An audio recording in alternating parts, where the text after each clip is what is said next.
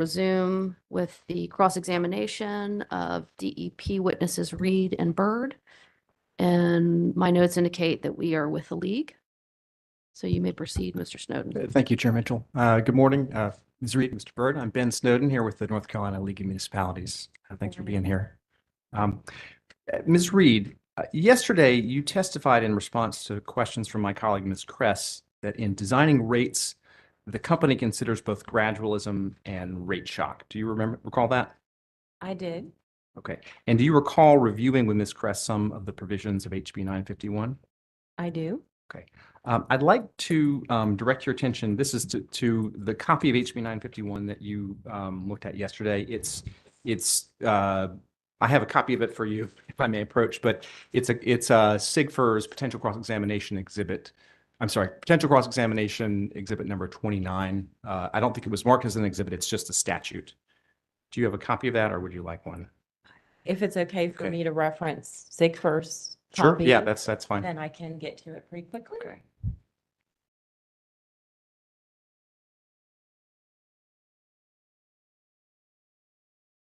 I have it here. Okay, thank you. If you will turn to, and this is a copy of the enrolled version of HB 951. If you will turn to page 3, and do you see that this is an amendment to North Carolina General Statutes 62-133-16? Yes, at the bottom of the page, part 2. That's right. Okay. Yes. Okay, thank you. Now, please turn to page 7, if you will.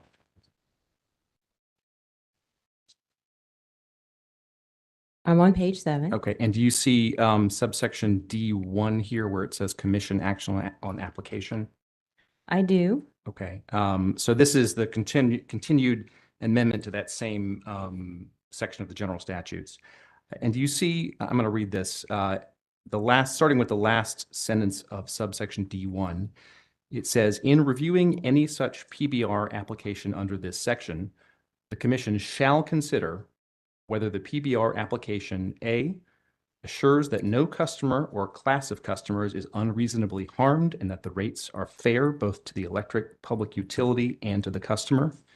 B, reasonably assures the continuation of safe and reliable electric service.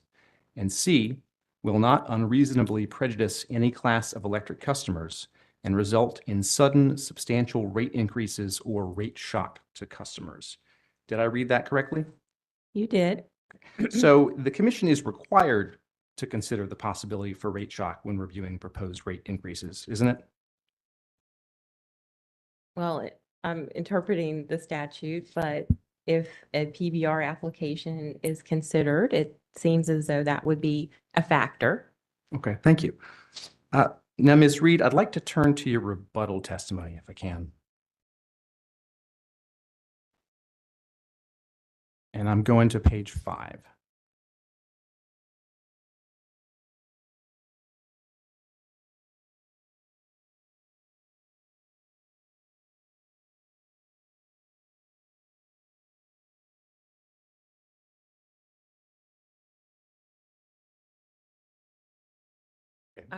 Are you with me? I Thank you. think so. All right, great. Thank you.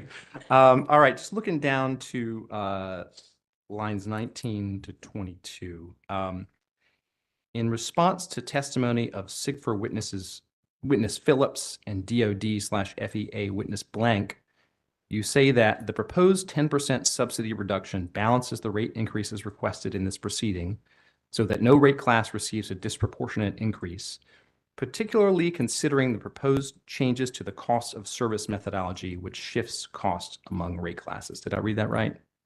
You did read that correctly. Okay. Now, I read you to be saying here that when the commission considers the allocation of costs among ratepayer classes, it should take account of the fact that the reallocation of costs is being driven in large part by a change in the cost of service methodologies. Would you agree with that? I don't think I do the way that you said it. I think that, first of all, when we set rates, we look at the cost. So the cost of service dictates the revenue requirement.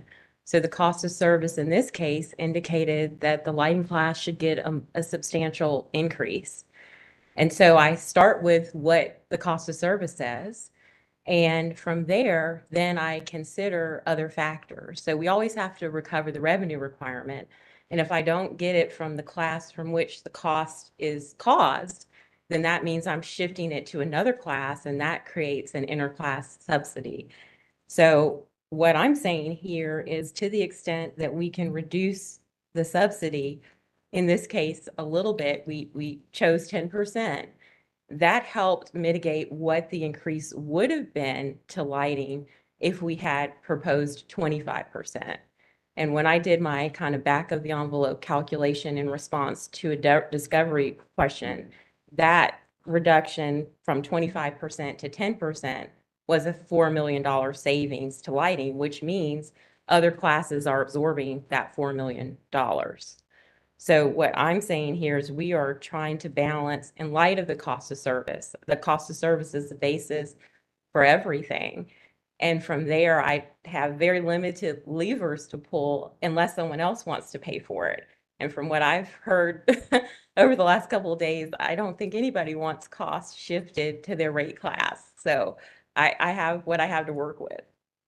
Understood. Thank you. I guess, I mean, would you agree that gradualism and avoiding rate shock are even more important here, given that the shifting of costs among rate classes is being driven by a change in the cost of service methodology?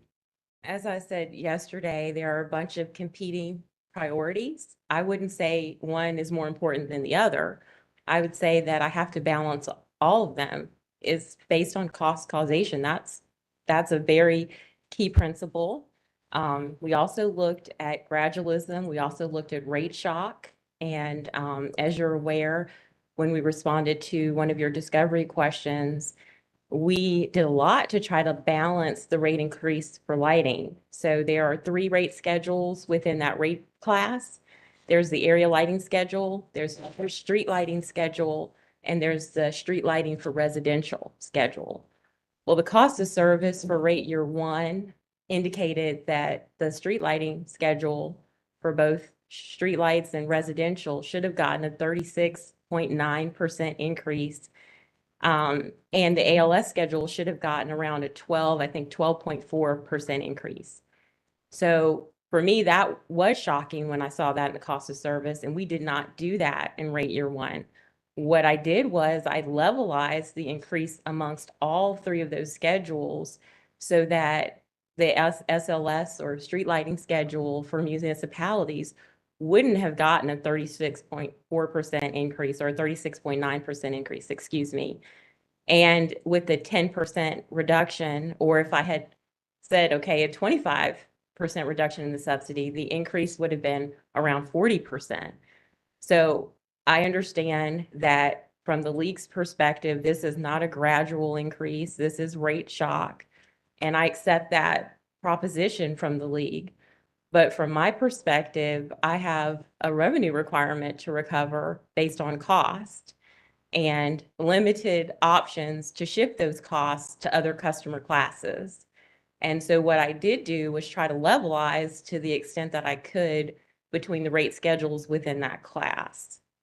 And so that, I wouldn't say one principle is more important than the other.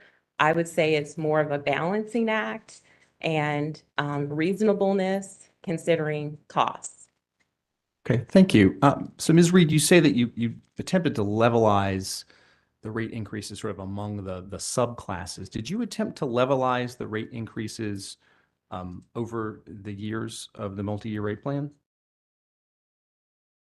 So yes, within those 3 schedules, each year, the rate increase would have been much higher over each of those years for lighting and in some of the modeling that other witnesses have done, that increase could have been substantially higher. So we did the same, what we did in rate year 1, we did in rate year 2, we did in rate year 3.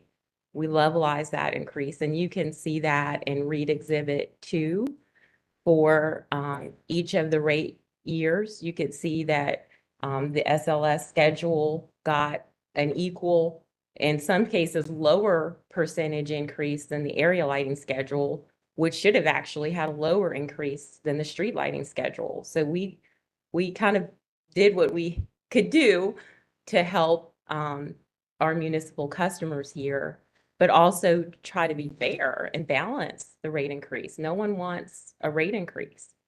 And so there was no place to shift that and recover the revenue requirement. So in the multi-year rate plan, there's about a 20% increase in the revenue requirements for the lighting class in year one. Is that right? Yes. Okay, and that is about correct. and about a 30% increase by the end of the multi-year rate plan. Is that right? That is correct. Okay. But just to be clear, that revenue increase with the 20% in the first year, that most of the 30% revenue increase is sort of front loaded to the first year of the rate plan, correct? And that is based on cost of service. Okay. Yes. I'd like to talk a little bit about the significance of the increase in rates for lighting class customers for Duke's overall revenues. And I'd like to direct your attention. This is another document we looked at. I looked at yesterday with Ms. Hager. It is part of, it's an excerpt from Duke's application to adjust retail rates. I've shared a copy of this with council. May I approach and to share this with you? This is already in the record. Okay. And this is Chair Mitchell. This is the same pages from the application that we looked at yesterday with Ms. Hager.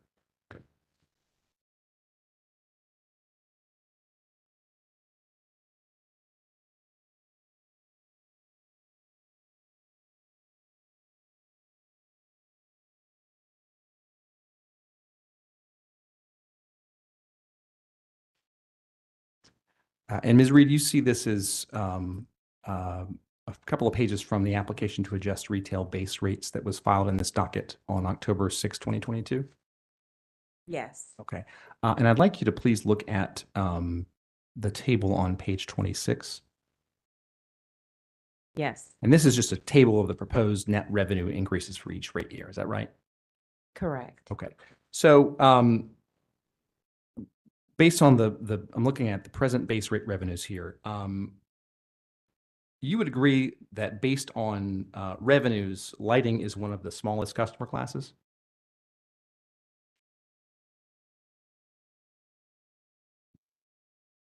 I would say compared to residential, small general service, medium general service, and large general service, then it would be lighting.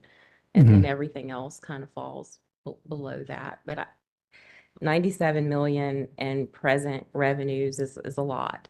Okay. Well, when you say everything else, you just mean seasonal is the only class of customers that's smaller than lighting, right? We also have traffic signal. We have small general service, constant load. And I think that is about it based on recollection. Okay. Yeah, I don't see those on this table. I believe the traffic signal is part of the lighting class, isn't it? It is not. It Okay. is separate from the lighting class. Okay.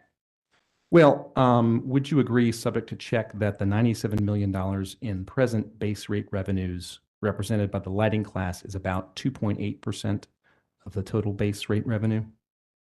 Subject to check. Okay. And subject to check, would you agree that residential customers represent in terms of revenue about 53% of the total base rate revenues?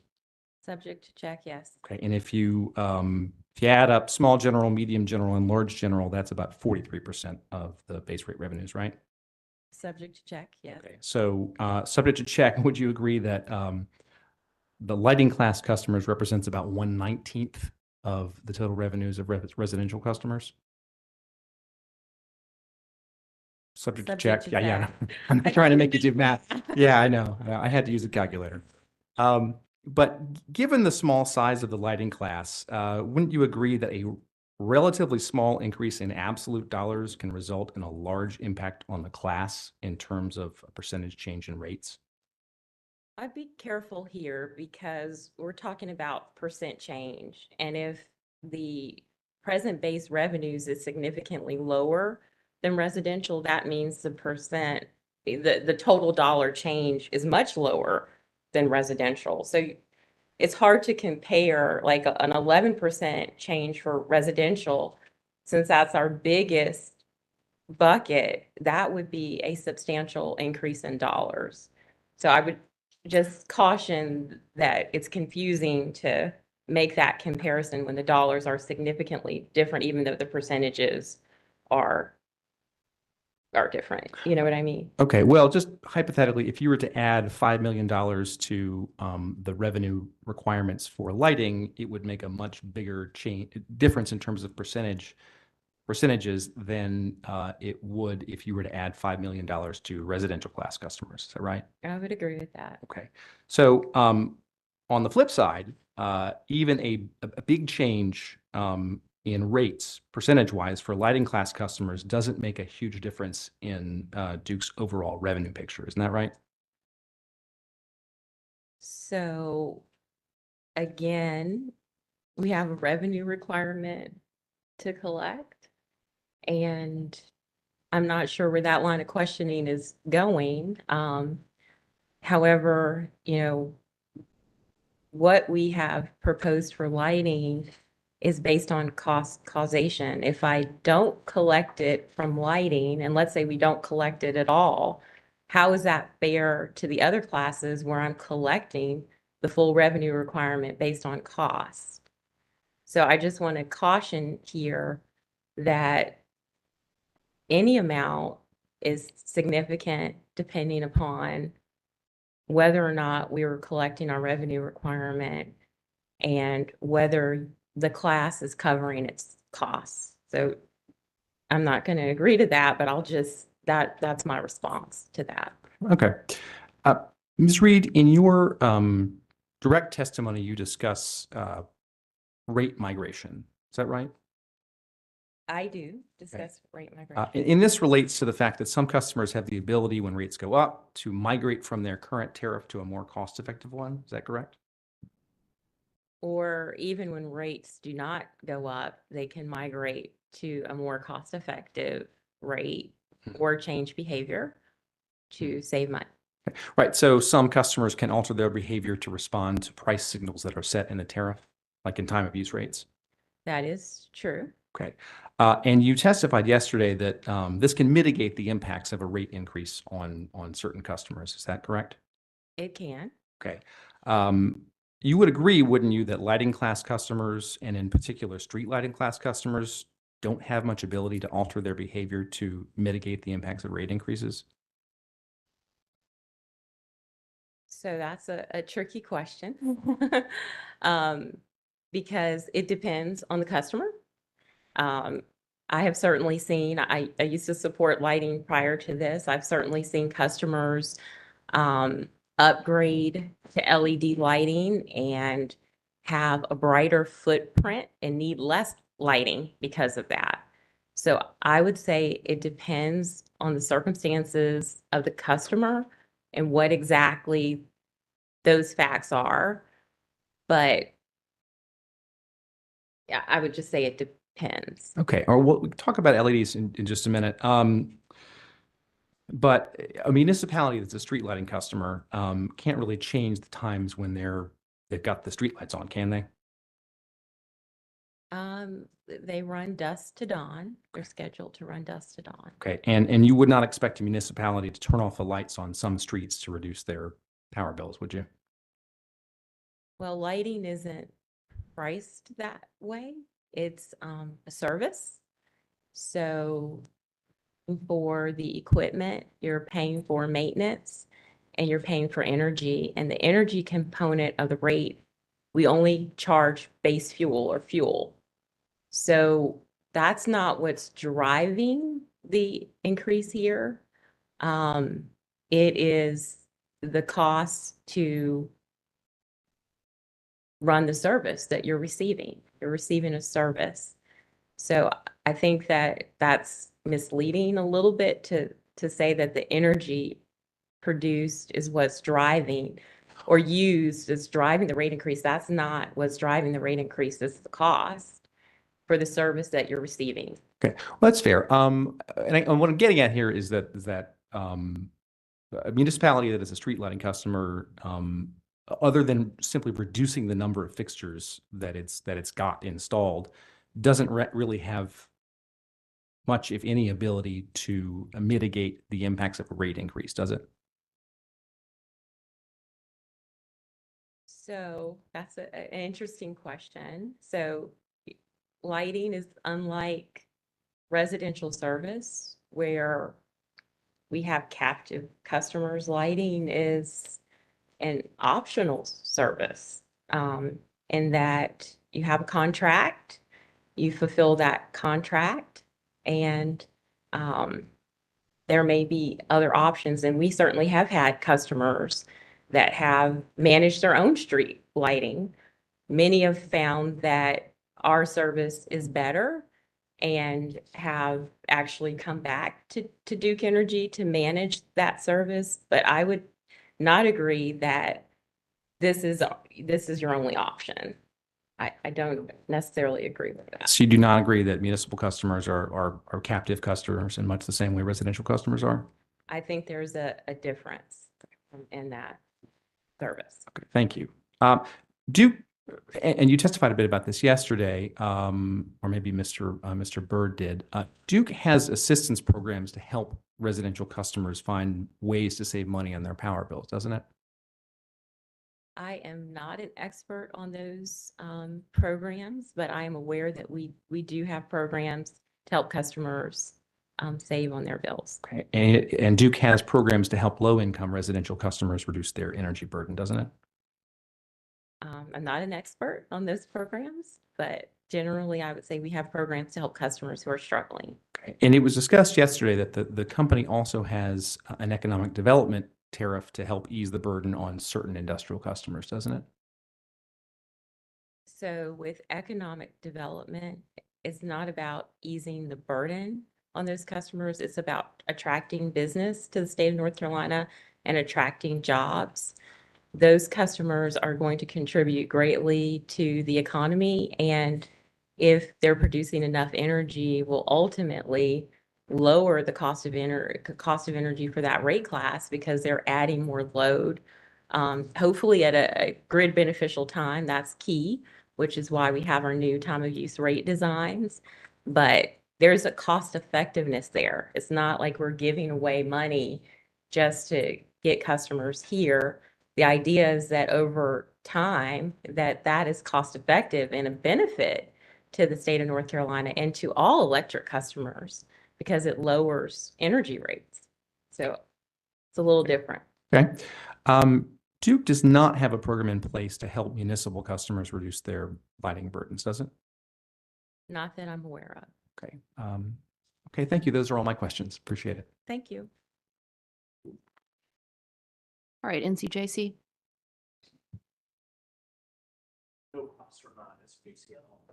All right. Public staff, you're up. Good morning, Nadia Lohr with the public staff. I will be asking questions about the proposed rider NSC, so I believe my questions will be directed to Mr. Byrd.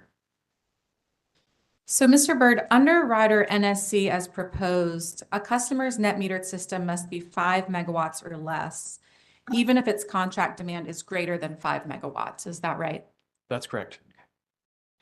Would you agree that some large industrial customers in DEP's system are directly connected to transmission circuits? We do have transmission served customers, correct? And transmission circuits generally allow for the interconnection of greater amounts of generation than distribution circuits. Is that right? I'm not an interconnection expert, but so I'll just leave it at that. I'm not an interconnection expert. Okay. So for any given circuit, whether it's a distribution circuit or a transmission circuit, understanding you're not an interconnection expert, is there a maximum capacity for distributed energy resources? I am not. Are you talking about a difference between distribution and transmission, or? Well, so this question I'm just asking for any circuit. is there a limit to how much capacity can be interconnected? So I would say that's determined by the interconnection study, which I'm not particularly familiar with, but I know that a new generation resource going on a circuit, distribution or transmission, has to go through that process. And when there is a system that's greater than 1 megawatt, it's a more extensive interconnection process. There's like a cluster study involved. But I'm not familiar with the details there, but I know it's a very rigorous study when you get to those larger system sizes. Okay, and so that study is really looking at whether interconnecting that resource would raise reliability concerns. Is that generally your understanding? Generally, yes, impacts on other customers on that particular circuit and so forth. So Okay. So if DEP were to find, based on one of those studies, that interconnecting a specific resource would raise reliability concerns, would DEP go ahead and interconnect that resource? I think you're getting outside of my knowledge a bit. I imagine there are some mitigations or investments that could be made relative to that. And I think this cost associated with an interconnection study where someone's putting on a system that's larger than a certain size, they would have to support those mitigations. Okay. And looking at your rebuttal testimony on page 32,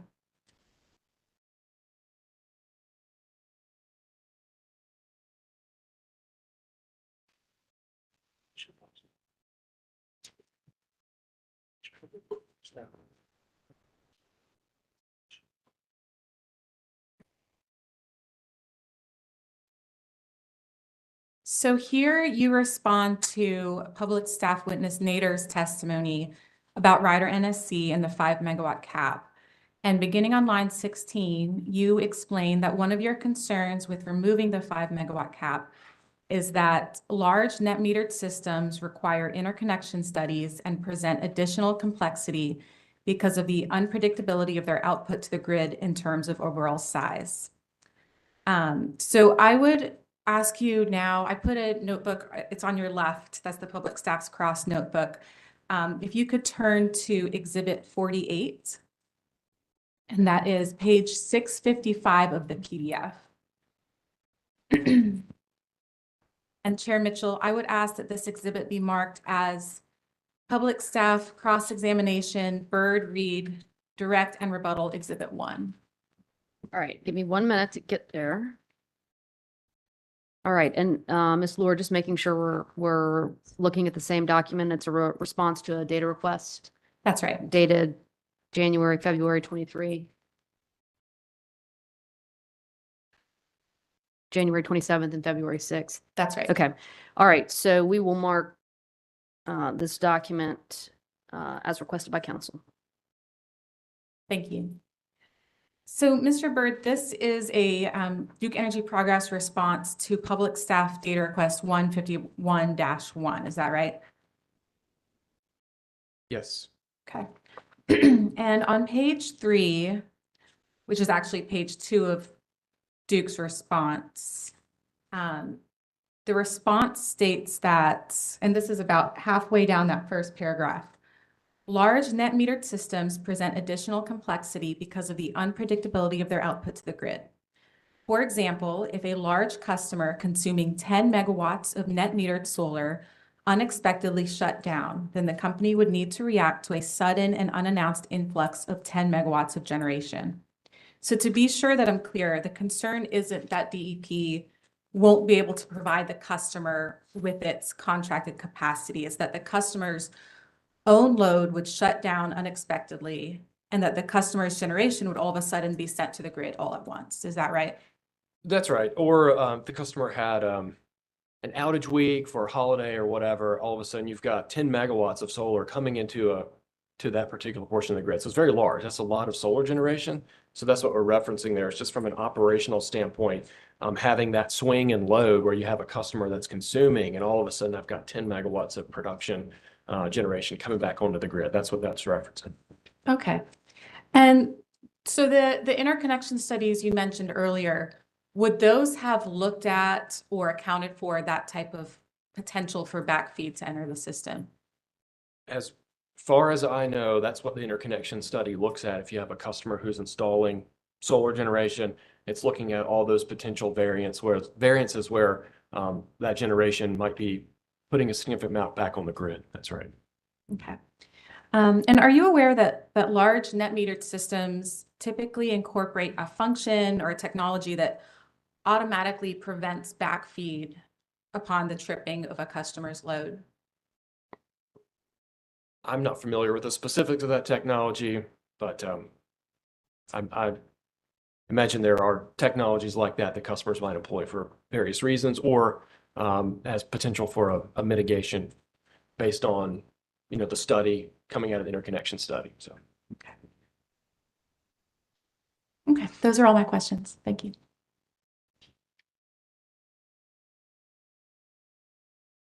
All right, redirect. Thank you, Chair Mitchell. Very briefly, Ms. Reed, could I direct you to your exhibit number 4? And I believe Ms. Press yesterday was asking you to refer to this particular exhibit as part of Read Exhibit 4, which is titled North Carolina Retail Costs of Service at Proposed Revenue Requirements. Do you see that? I do. Now, you were asked about the subsidy between rate classes, whether it's growing over year of the MYRP. Do you recall those questions? I do recall those questions. Now, can you explain to me, is it an accurate interpretation of this exhibit that the subsidy is growing year over year of the MYRP between classes? I don't believe so, and I'll explain why. Please. So if you look at Read Direct Exhibit 4, and we can just take rate year 0, and we look back at column F, which is the variance from the average. That's the column that Ms. Kress asked me to discuss with the negative 68 million for residential. And if you look at the calculation and you look at column B, which are present rates excluding riders, if you look at that first column there, B, for which the calculation is based, it's based on the test year. So, and then if you go to the next year, that it's 3.4 billion. That column B doesn't change year over year. So we're not rolling forward the rate increase for the next year and the next year, which would then increase present revenues in that calculation. So we keep that column the same so we can determine rate impacts, like, the difference between year over year. But I think it's an inaccurate assumption that, obviously when we collect revenues in a current year, then the private revenues are going to increase. And also, keep in mind with residential, if the multi-year rate plan is approved, we'll have decoupling. So decoupling helps with weather and other changes from, annualized rate revenues, which is the benefit of decoupling. So that should, over time, help reduce that subsidy because we won't have that variability in rates from the residential class. So I just think that exercise that I did yesterday was a little confusing because that number is static, but it won't be static in real life. Once we get to those years, that number will be growing. So that difference will be shrinking. And also because we're applying it on the variance reduction on that higher number, that 10% is actually higher. So, it's a baseline, it's a calculation, but it could be misleading if you just look at the exhibit and not interpret it the way that I think it's intended to be interpreted. Okay. Thank you, Ms. Reed. You were also asked some questions by DoD FEA Counsel Smith regarding the migration adjustment. Do you recall those? I was, yes. And the commission's approved migration adjustments in past rate cases. Is that correct? They have, yes. And are the calculations of that adjustment in this case based upon sound analytics and assumptions? Absolutely, yes. Now, Mr. Smith asked you some questions as well yesterday around the expectations of customers at the 10% and 5% savings levels, whether or not they would migrate under those particular savings amounts. You recall those? I do recall those questions. And can you tell me, by setting a 10% and a 5% savings threshold, has the company made a conservative estimate of the anticipated level of migration? I believe so, because that means customers that save 9% aren't in our analysis. Customers who save 8% are not in our analysis. Customers who save 7% are not in our analysis. So there are still significant savings for customers that we did not include in our analysis. So I do believe it is conservative. Okay. Thank you. That's all I have, Chair Mitchell. All right, questions from commissioners? Commissioner Hughes? You have some? Okay, well, let me see. Commissioner Romland. Let's go with Claude Filter, me down here, and then we'll go with definitely Hughes and Kimmerer. Go ahead. Mr. Byrd, I think these are for you. Are you familiar with the commission's order entered on March 23rd of this year dealing with the residential net metering rates Yes, generally. generally?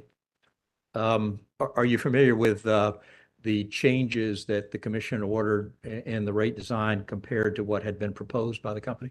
I'm familiar with the proposed rider RSC, well, not proposed, but the approved rider RSC, which is going to be in effect in a couple of months, yes. Okay, and so you're aware that as a result of the commission's order, there are some differences between the rider as approved and what was proposed by the company. You're aware of that?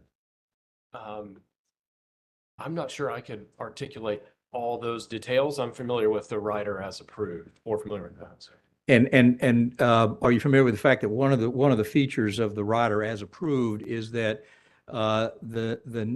for critical peak pricing periods, that the generation by the net metering customer is netted against use in the same critical peak pricing period? That's correct. And that is a change from what was proposed by the company, right? I will accept that subject to check.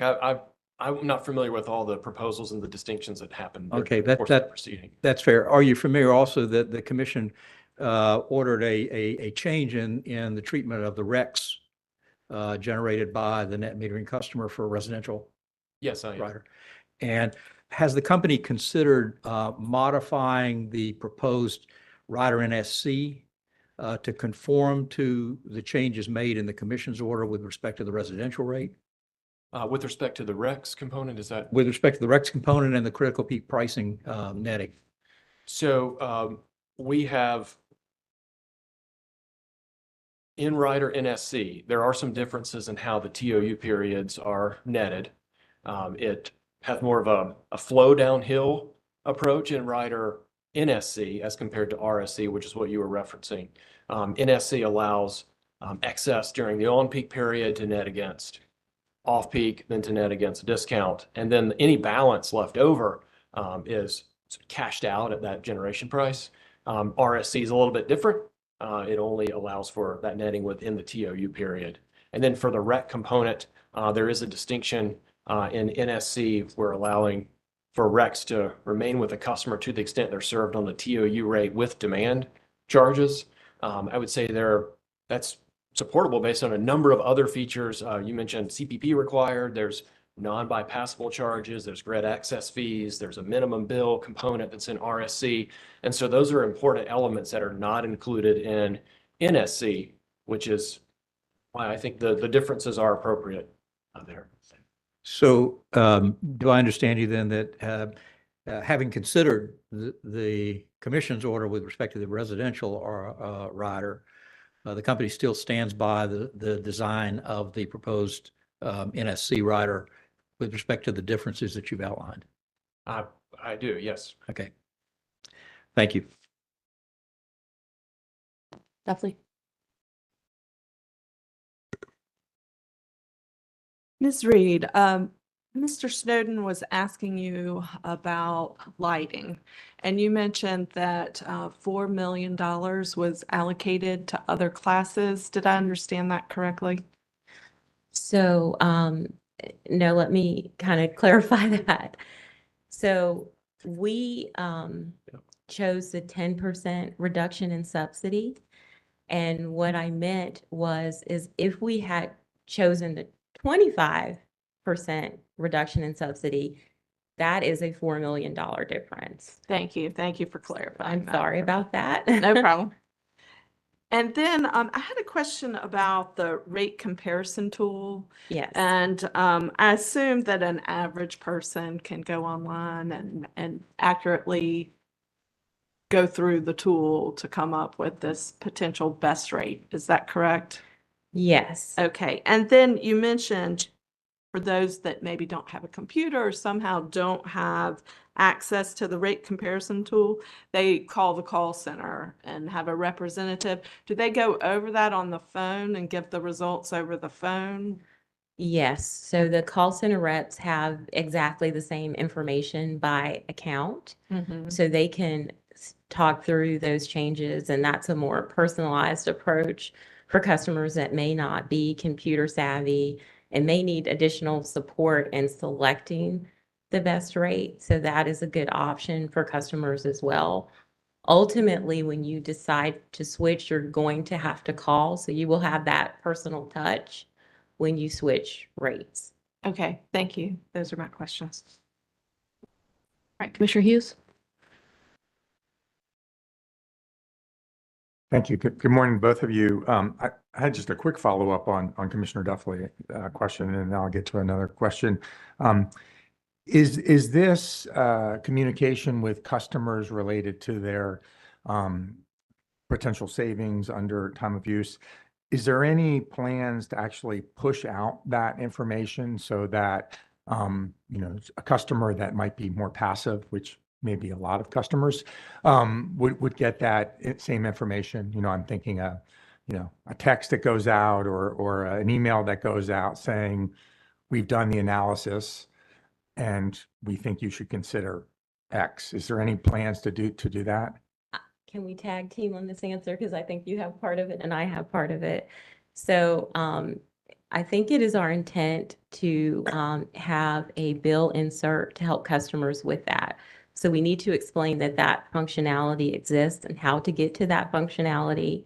And then also, if you don't have a computer, how to call our call center and get support.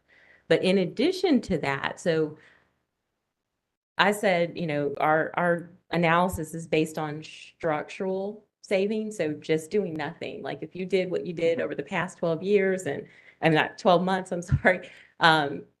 These are the savings that we calculate, but we also want customers to modify their behavior if they're going on a time of use rate. And so I think that's the piece that you can speak to. Sure, I'll add a little bit to that. A customer moving from non-TOU to TOU and saving doesn't really do anything for the grid, right? They actually have to modify usage behavior. So what we're working on now is plans for 2024 to help with, as these rates are approved, to help customers understand the opportunity to move to these new rates, as well as take advantage of other things within their home or their business to save money. So for example, if I'm encouraging a customer to go to a CPP rate, I want to be able to say, also, if you modify your thermostat set points based on our analysis of your energy consumption, you can save another $5 per month.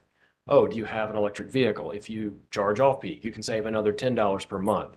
That's an opportunity we don't want to miss when we're explaining to them the TOU opportunity. So we want to do that kind of all at once. And that's what we're trying to pull together that package and plan for 2024. Well, no, I appreciate that. And it sounds exciting. I just my question was more at, because of the ability to do analytics is so much greater now, than it was 5 years ago. And with Customer Connect and with all the investments that Duke has made into, communication strategies, I went home and used the model. And I think it had my exact information, so it gave me a customized number. I would think that it would not be tremendously hard for Duke to run those calculations for every customer and, send it out on a customized. So it wasn't a generic bill insert. It was actually, dear Mr. Hughes, we've done an analysis, and without changing your behavior, we estimate that you would save X amount of money by switching, but that doesn't consider changing your behavior, which could make your savings even more. But I'm really interested if there's that very specific customer specific analysis that was done. I mean, just personally, I always got frustrated when I called the phone companies and they told me, oh yeah, you should have been on a different plan for years. You know, so I'm getting it, trying to correct that. I understand what you mean. That's happened to me before as well. So our analysis is almost full population data. We know exactly those 28,000 customers on the residential side.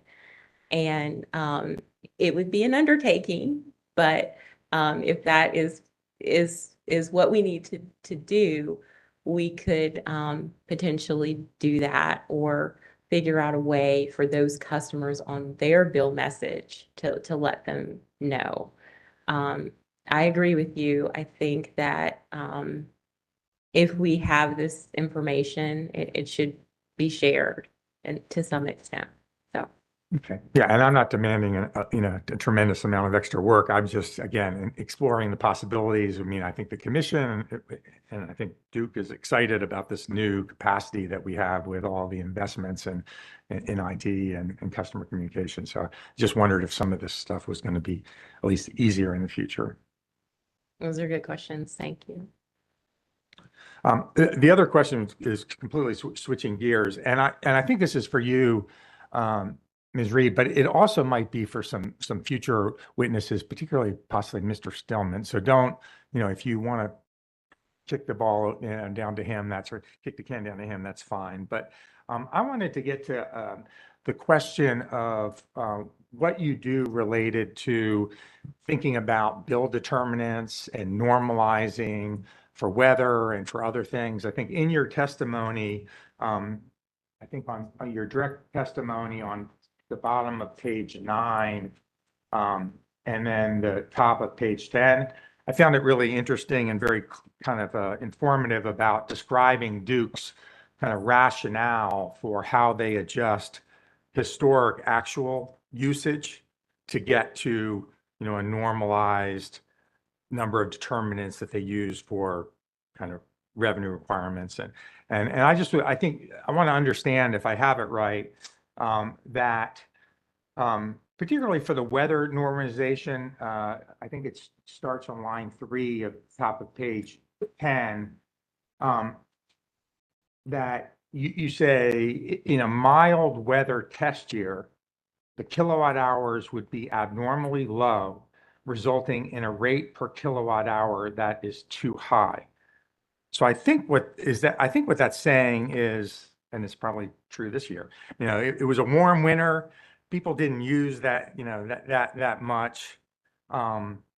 So if you use that usage, the rate per kilowatt hour that Duke would request we would approve would be higher than you actually need.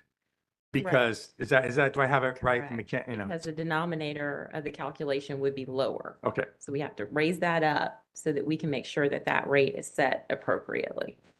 Got it. No, and I mean, I think that I'm happy that you all are doing that. And I understand it's the reverse too, is that, it can be too high. So my question relates to other aspects of sales and kind of load forecasting, where something that happened last year resulted in an abnormally low sales amount that you don't expect to happen in the future years.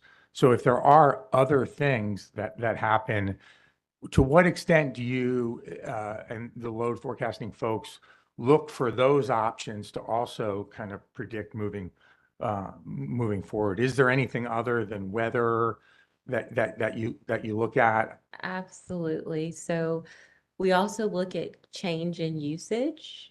So we look and we model how customers are using energy and whether that amount is going down per customer. So we're looking at change in usage because we need to model if that's the trend. And we do a statistical model to be able to determine that based on historical information.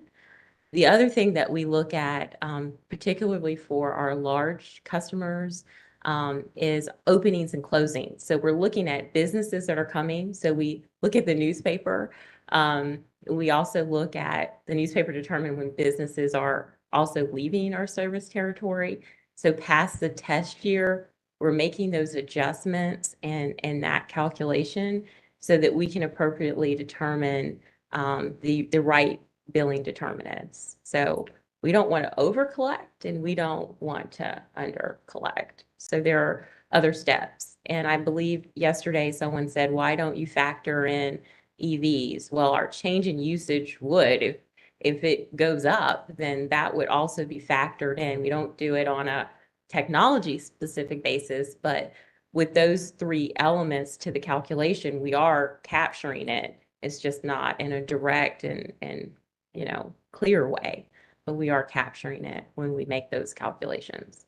Okay. Have you, I appreciate it. Have you considered looking at energy efficiency and how that plays in? And I know the whole link between energy efficiency and your base rates is confusing and complicated, but there's one program in particular in energy efficiency that really interests me, and it's the big behavioral program, MyHer. And I don't know if you're familiar with that program or the impact it has on sales reductions. Do you know about that? I am not an expert. I get the letter in the mail explaining how to change my behavior. But beyond that, it's like the megawatt that's not used, right? It doesn't factor into our calculations, but I don't use it beyond that to then update or modify rates because I'm looking at change in usage. So if that's going down, it's kind of being factored in, statistically and how we calculate that.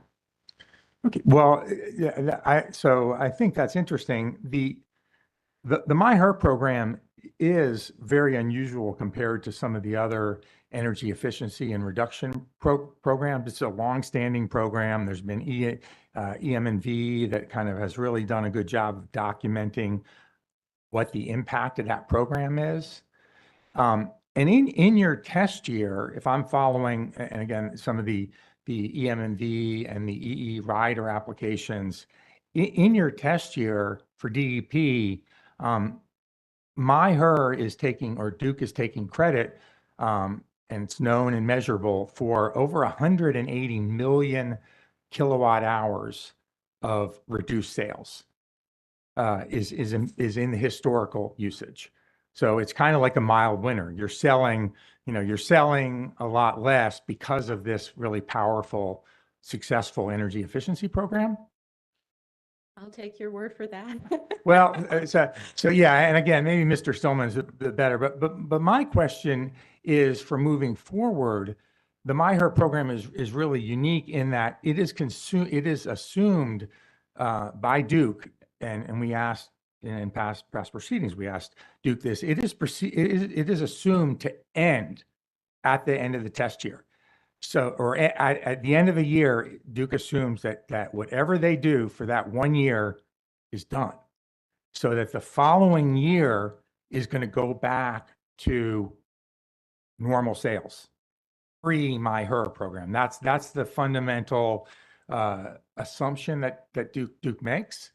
So in other words, the assumption is that the base year, the future year, is not going to have those 180,000 kilowatt hours of reduced sales. So I'm just curious why Duke wouldn't go to the normalization for those sales like they are for like a mild winter. Does that make sense? I mean, it is a known reduction, a known difference in actual for the next year, known and measurable, a huge amount of reduced kilowatt hours. Again, maybe this is for Mr. Stillman. I'm just curious why you would do it for weatherization, weather, and you would do it for growth, but you wouldn't do it for this program. I think I can answer that in part. It may not satisfy you, but I'll try. So when we determine what our billing determinants are for our rate cases, we have a test year. So 2021 is our test year. We look at sales in that test year. So if, we saved kilowatt hours based on our demand side management and energy efficiency programs, they wouldn't be in test year sales. So the rider sits differently. I have nothing to do with that calculation. It doesn't impact base rates. All we do is we look at test year sales. So everything is divided by that same denominator throughout the entire process. So when I look at change in usage, customer growth, or and then weather, we are estimating kilowatt hours. And then we work with Witness Jiggets, who then turns that into a dollar amount, because I'm never changing the denominator. The denominator is 2021 sales. And then that amount is factored into the revenue requirement, either a plus or a minus, depending upon whatever factors those are. But we're still dividing by 2021 sales, whatever they are. I think it would be inappropriate to try to adjust those sales for demand side management programs, because I'm never including them in there to begin with. Those savings are there. And I think it's important to kind of separate that from base rates, because it doesn't connect that way, other than when we determine rate impacts and stuff, and we include riders, we're looking at what's currently sitting in the DSME rider. But my simple mind would be 2021 sales are the denominator, regardless to what else is happening in our DSM programs. That may not satisfy you, but that's the only response I can. No, I appreciate that. Just to be clear, so the mild winter that we know that the mild winter is there the denominator adjustment for the mild winter? So do you? We never adjust that kilowatt hour sale. So if 2021 was mild, and you look at what I have in terms of test year sales, and I think it's a big number. I don't know if it's not a gigawatt, but we have that 37.8 or what have you. That doesn't change. What we do is we adjust the revenue requirement, the dollars. We don't adjust the kilowatt hours. That would be very difficult. It would be hard to track billing impacts if you change the denominator. The denominator has to stay the same. Trust me. Well, no, this is great. I've tried to figure this out multiple times, and I think I might follow up with Mr. Stillman. So the focus is the revenue. So there's still an adjustment with some modeling about what should have or what normally would have happened last year, but it goes into the revenue side, and that might be X percent. Okay. Well, that's really helpful. Thank you. Thanks. Commissioner McKissick. And this is simply a follow-up to, I guess, questions that Commissioner Duffley and Commissioner Hughes asked. So if I'm a customer and I'm concerned about my rates, and I call in, and let's say I haven't gotten a bill insert telling me about time of use, how am I going to get directed to someone who can explain what that entails and provide me with some optionality about that being a way to address it? I mean, is there going to be specialized training provided in a subset of your typical team of customer assistance specialists who will know how to address that type of issue? That is an excellent question. And because we have significant change from a rate design perspective in this rate case, we have a team of people working on that now. We have a team of people, we have our call center trainers working with us, because they have to relearn all of our rate designs, and they have to be able to explain to customers what the best rate is. So we have been working on this in earnest since December. And we also have been training, rates. We've been training internally on what these changes mean. I don't believe we'll have a subset of representatives. We want all of our representatives to be able to speak to our rates. But it has been top of mind. When you have this many changes, it requires a lot of change management internally. And we meet week after week to talk about how we're going to execute this and help our customers. It seems like it's going to be a massive training effort to get everybody up to speed and equally able to provide that type of guidance. You know, I think it's excellent if that approach is one that will be successful. I guess I have some reservations about whether each and every customer service rep will be up to meeting the task, as opposed to when those questions come in, referring them to somebody who might be better capable of addressing those types of questions or issues that's more specialized and conversant with what might be said or appropriate. You know, I think about it, you know, in ways that might better address that issue. You know what I mean? Absolutely. And we will take that concern back to the team. It's very fluid. If we need to do that, we're certainly willing to consider that.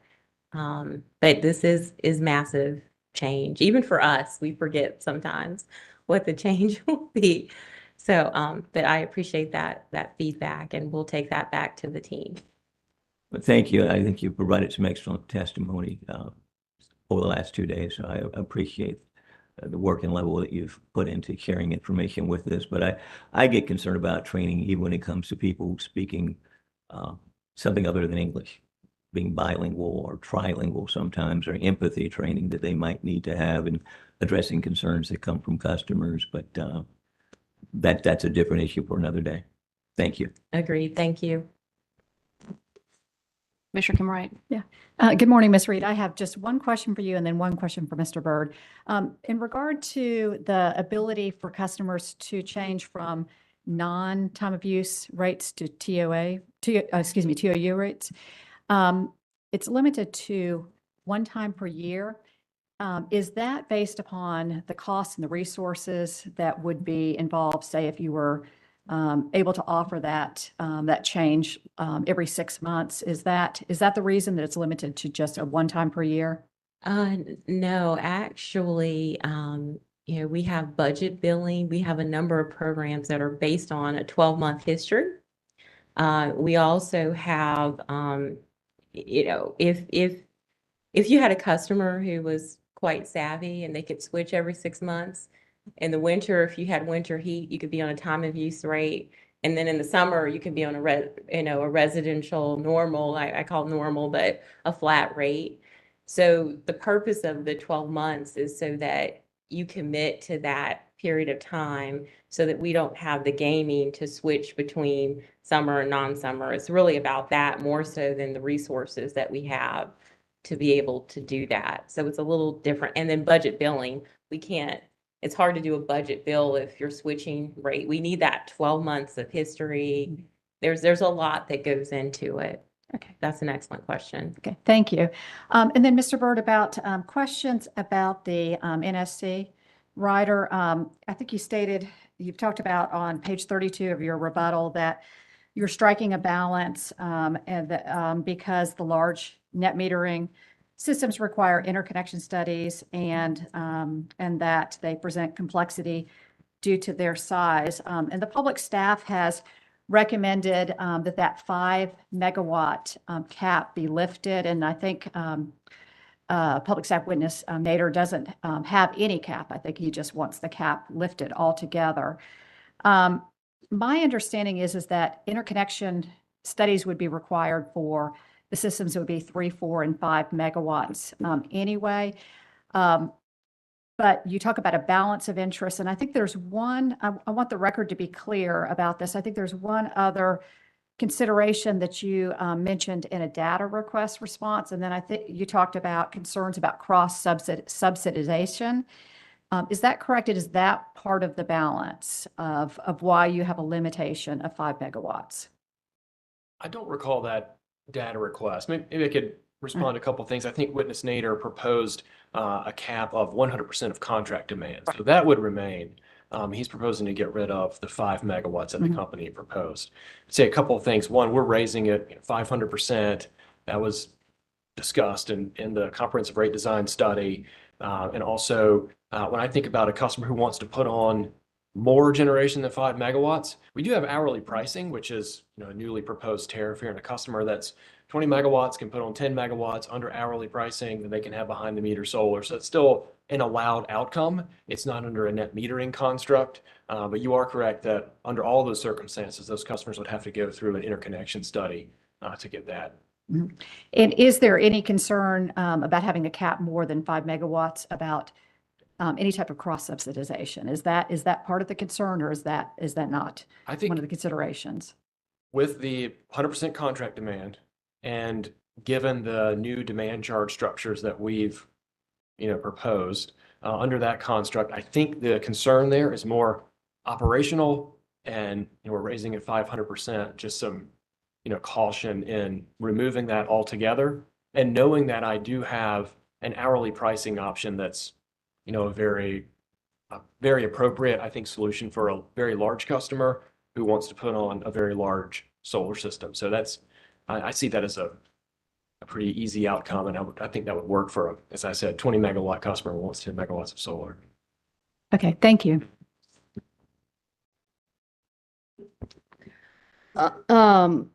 Just continuing on this line of questions. So 20 megawatt customer wants to install solar behind the meter. So help me understand what that looks like from a transaction with a company standpoint. So they would go on to the hourly pricing rate, and we would construct the CBL that reflected that generation profile. And so that would give them the opportunity to put solar on their side of the meter. And the CBL is below the CBL, you're paying the embedded cost rate. So in this case, like LGSTOU. Above the CBL, you're paying that marginal rate. And so we would construct the CBL likely to reflect solar. So it would come down whenever solar's online. So you would have what a CBL without solar would be higher during those hours. And when I put solar on, that CBL comes down. So it essentially reduces the amount of load that's priced under the embedded cost tariff, which is the retail rate benefit for those large solar systems. So a sophisticated customer of that size seems like a very viable path. Okay. All right. Thank you for that explanation. Ms. Reed, you engaged in question and answer with your attorney on redirect regarding decoupling, and you mentioned that decoupling, and it was actually the question and answer was more about reducing the interclass subsidy. But during your response, you mentioned that one of the benefits of decoupling is that it reduces variability in what you're collecting from the residential class, and over time that may allow the company to reduce subsidies among different classes even more so. Did I understand your testimony correctly? Yes, I believe that. Okay. And can you just kind of walk me through that again one more time? Sure. So, and I can point to the exhibit because it helps me. Please and do. know- And I think is it exhibit 4 to It's your exhibit- testimony? Exhibit 4. Okay. So Exhibit 4 to your direct testimony? it's exhibit 4 to my direct testimony, and I'm going to be on rate year 0. I think we only need to stay on that page to kind of walk through this. Okay, give me 1 second to get to your testimony. Okay, I'm there. Go ahead. Okay. So if you look at what we have labeled as column F, and you look at line 1, residential, it's saying that the variance from the average is a negative 68 million, right? And that calculation is based on column B, which is present rate revenues excluding riders. So that's 1.9 billion minus column E, which is gross revenues at average ROR. So as B increases, so, you know, if present revenues are really a function of usage. So if usage is normalized and we don't have the variability due to weather and what have you, and of course we do an estimate for that, but it's an estimate, then what happens is there's more predictability in that rate and or that amount in terms of present revenues. And then, you know, you have costs, unless costs skyrocket or something like that. But assuming that things remain the same, I believe that over time, just having that consistent revenue in that calculation does help. Because if you look at Read Exhibit 10 and you look at how historically the per book rate of indices returns kind of jumps around, it's really a function of revenues minus costs. So if the revenue piece is more consistent and the cost piece stays pretty consistent, then mathematically, that's my mathematical conclusion, that should also follow. Of course, we'll have to wait and see once everything kind of settles. But in my mind, just based on how things work, I think that will help reduce the subsidy over time.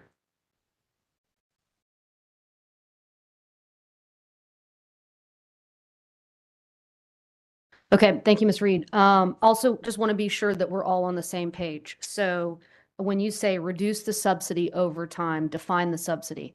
The subsidy is the difference between the I'll call it the band of reasonableness of the present rate of return, and making sure that each class is within plus or minus 10% of that band of reasonableness of the rate of return. And the subsidy exists when? When a rate class is below the band of reasonableness, meaning they are not earning the rate of return that is within that band of reasonableness. Okay. Okay.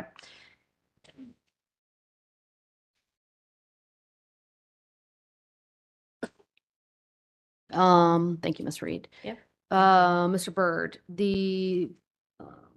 quite a few questions for you on economic development rider. You may have been asked this already, so my apologies if that is the case, but how many customers are currently served on the company's economic development rider? I don't know that. We only have a few customers on the current version of the rider, and I would say roughly maybe 2 or 3. Okay.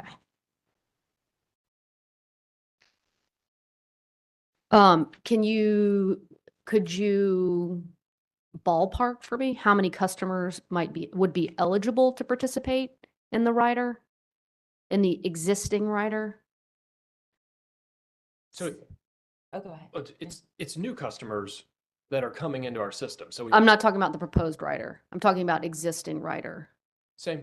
Okay, So sorry. it's a new customer coming to our service territory. Economic development team is, trying to work on site development. The state is working with large customers to locate, and when those locate or decide to come to North Carolina, we've got this rider, which is a component of their decision to come. And so in the course of that whole site selection process, they're working with the economic development team to understand the rider impacts, and they would make an application to us. So it's Okay, so since this rider has been in effect, neither of you could tell me how many customers would have been eligible to participate, understanding that there are only a handful participating now. I'm just trying to gauge, sort of in relative terms, how attractive this rider has been to eligible customers. I think it's been effective. I think we've had customers on it. Again, when they come onto the rider, they're on it for a few years and then they come off. So I think what Ms. Reed is reflecting is the number of customers currently receiving a credit. So that doesn't reflect a customer that maybe came off the program 2, 3, 1 year ago. Okay. Okay. All right.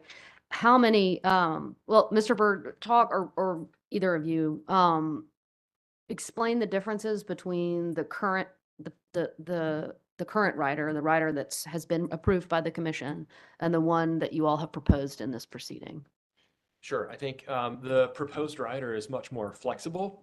So it allows us to understand what the prospective customer is bringing to the system in terms of jobs, capital investment, regional economic benefits, the cost for the company to interconnect that load if there are any investment there. So all of those things together, we're able to provide a more tailored incentive structure based on demand over a longer period of time. Another important feature is a 36-month ramp up. So historically, or in the current rider, we only have an 18-month ramp period. And so that means from when a customer first gets service to when they have to start taking the credits, there's only 18 months allowed. We're proposing 36. So that's feedback from economic development team that, hey, this is a kind of a constraining component for some new like pharma or other industries where it takes them a long time to kind of get up to full running speed. So we took a lot of feedback from the ED team, and just in our experience working with these deals that come through, I think this is a more effective, competitive offer. It is structured to provide that incentive through the demand charge. The current tariff works through the demand charge, and so we've changed the way that works a little bit, but it is paying that through the credit is applied through a reduction in demand charges. So that's kind of the tariff. Load factor is another consideration that's listed there.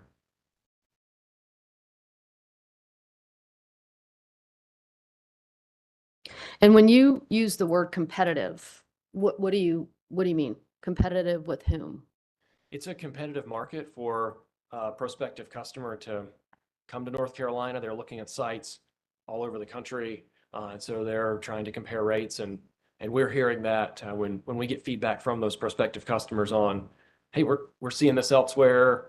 What does it look like to do this? So they're looking at LGSTOU, the new hourly pricing rate. They're looking at economic development tariff and trying to understand how they can get the most competitive rate possible based on their usage profile. And so we're constantly back and forth with them. And it is a competitive market, and sometimes they choose to come to our state. We've seen success recently, certainly there. Other times they're choosing to go elsewhere. And so it's a competitive market, and we're in that, trying to be in that game. So do I understand then correctly that when you all designed this new offering, this new rider, you did so with an understanding of what potential customers are being offered in other jurisdictions? So generally, yes, in terms of economic development benefits and being more competitive, I think it is a more competitive and flexible offer that will put us in a better competitive position relative to other options the customer may choose. Yeah. Okay. All right. Let me see if there are any more questions. All right, Commissioner Brownbland. Yeah, okay. Just a quick one, and forgive me for not knowing, but with regard to the economic development rider, is it just like the ones that Commissioner Cartwright asked about in terms of the 12-month commitment? You don't let them move back and forth?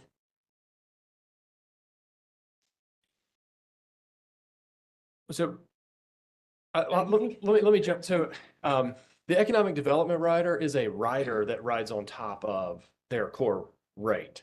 And so there are certain commitments within the contract that they have with us where they can't jump around. And if they sign up for the rider, there are, terms under that. And if they breach those terms, there are certain associated penalties, but they're locked in on the economic development rider, but they would still be served under like an LGSTOU rate.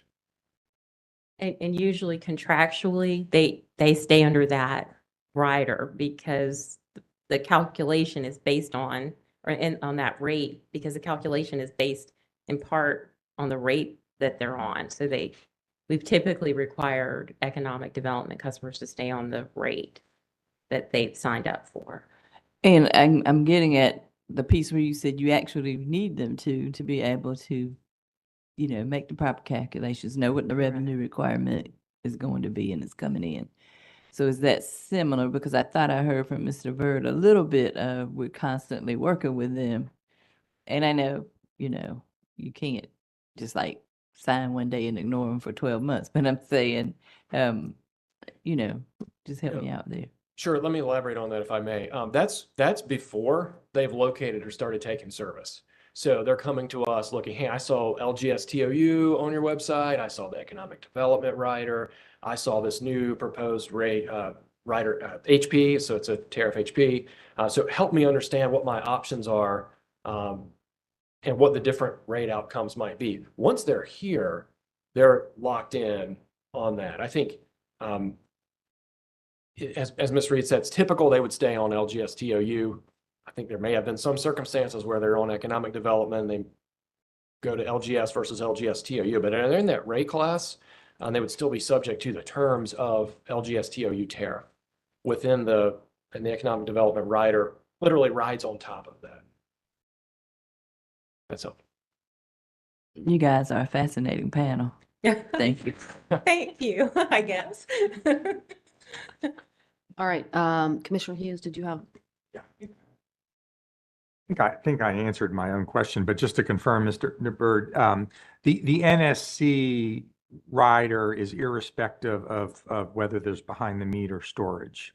So if someone had behind the meter storage, it wouldn't be an obstacle. They would still fit into the tariff. That's correct. Okay, Commissioner Duffley, sorry.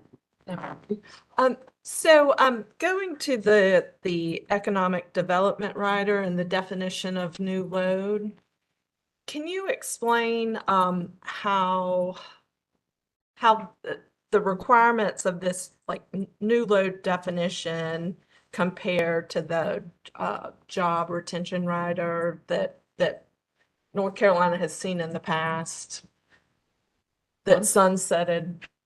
I'm not sure I'm as familiar enough with the jobs retention rider. I came to this role after that was already sunset, so I'm aware of it. Okay. I'm not sure I could articulate the new load definition. Okay, so well, let's just go through the new load. So the new load for existing customers, so they have to consider relocating outside of the company's service territory. But is there additional load that will be required as well? Could you just walk through that for me? So I would say generally they would need to comply with all of the qualifying criteria that are listed above for a customer who is just newly locating. But within that, a customer who is saying, I've got existing load, I've got a factory that's got aging equipment or whatever in there, and I'm shutting that down and I'm considering moving to another state or reinvesting and hiring in North Carolina. What we did not want to do was have a structural disadvantage in that decision point for the customer, because the way the historic definition for new load was written, if they have 3 megawatts on our system, and I think I talked about a little bit this yesterday, then I have to exclude that in terms of what I'm offering them a credit. And so this puts us on parity there. Okay, thank you for reminding me of that testimony. So does this customer have to physically move locations then? No, but they would have to, demonstrate reinvestment and hiring and all the other qualifying criteria and so forth laid out in the tariff.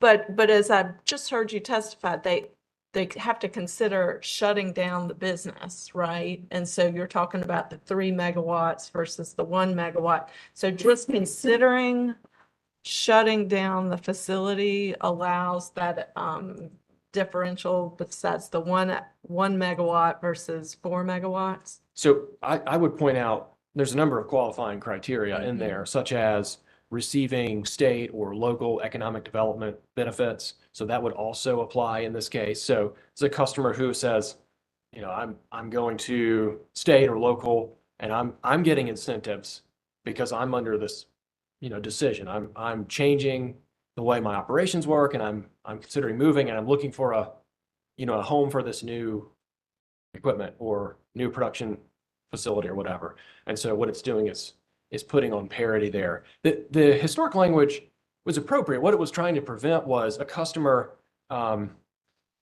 just picking up from one location and moving across the street and getting an economic development benefit for that. So that still would not apply here. They would have to meet all those qualifying criteria. Okay, thank you for that clarification. All right, Commissioner McKissick. And I just want to make sure that I'm clear about the economic development rider. The way I read your testimony, there were going to be, set parameters that had to be met in terms of certainly the load that was going to be generated, certainly in terms of jobs being produced, whatever state aid might be coming into play. But once those parameters are met, it's my assumption that is where a rate would be established. Or is there additional wiggle room that you have to go outside of the established parameters in an appropriate circumstance to provide a more incentivized rate? So we would be confined to, the approved language in the tariff. The way the tariff is written, it says a reduction in the monthly bill will be applied up to 75% KW demand charge and sort of terms around that. So what the company's developed is a scoring sheet that looks at number of jobs, load factor, size, capital investment, and so forth that are articulated in the tariff. And within that scoring sheet, we have a process to put guardrails around that. So it's not wide open. There is flexibility to some extent in there, but it is we're trying to provide guardrails and appropriateness for the economic development team. I think importantly, what we're trying to do here is make sure that the economic development tariff still yields an outcome and a price for that customer that's above marginal cost. And so that's why we've designed it with these constructs and these guardrails. Okay, so because originally I was thinking once those parameters were met or satisfied with the guardrails, there wasn't additional perhaps wiggle room, but I'm hearing you say there is some under appropriate circumstances, as long as you're not. Go ahead. I didn't mean to interrupt you. Sorry, it puts you in a tighter band because all the tariff says is up to 75%. So it puts you in a pretty tight band within that range based on load factor size and CapEx, if you will. Okay, thank you. Yeah. All right, Commissioner Kimmerer. Mr. Byrd, I just want to make sure that the record is clear related to the question that I had asked you before about the NSC rider. Ms. Lord had asked you some questions about what is public staff's potential cross exhibit number 48. You have that, and I can read the response to question 1A about the NSC rider. And it states increasing the maximum system size will not contribute towards ensuring that net metering customers pay their full fixed cost of service. Rather, the requirement for service under the company's proposed TOU rate designs and the continued limitation on sizing at or below 100% of the customer's contract demand will minimize the potential for cross-subsidization. So I just wanted to make sure that the record is clear. Is there anything that you want to add to that for clarity of the record? No, thank you for that. That's helpful. I think that was consistent with my response before, is that, we increasing it to 500% doesn't create the issue, is that we're resting on the well-designed demand charge structures to provide appropriateness of the prices in alignment with cost causation. So that's what that answer was conveying. Thank you. Okay, thank you.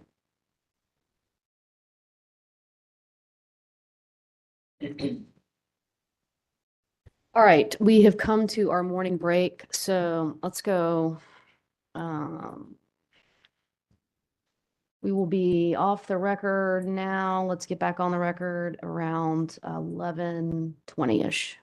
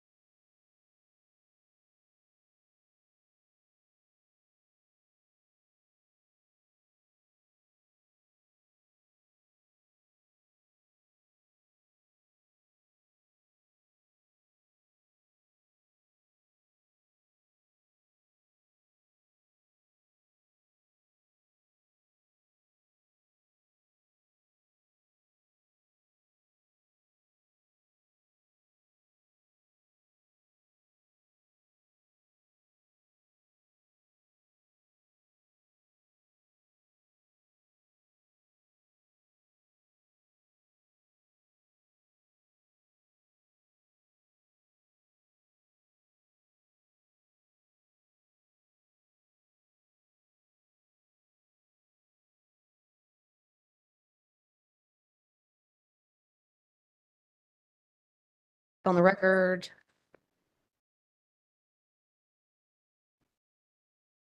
I'm gonna add one question for him.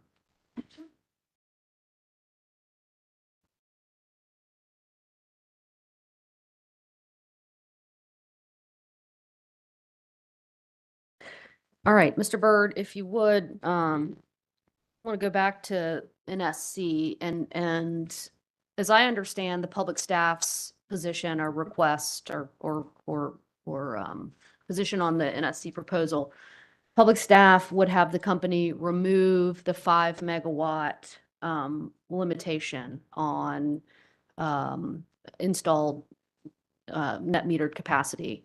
The company opposes that request and you already testified, you testified, I think, in response to my question and someone else's a few minutes ago that you believe a customer that has a demand of in excess of 5 megawatts would be sophisticated enough to install net metering and then take advantage of the proposed hourly pricing rate offering that you all have proposed in this docket. Can you, is there sort of, is there any more that you can say about the 5 megawatt limit, why the company feels that's necessary? Sure. I think just kind of stepping back, it's at 1 megawatt, the lesser of 1 megawatt or 100% contract demand. We propose to increase that by 500% to 5 megawatts or contract demand. And so that's a sizable move, given the level of move and the changes we're making on rate design, operational considerations, and so forth. I felt like that was an appropriate move. So that's why we proposed that number. But I wanted to stress that there is an opportunity for different size systems, larger size systems under that hourly pricing rate. Okay, so when you say operational considerations of allowing a customer to install in excess of 5 megawatts of generating capacity behind the meter, what operational considerations are you talking about? I think stepping back, that's a very large solar system. 5 megawatts is large. And so the impacts I can't speak to all the impacts that might happen on the system, distribution or transmission. There's a lot of work in the interconnection studies. But for me, I think about a 500% increase. That's a big move for net metering, and we provide an outlet for larger systems. So I can't articulate the operational issues that might occur on the electric system as a result of that backfeed, but I know it's just a very large system. Okay. All right. Anything else that you can say in response to discussions that you had with the public staff on that issue, on the issue of removing the 5 megawatt limitation? I don't think I have anything further to add on that. Okay. All right, Commissioner Klopfelter. Mr. Byrd, one of the problems about breaks is they give you a chance to think about more questions to ask. And you're the victim this time. So no problem. So I want to go back and be sure I understand what you were telling me when I asked you a question really about the netting critical peak pricing periods in that we established for the residential net metering tariff. Yes. And you answered that. And then you told me that there was a difference in that the way the netting worked for the NSC rider was kind of sort of in a waterfall method. And I want you to sort of walk me through that again. I had a chance to sort of look back at the tariff a little bit during the break, and I want you to walk me through how that differs from the way the netting occurs for the residential net metering tariff. How does that work differently than the way the netting works for the residential tariff? So waterfall for the non-residential NSC, and then for residential, the way that works is it's constrained within the TOU period itself. So if you have excess on peak, you can't apply those to off peak or discount. And if you have excess off peak, you can't apply that to on peak or discount. It gets netted out at that net excess energy credit. I think typically, as I understand it, with these systems, it would be more typical to have excess off-peak energy that gets netted out, and so you wouldn't be applying it against the discount. So it's just more practical outcome of the difference there. That's what would happen more frequently with RSC than with, certainly not with NSC. And the reason for that difference is? I think all of the things included in RSC were an outfall from that collaborative work and the proceeding. There's balance in there. When you look at that netting process, the grid access fee, min bill, and all that stuff held together. That's the reason we had, RSC as a separate item, and it was a collaborative working with a lot of groups to come up with that. So it's distinct from NSC, and it has a number of differences. The absence of those additional elements in the residential tariff means that you use the waterfall method in the non-residential tariff. I would say I just look at it as a full package, that those differences kind of on balance held together as a full package within RSC, and then similarly for NSC. And was the design of the NSC developed during the course of the comprehensive rate design study as well as the residential? It's different, for sure. We didn't It's have different. an MOU. What we had was within the non-residential working group, we had proposals and discussions with the different stakeholders who were involved. The company took those back. We wrote into the roadmap, here's a list of ideas that, we would consider for non-residential net metering. And so then we've gone and, now we filed those. And I think that'd be consistent with the conversations we had, but not in an MOU structure. But specifically the methodology of netting that you've established, the waterfall method of netting in the NSC tariff, was that discussed during the course of the comprehensive rate designs working group? I don't recall talking about that level of detail that you just asked about. We certainly talked about, we had monthly netting and so forth on there, but I don't recall talking about that. Monthly netting was discussed, and I see that here in the tariff, but the waterfall among the TOU periods was not discussed. That, my recollection, I don't recall getting into that level of detail within one of those working groups. Any subsequent to the working group, any feedback from stakeholder groups about that feature of the proposed NSC tariff that you recall? Not that I recall. Not that I recall. Okay. As I say, breaks are dangerous, but thank you for your answers. All right, questions on commissioners' questions. We'll start over here. Ms. Kress. Thank you, Chair Mitchell. Good morning, Ms. Reed.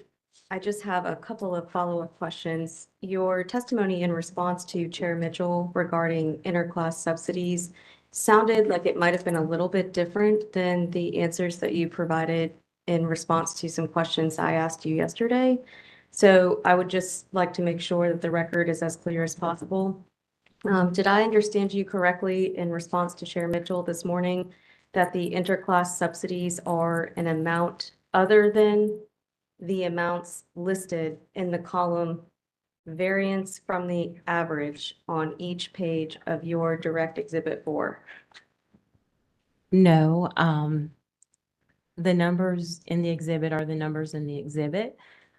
My response to Chair Mitchell and my redirect was really just explaining mathematically that it is hard to just look at that number and assume that those things are moving in that direction without considering that present revenues from present rates is 2021 revenues. And those will change over time as we implement these rate increases over the multi-year rate period. So if I were, from an accounting perspective, rolling forward those increases in those numbers, and with residential receiving a higher rate increase than some of the other classes, it stands to reason that that number would also increase, which would change the calculation. But we did not do the exhibit in that way.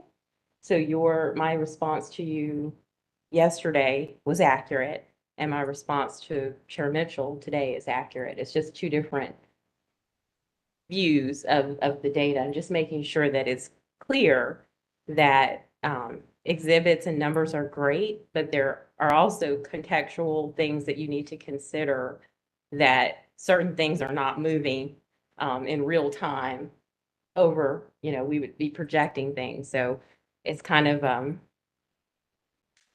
it is what it is, but there's this element there that we know that present revenues are going to increase year over year as rates are implemented. Do the subsidy amounts then listed under variance from the average on your direct exhibit 4 include the proposed sums of the customer assistance program and car recovery reflected in your exhibit 2? No, they do not. My exhibit 2 shows those amounts so that I can show rate impact. They are not within the cost of service. They're not in exhibit 4 at all. Okay, so the interclass subsidies are actually even greater than the amounts listed in variance from the average on your exhibit 4. I would say that cap and car is outside of rate design. It is not part of the cost of service. And the information that we have in Exhibit 4 reflects cost of service. Thank you. Mr. Byrd, one question for you, following up on the various questions you got on Rider NSC. Your testimony this morning has been limited to talking about Rider NSC in the context of behind-the-meter solar for non-residential customers. And I am curious if you could speak to whether any other generating technologies are contemplated to be eligible for participation in Rider NSC or not. They're listed in Rider NSC. So there are a number of generating technologies there. Great, thank you. Mr. Reed, just a few questions for you. Do you recall you discussed with Commissioner Hughes some questions about the weather normalization adjustments that are made? Yes, I do. And is it correct that when Duke is making those mathematical adjustments, that you testified that you adjust the amount of the revenue requirement and not the amount of kilowatt hours in the denominator? That is correct. And is the adjustment that you make in that process, is it mathematically equivalent to making the adjustment to the number of kilowatt hours? It is, and it's not performed by me. It is, that would be a good question for Ms. Jiggets. She's the one that has a pro forma that takes my number and then converts it into an amount that we include in the revenue requirement.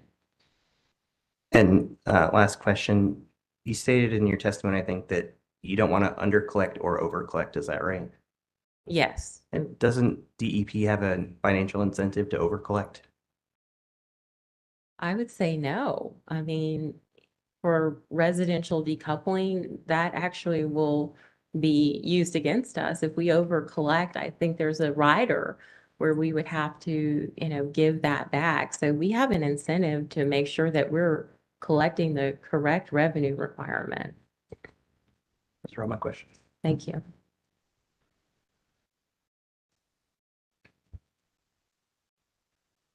So Mr. Byrd, in response to questions from Commissioner Camwright and Chair Mitchell about the 5 megawatt limit in Rider NSC, you discussed Schedule HP. You said that customers with larger systems can connect under Schedule HP. Would you agree that some larger customers might prefer Rider NSC or find it more attractive?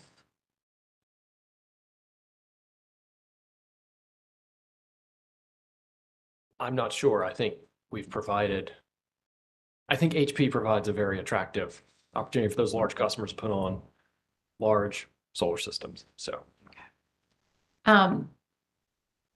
would you agree that some large customers might prefer a net metering arrangement? Large customers in the context of the non-res working group and the CRDS, one of the elements that we talked about was raising the cap. And so that's what the company has proposed. In response to those discussions, we proposed a number of changes to NSC. They're importantly linked to the demand charge structure changes that we proposed. But all of those changes in NSC, reflect generally those discussions, including the increase to the cap. Okay, thank you. All right, questions from Duke? No questions, Chair Mitchell. All right. Well, then it looks like we have come to the end of your testimony before us. Thank you very much for testimony yesterday and today, and you all may step down and be excused. And council, I will take motions. Chair Mitchell, if I could, I'd like to move Ms. Reed's and Mr. Byrd's exhibits into the record. All right, the exhibits to Ms. Reed's direct and supplemental testimonies will be admitted into evidence, and the exhibits to Mr. Byrd's direct testimony will be admitted into evidence as well. Thank you, Chair Mitchell. And Chair Mitchell, the Attorney General's office would move AGO cross-examination, Reed, Byrd, direct and rebuttal exhibit 1 into the record. All right, that motion is allowed. And Chair Mitchell, SIG 2 would move that SIG 2 cross-examination, Reed, Byrd, direct and rebuttal exhibits 1 through 4 be admitted into the record, please. All right, that motion is allowed. Thank you. And Chair Mitchell, the public staff would move public staff cross-examination, Byrd, Reed, direct and rebuttal exhibit 1 into the record. All right, that motion will be allowed. All right, Duke, you may call your next witness. Thank you, Chair Mitchell. At this time, DEP calls Julie Turner to the stand.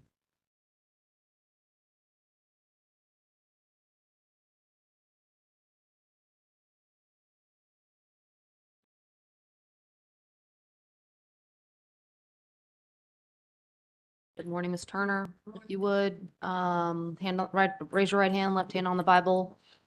You swear your testimony you're about to give shall be the truth, the whole truth, and nothing but the truth, so help you God. All right.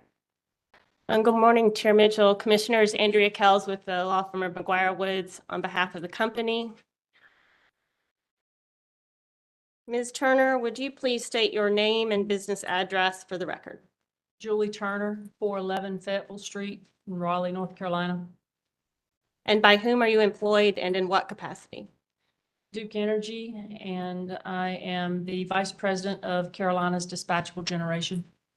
Did you cause to be pre-filed in this docket on October 6, 2022, direct testimony consisting of 23 pages and 1 exhibit? I did. Do you have any changes or corrections to your pre-filed direct testimony or exhibit? No.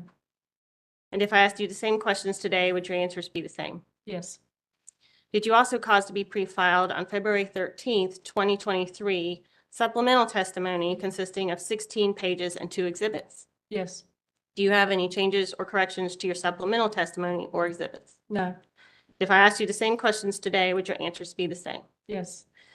Did you also cause to be pre-filed on April 14th, 2023, rebuttal testimony consisting of 37 pages? Yes.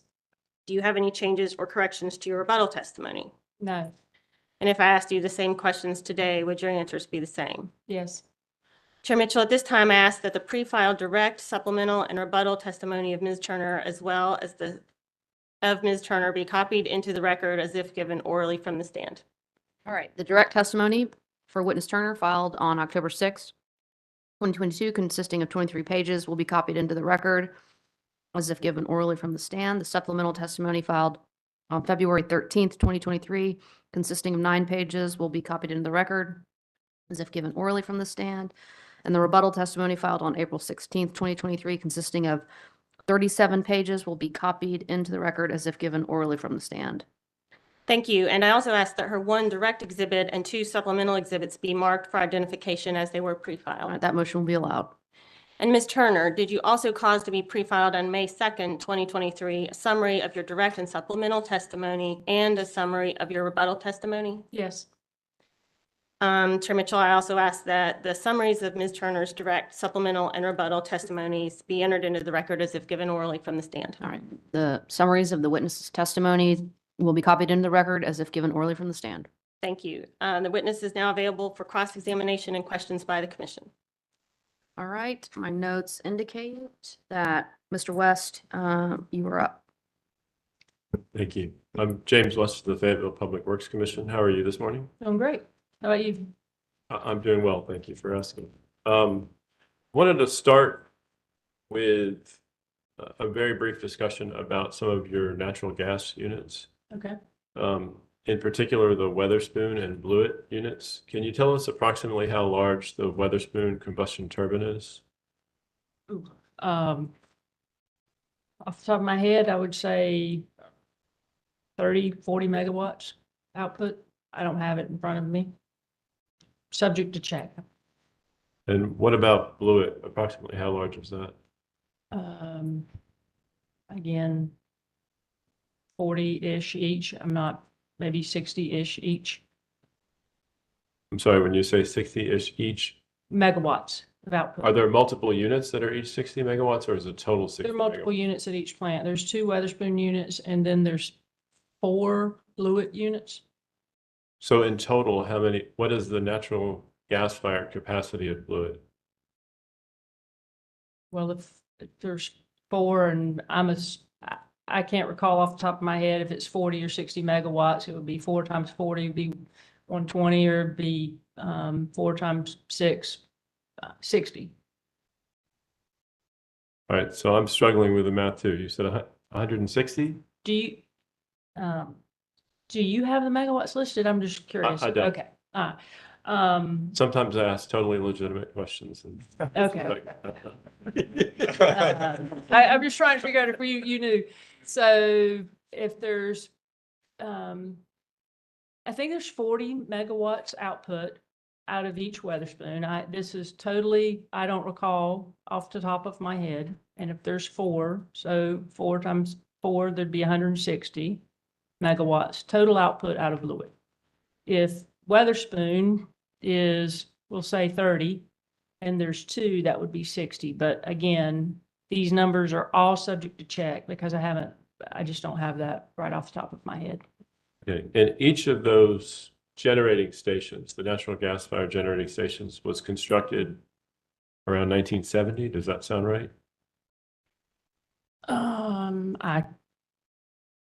There or before, I'm not sure. I can't. Are you aware that that Duke has a plan to extend the life of both of those facilities until 2030? I am aware of that.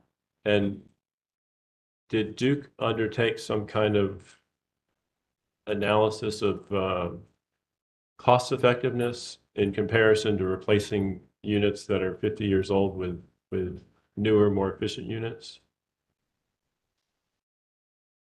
Are you talking about just replacing those units or extending the life?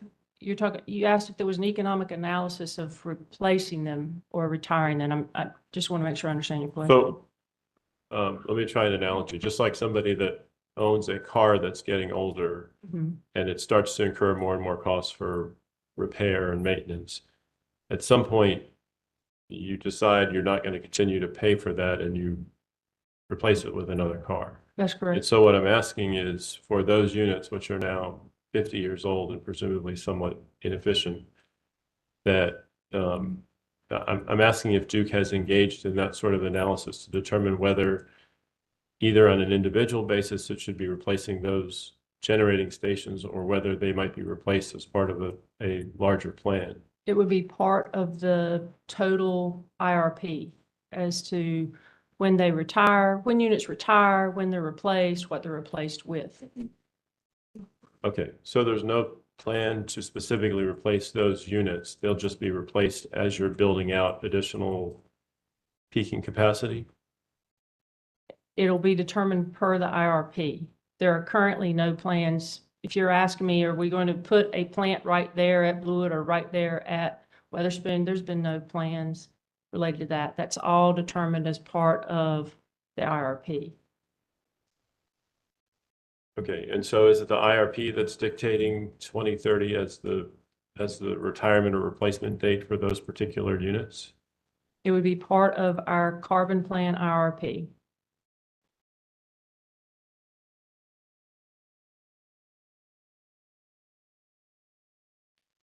And is it your opinion that those units are sufficiently reliable as of 2023 to continue operating effectively until 2030?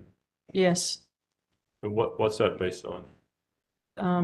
Well, one, they're they're peaker units, which means that they typically are called upon to start. They have a very low capacity factor. So they're probably less than 2%, somewhere between 2 and 5%, like most of our peakers. Recently, when they're called upon, they are able to start and they are able to serve the load. Is there any significant planned maintenance or upgrades for those units over the next 7 years? No significant maintenance over the next 7 years. Okay, so let's talk about Mayo 1 and Roxborough 1 through 4, which are coal units under your supervision or control, correct? Correct. Are those treated now as peaking units or intermediate units? Intermediate. And are they crucial for your current generating reliability? What do you mean by crucial? Well, let's take a recent event. So we'll talk about last December. There were a series of rolling outages towards the end of the month, at least as I recall. Is that consistent with your recollection? Oh, yes. Did you dispatch Mayo 1 during that period of very high demand? Yes, And did it run? it did. And what about Roxborough units 1 through 4? Did you dispatch those? Yes, Did they run? yes. Okay, so to meet your both your peak needs and your intermediate needs, are these units crucial to providing reliable generation? Yes. And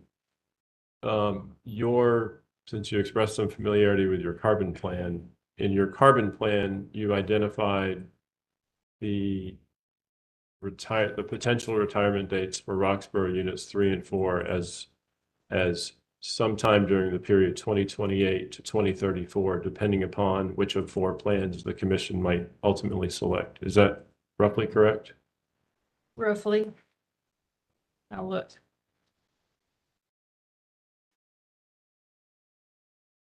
That's correct. Right. Is it your opinion that Duke is capable of maintaining Roxborough units 3 and 4 as reliable through 2034? We will maintain them up to the retirement date, and yes, they will be reliable up to that retirement date. That's our function, is to ensure that they are reliable up until the point they are retired. Right now, we're currently planning on retirement dates of between 28 and 29 for all the Person County units. I'm sorry, what are the Person County units? Mayo and Roxborough both are located within Person County. So I'm sorry, you just said now you're planning on 2028 to 2029 for Mayo 1 and Roxborough 1 through 4? I recognize there's a range here. We are planning on the retirement dates of 28 for Roxborough 3 and 4 and 29 for Mayo 1 and 2. And when was that decided? It's just part of how I would plan. We recognize when the retirement dates are. Recognize it could go through 2034 as well. So we have contingency plans to, as soon as we have a surety of the dates, that's what we will plan to. Okay, let me ask it a different way. Was the plan that you just announced for the Person County units, has that been published in some sort of, let's say, supplement to the carbon plan? No, Was it published in the carbon plan itself? no, I'm just basing it on the 2028 through 2034 that's published. Okay, meaning, I guess I'm trying to understand the level of formality when you said the current plan is 2028 to 29. is there a document that I can look at, or is that simply your department's plan? I am preparing for 2028, recognizing it could go through 2034.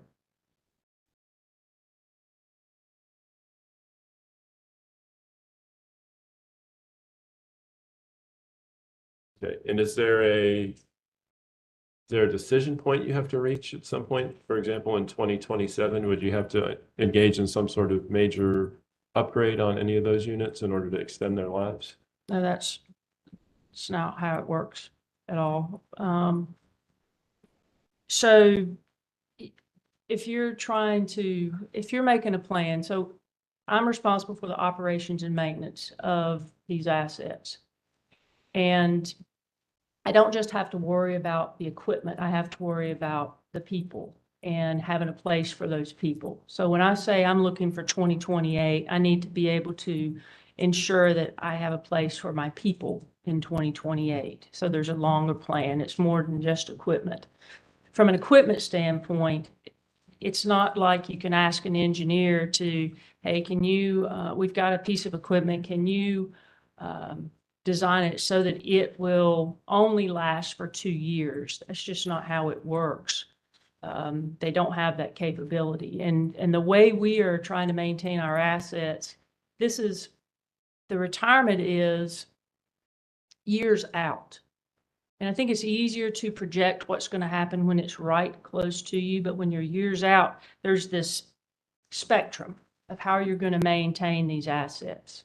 And you're trying to make decisions in that spectrum of, am I going to use what is the OEM's best recommendation for an asset that's dispatched 85% of the time, has a 85% capacity factor, or I'm going to invest in it along a spectrum where we might have a less capacity factor, and you are focused on ensuring that you've invested in those assets that run more. So can't just say, well, are you going to, do some analysis in 2027? I'm doing that analysis every day of what's happening to the equipment. How do we need to ensure reliability? What projects do we need to complete?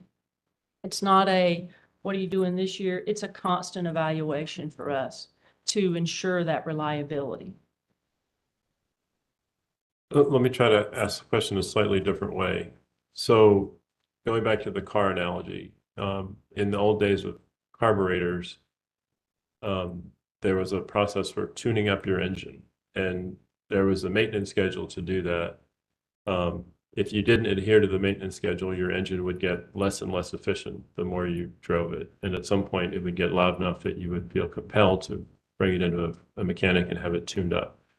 So when I was asking about decision points, I'm assuming there are some things that you can put off with the idea that the unit will still likely function. It just may not function as efficiently. Is my assumption reasonable? That's reasonable, but Okay. there are some things that you can't. So like are there, describing.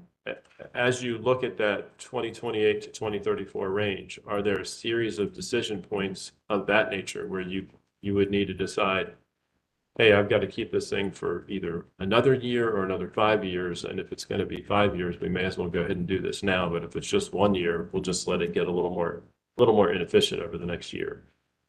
You're asking me to speculate of what's going to fail, how I'm going to evaluate it, what else is on the system.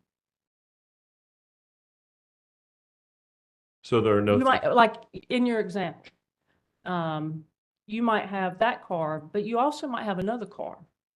So would you do it? I'm asking you. Oh, I forgot.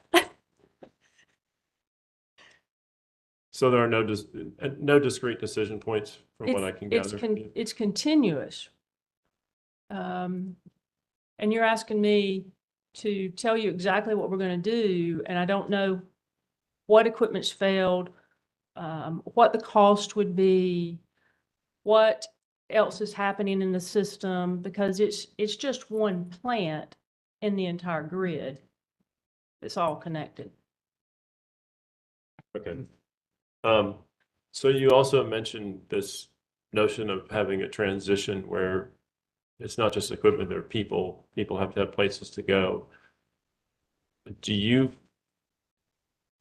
sitting here today, do you have a plan for when you finally do retire Mayo, regardless of when that happens? Do you have a plan for what you're going to replace it with? No, And same question for Roxborough 3 and 4. Do you have a plan for replacing that that intermediate capacity? no, that's all defined with the IRP, what's going to be located where. And it doesn't necessarily have to be at Roxborough. So that'll be defined by the IRP and our system planning. Meaning there's beyond what has already been filed in the carbon plan, you're not aware of any specific plans to replace the Mayo or Roxborough units. Is that correct? Beyond what's in the IRP, no, I'm not aware of anything. Did you have a chance to look at the testimony of public staff witness Jay Lucas? No. Are you aware of any plans of Duke? By the way, just to make things clear for the record, when I refer to Duke, I'm referring to Duke Energy Progress. But are you aware of any plans of Duke to replace any of the Roxborough units with hydrogen? When you say replace with, are you saying purely hydrogen? Like that's all they're ever going to burn? Replace the capacity that the intermediate peaking capacity that is offered by the Roxborough 3 and 4 units with hydrogen fueled units, whether that's some sort of hybrid or pure hydrogen. Subject to check, I believe that the carbon plan said something to the effect of it could be hydrogen enabled. That doesn't mean that you capable. So in the future, if hydrogen was available, but I don't know that it says that we're going to burn purely hydrogen in the carbon plan. So no, I'm not aware of anything like that. Okay, so your plan, Duke's plan, is to replace the intermediate coal-fired capacity. And let me step back for 1 second. Mayo and Roxborough, the total capacity of those units exceeds 3,000 megawatts, correct? Correct. And that is the entirety of Duke's coal-fired capacity, correct? Correct. So when you replace them, and if you're going to replace them with something that is hydrogen enabled, are you referring to replacing them with natural gas fired turbines that are capable of being switched to hydrogen? That's my understanding.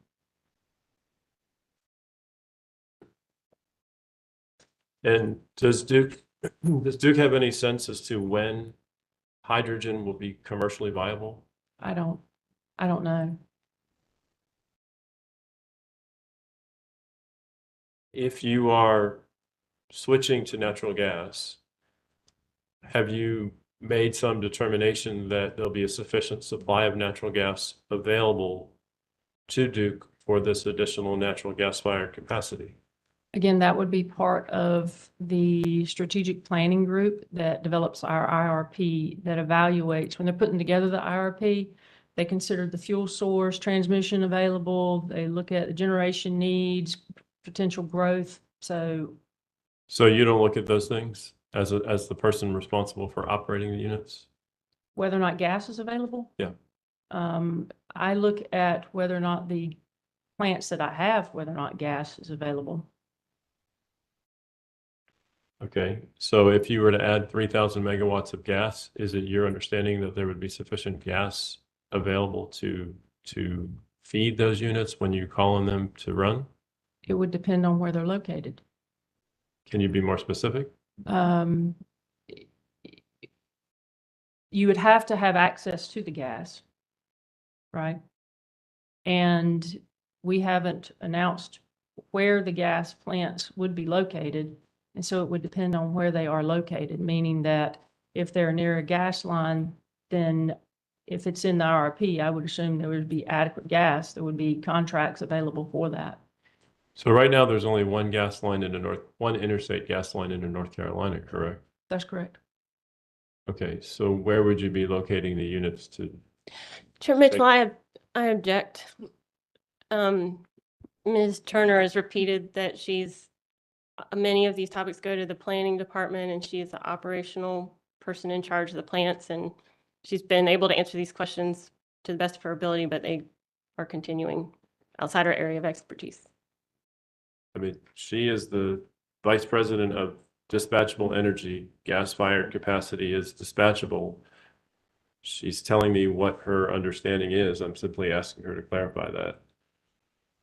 All right, well, I think you've asked and she's answered to the best of her ability, so I'm going to sustain the objection. Let's move on.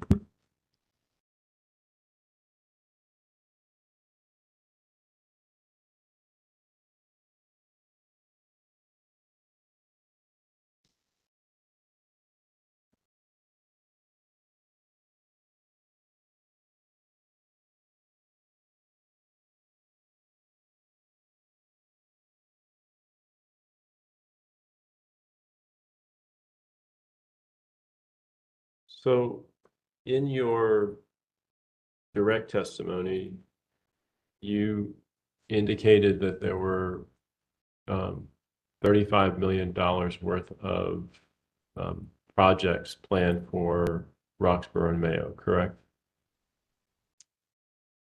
I believe that's correct, yes.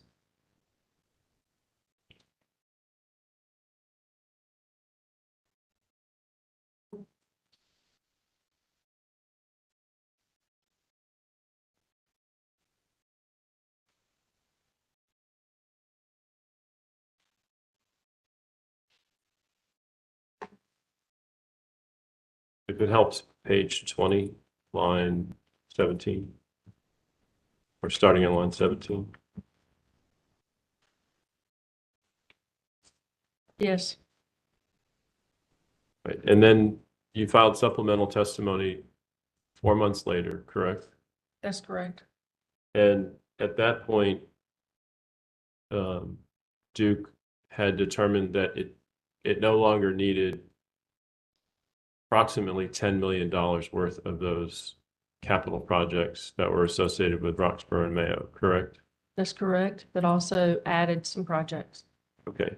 Is that consistent with your prior testimony where you said there are not really any decision points, it's just a continuous analysis? Yes, And is that level of fluctuation consistent with your past planning, or is this an anomaly? I wouldn't necessarily call it a fluctuation because between the direct testimony, I said 35 million, and in my supplemental, we've said 36 million. So it's $1 million fluctuation. In gross, but for Roxborough and Mayo, you actually took out $10 million worth of projects for those That's units. coal. I'm referencing coal. Okay. But then there would be, I'm sorry, so are you saying there are $11 million of additional projects for coal that are capital in nature? I'm talking about in total of my supplemental, the projects that we have listed, there's 36 million towards coal. They're not necessarily, and obviously if they're coal, they are Roxborough and Mayo, and where I said in my direct 35 million. So it's a constant evaluation, and we will do inspections like from my direct to the supplemental. We did inspections in the fall. Some things we identified were in greater need. Some things we identified that we were able to delay because they were not as high a need. Okay, so thank you for clarifying that. On a let's say an individual project basis, is it accurate to say that over that 4-month period, you eliminated roughly $10 million of capital projects and then added a separate $11 million of capital projects for the coal units? I would say yes, based on the totals. And is that level of change over the 4-month period, is that generally consistent with the level of change you would expect to see in any typical 4-month period? No, because that's our budgetary period where we're focused on ensuring that we've got all the projects ready for looking out 3 years. And so every year we're going through a budgeting process. We're doing evaluations on the material condition of the plant and making adjustments. All right, so is So the it'd be fact over that, an annual instead of I'm sorry, say it again? over an annual instead of a 4-month. This was Okay, a so timing. if we identified the 10 million down and 11 million up as an annual change as opposed to a 4-month change, would that be roughly consistent with the planning process each year? I can't say that for sure.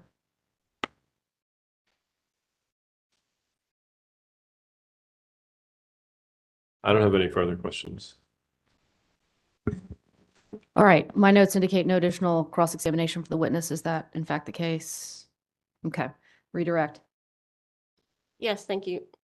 Ms. Turner, Mr. West asked you some series of questions about your statements about the retirement of Mayo and Roxborough and Blewett and Weatherspoon and the replacement of those units eventually. Do you recall those questions? Yes.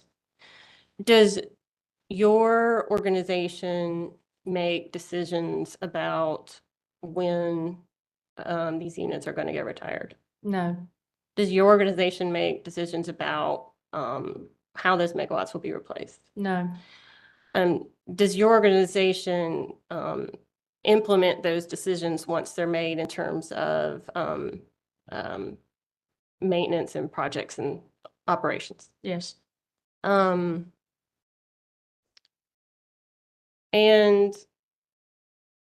Mr. West also asked you a couple questions about your testimony and how Mayo and Roxborough are needed now, I guess is to paraphrase, or were crucial, I think was the word he used. Do you recall that? Yes. And would you agree that the work that you and the company are doing to maintain these units until they retire is why, for example, you've proposed the projects in the MYRP? Is that accurate? That's correct. And you and Mr. West discussed the carbon plan a little bit and the plans for replacing these megawatts. Is it the case that the megawatts at Mayo or Roxborough don't necessarily have to be replaced at the same location? Is that right? That's correct. Okay. And is it also true that you take into account the needs of the entire system when you're implementing those decisions? That's correct. Okay. I don't have any further questions. Thank you. Ms. Turner, as to the retirements issue, as I understand your testimony, and you correct me if I'm misunderstanding, but you and your unit are familiar with or have an understanding of the technical state of the generating units. That's correct. And so you understand what operations, what maintenance has to be performed on these units to keep them operating as you all need them to be operating. Is that correct? Yes, we focus on the reliability of the assets. Okay, so when your testimony today, when you've said reliability, you mean specifically the reliability of the generating units? Yes. Okay. Ms. Kells just asked you about the decision to retire units, to take units out of service. And you testified in response to her questions that those decisions are not yours. Did I understand that correctly? That's correct. But is it a correct assumption that the information that you provide to the decision makers is informing those decisions? If we are responsible for ensuring that they are reliable up to any retirement dates. However, in the event there is a significant reliability threat on one of the assets because there's been some significant degradation or equipment failure, that information would then be passed along for those decision makers to take into consideration. Okay, ultimately, and you've sort of gotten to where you've answered the question that I didn't really ask, but it was ultimately my question, which is, how much does the state of the generating unit inform the retirement decision? So you answered that question. How much for these remaining coal-fired stations that DEP owns and operates, how much lead time do you all need to take a unit out of service? Does that have to be done? Do you need to know a year out, 2 years out, or how about 90 days out? Can you help me understand? From a retirement standpoint? Yes. If you tell us tomorrow you're retiring it, we can make that plan. We prefer to have, as much notice as possible with some certainty, right? It's easier for us to plan if we knew a year, 2 years out. That would be, I think, ideal for us. But if a quick decision's made, we'll react to a quick decision. And when I'm trying to understand sort of two things here. One, from your perspective, understanding the state of the generating station. I mean, how much time do you all need realistically to retire that unit? But then the second sort of issue in my mind is, your purview extends over all of the dispatchable resources. If you take one of them out of service, it's necessarily going to impact the others. So how much does the role of one relative to the entire fleet of dispatchable units play into your analysis? For example, I think you're asking, well, if you were to hypothetically retire Mayo, what's the impact to the rest of the fleet? Is that? Yes. Okay. Yes. It would depend on any modifications to the transmission system that may have occurred, right? Because that's a factor. And it would most probably result in other units having to run more. So that would be a factor in terms of, you might run your gas units more depending on the dispatch, where they are in the dispatch order. But the reason I think that we so heavily rely on that IRP is we typically have a 3-year notice. That's what we've dealt with when we've retired plants in the past and been very successful when we've retired them, is we have a 3 to 5 year notice. We start making arrangements for that. But it's the entire system, and there wouldn't be a plan to retire a plant if there wasn't a plan to replace it. So that would have all been taken into consideration. Okay. And can you help me understand who the decision maker is? You've referenced that you and your unit don't make the decisions to retire, but who does make those decisions? It would be our strategic planning group, and our generation and transmission strategy group that you've probably talked with regarding the carbon plan. Okay. And is my assumption correct that that group has an understanding of all of the generating assets that are available and are necessary to meet the company's obligations to serve load reliably? Yes. Okay. I can't remember, either somewhere in the record, and I can't remember where at this point. It may have been in public staff's testimony. There was a table indicating that your CT units have increased their output over the past, I think it was the past 3 years. Can you help me understand why that is the case? So I think you're referring to our simple cycle CT units, Yes. and I think the capacity factor went from 2.5% to 5%. And some of that is due to the need for the generation, but there's also some response to solar. As solar trails off in the afternoon, The CTs ramp faster than any other units. And so they are able to start up fast and bridge that gap as the solar begins to shut down. Okay, so that increase in the output that is demonstrated or shown in the public staff's testimony is due in part to the need for those units, meaning there was load that had to be served, so That's those correct. units were called on, or in response to system conditions, which could have been solar That's coming offline, and there needed to be some generation to follow that Yes. solar. Okay. Do you? Are you, well, let me back up a little bit.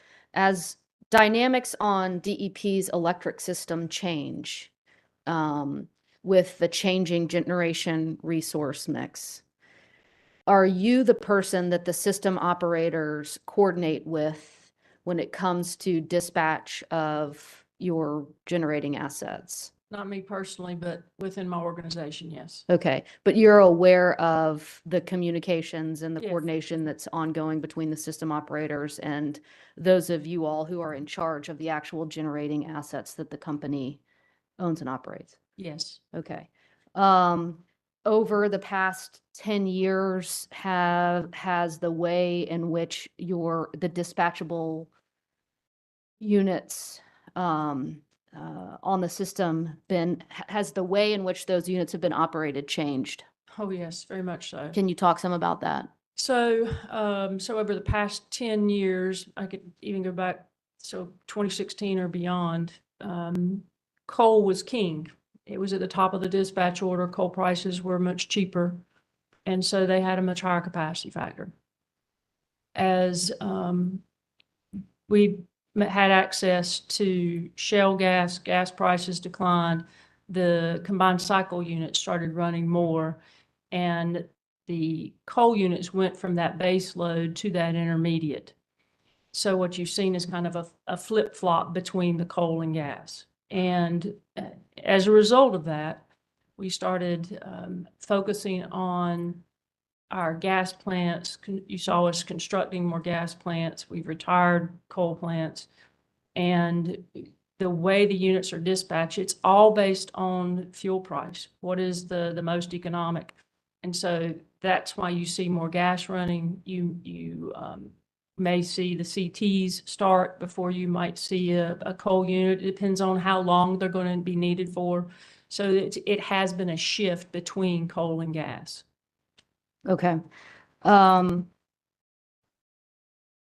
As you sort of, given what you've just testified to, and as you look out into the future, I mean, I think your testimony in response to a question from Mr. West was that the Mayo and Roxbury units have been operated as intermediate generation. Are these units capable at this point in time of operating as peaking units? I would not want to operate them as peaking units because peaking is typically like 4 hours or less. And given the amount of time it takes to start up a coal unit, sometimes 12 more hours to start it up, it's not economical. And then you're putting more thermal cycles on the boiler and can result in more equipment failures. And just knowing what you know about these particular units and the many decades during which they've served and sort of the life that they have left in them, would you be concerned about having these units sit idle for days, weeks, months at a time, and then calling on these units if anticipated system needs required? They sit idle now. For how long? Help me understand that. So the units may only operate 150 days out of the year or 100 days out of the year. And we have started them up. So we take measures to ensure that they will be ready to start when they're called upon. Some examples is we may start some of our balance of plant or auxiliary equipment before they're needed to get them started, ensure there's no problems, and then we'll be able to start them up and meet the customer demand. Okay, so how long might they be idle? Give me longest period of time that they might be idle. Right now, a couple of months, maybe. Okay, but during that period of time, as I understand your testimony, you all would be taking steps to ensure that the unit would be operable if you needed to call on it. Yes, and some of the advantage of that downtime is we can perform some minor maintenance. We can ensure that they will be reliable when they are started back up. Okay. Okay, let me see if there are other questions. Thank you, Ms. Turner, from commissioners. Commissioner? Okay, Commissioner Claude. Ms. Turner, I want to ask a question I asked of Ms. Bowman, and you may be able to help me with it. It follows somewhat on the questions you've been getting. So in the carbon plan, the company advised us that it would need to make substantial capital investments in the existing gas generation fleet in order to improve the operational flexibility of that fleet, to marry it with increased penetration of renewables on the grid. In the carbon plan itself, there was no detail about what those investments would need to be or where they would need to be made. So when I opened my notebooks and started looking at the multi-year rate plan, I looked to see if I saw any of those capital investments, and I didn't see any. The multi-year rate plan runs through 2027. Should I conclude from that those investments are not going to be made before late 2027, 2028, 2029? Is that the concept? Don't, let me, can I? Then help me out here. Where do I look to find out what capital expenditures the company is making in its existing gas generation fleet to enhance the performance of that fleet? Where do I go? My supplemental, Exhibit 1. Okay. And I don't know that you would have picked up on these, but there are about 11 or more projects in here that total $100 million towards flexibility. All right, that's in Exhibit 1? to your Yes, sir. supplemental? Okay. And that's what I'm looking for. Yes. Okay. So, and I don't know that you will be able to pick them out. I can call them out if you need me to. There's some specific projects, like when you see advanced gas path peaker upgrade. Yes, ma'am. That means that enables that CT to ramp faster. So it enables us to start the unit up faster. Well, rather than making you go through that litany here in Q&A form, is there a work paper or something that compiles up to that number that you've got in Exhibit 1 that I could look at I somewhere? don't have anything with me, no. Is it available somewhere? I can summarize these and get them to you. Again, I'm just interested in seeing where's it going to go and what the spend is going to be over the period of time in order to get the gas fleet performing where it needs to perform in order to execute the carbon plan. We can follow up and get you that. if That's okay. great. I'll work with your counsel on a late filed exhibit on that. Thank you very much for Oh, you're helping with that. Okay. Next question for you is in the proposed settlement stipulation, the parties have agreed to include an additional $6 million of incremental spend for operations and maintenance for the coal generation fleet for discrete programs and targeted categories listed in DEP witnesses supplemental rebuttal testimony and supporting work papers. Where do I go to find out what comprises that bucket of $6 million? I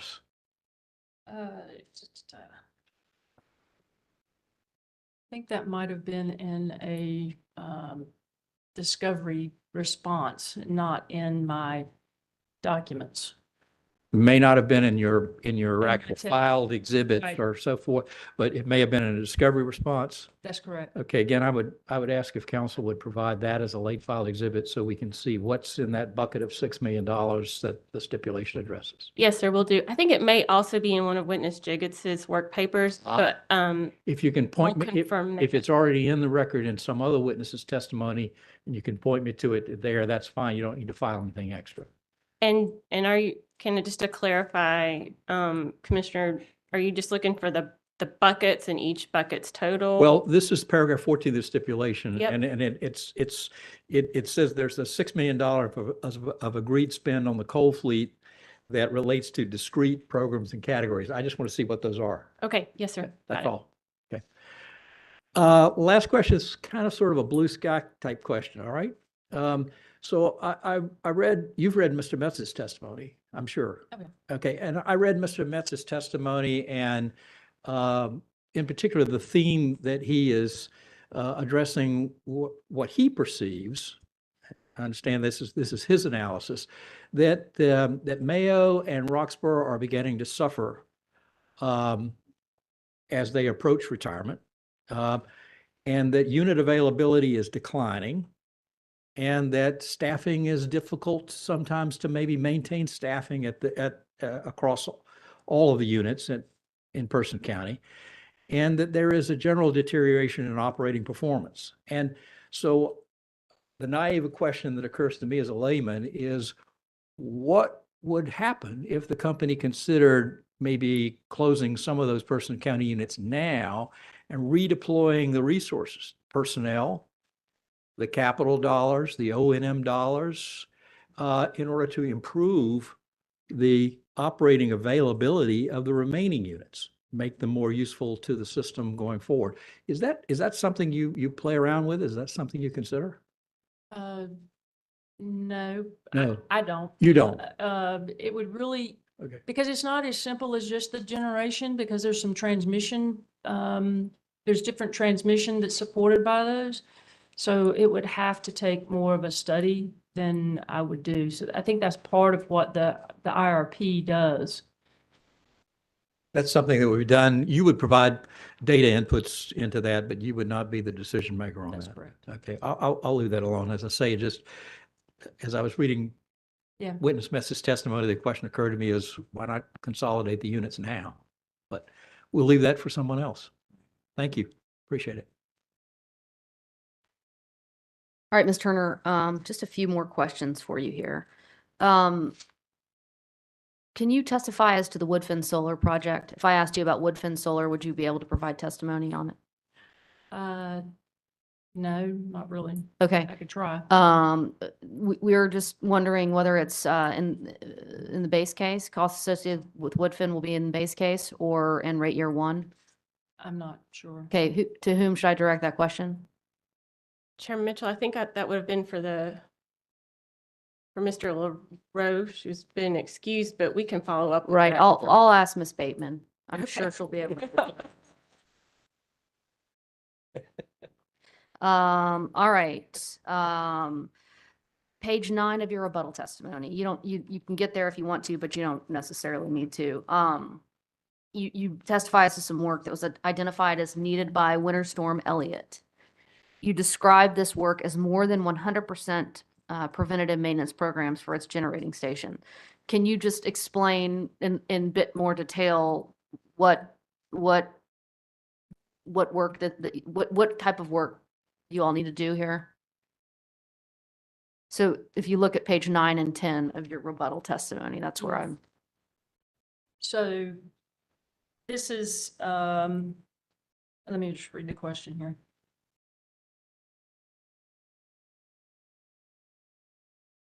What I'm stating there is in response to Witness Metz's testimony or response that we should have already completed all winterization O&M work. And what I'm saying is this O&M, so that's one of the categories in the pro forma that Commissioner Clodfelter was asking about. Mm-hmm. This is over and above what we currently do. As in a response to EOP 11-02. We had some new discoveries based on Winter Storm Elliott that we were not aware of prior to that, because in any of the winter storms, they have different characteristics. And in Winter Storm Elliott, the high wind was a factor and identified some gaps in insulation and other things that we needed to address. So when I'm talking about the 100 preventative maintenance tasks, that's in response to what we do normally per the NERC standard EOP 11. Okay, so you all have determined post Winter Storm Elliott that there's work that you need to do on these units beyond that which is required under the currently applicable or That's correct. the applicable NERC standard. Okay. Which generating stations So would we're this work apply to? looking at all of them. So we had some, the fleet performed very well. We only had some derates during Winter Storm Elliott, and I think you're well aware of that. But we did have a gap in insulation. We identified some heat trace that we needed to correct. We needed to add more wind breaks, which helps when you have those high wind scenarios. So those are the things that we've identified that we're going to address. Okay, and so you would take those measures at all of the We'll generating. do an assessment across all the plants. Okay.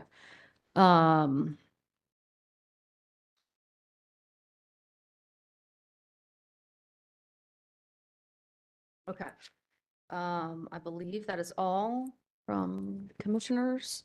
We'll see if there are questions on commissioners' questions. Mr. West? Hopefully just one.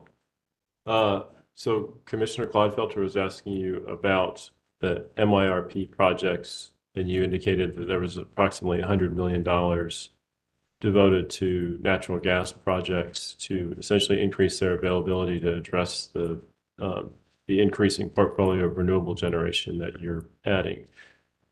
Do any of those projects increase the system capacity of the natural gas units? Yes, they do have that capability.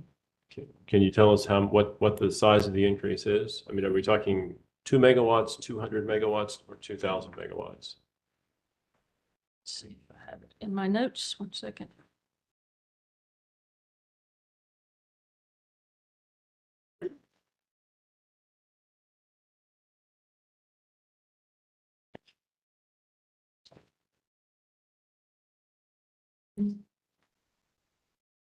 So in specifically at HF Lee, Sutton, and Smith for the combined cycles, we are improving the heat rate between 100 and 150 BTUs each block and each combined cycle. And they will also have between 20 and 60 megawatts of increase as well at each combined cycle. I'm sorry, at each. Combined cycle. So if you're doing that at 3 combined cycle stations, you're talking about a total of anywhere from 60 to 180 megawatts. Is That's that correct. math right? Okay. And this is actually 4. There's 2 blocks at Smith. Thank you. That's all I have. No, no questions. All right. With that, Ms. Turner, I believe we are through with your testimony. Thank you very much for being here with us today and for providing your testimony to us. You may step down and be excused, and I will take motions.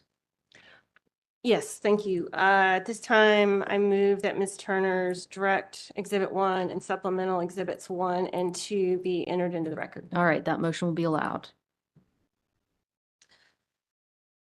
All right. Let's go ahead and call your next witness, Duke. Thank you, Chair Mitchell. At this time, DEP calls to the witness stand Mr. Bradley Harris.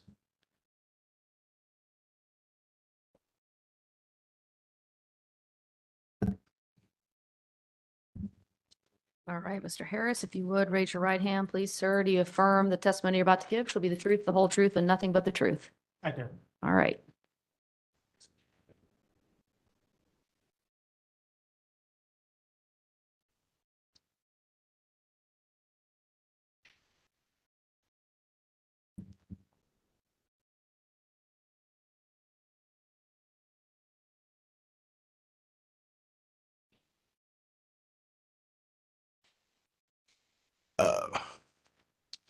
Okay, Mr. Harris, could you please state your name and business address for the record?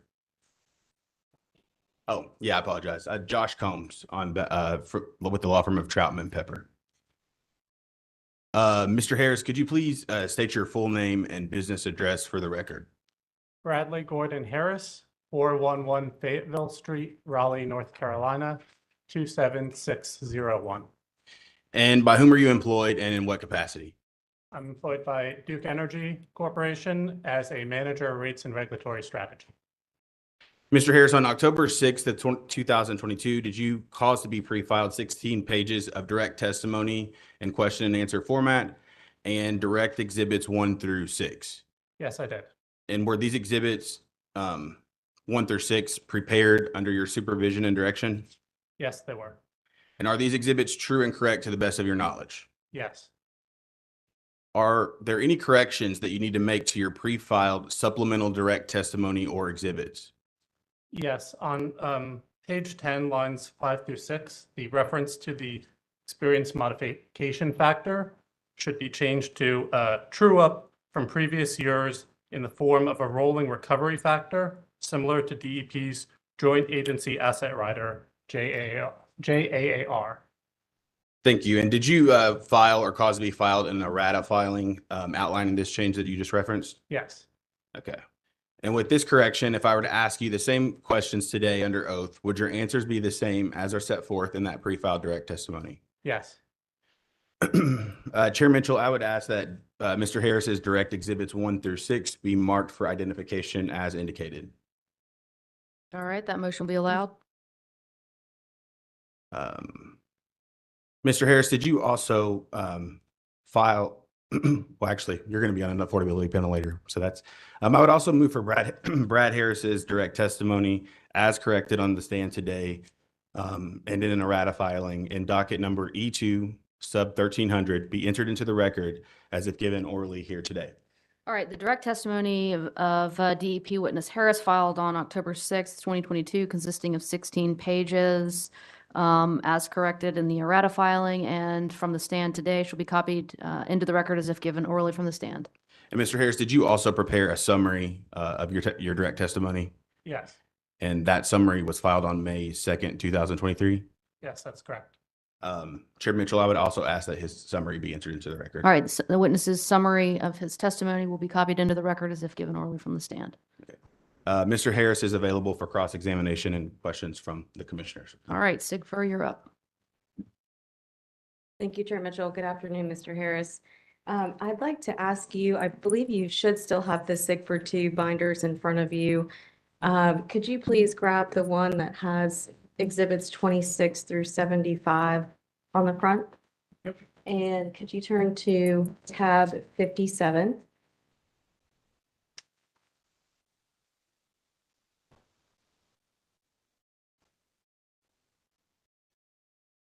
Okay, and is this a true and accurate copy of the Low Income Affordability Collaborative Quarterly Progress Report? Yes, I believe it is.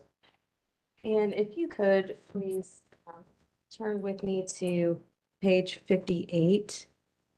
Well, first, let me stop and ask if I could have this identified as SIG for 2 cross-examination, Harris Direct, Exhibit 1, please, Chair Mitchell. All right.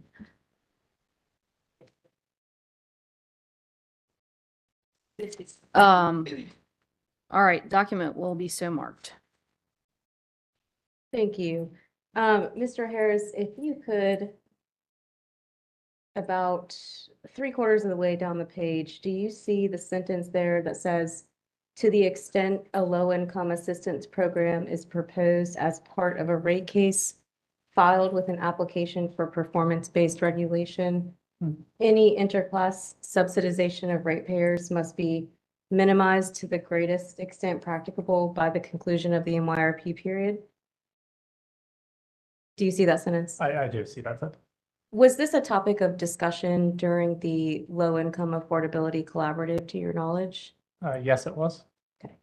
And were there any stakeholders involved in that collaborative who did not join the consensus proposal for the customer assistance program? I believe there was one stakeholder that opposed it, which was SIG for 2.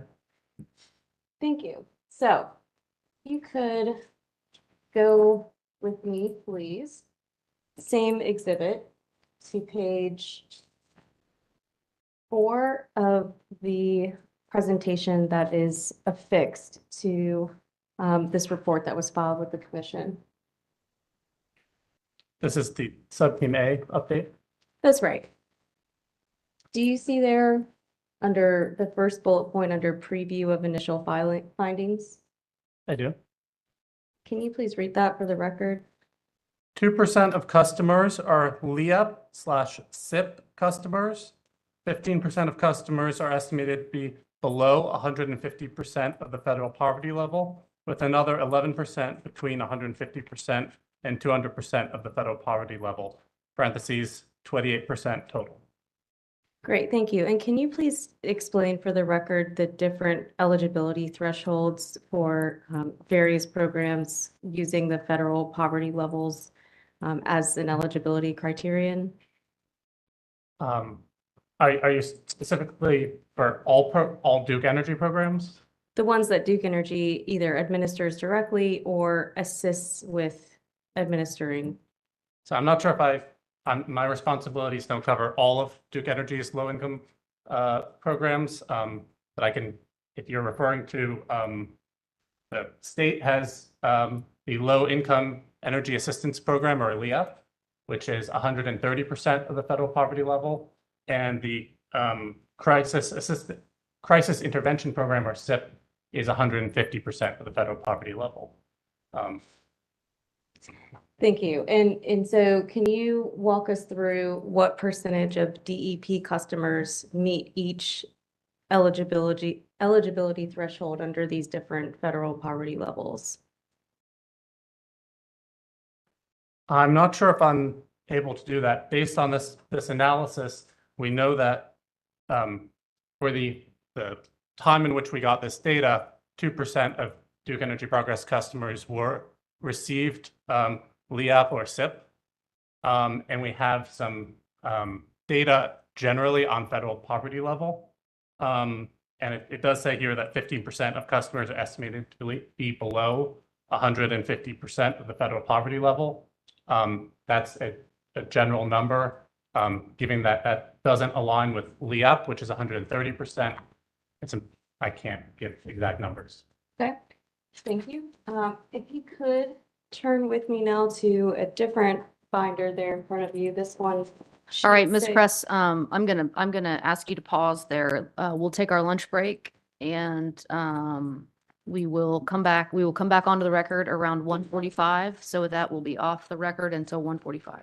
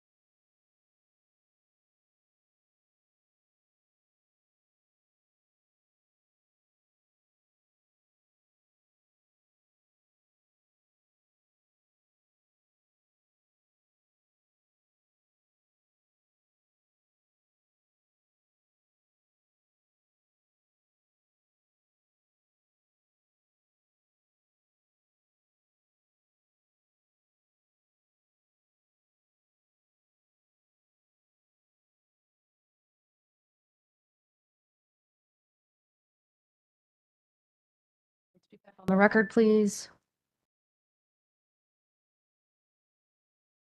Okay. All right, Ms. Kress, you may continue. Thank you, Chair Mitchell. Good afternoon again, Mr. Harris.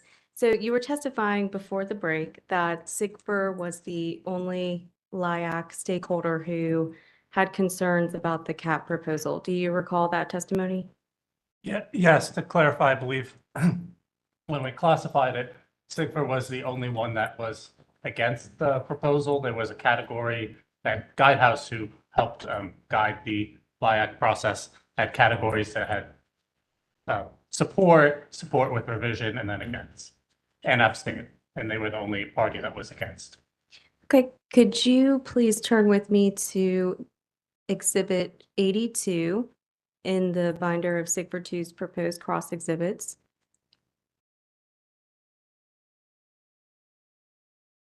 And Chair Mitchell, I would ask at this time that this document, which on the front page says NC LIAC Proposal Assessment Results dated June 9th, 2022. I'd ask this be marked SIGFUR 2 Cross-Examination Harris Direct Exhibit 2.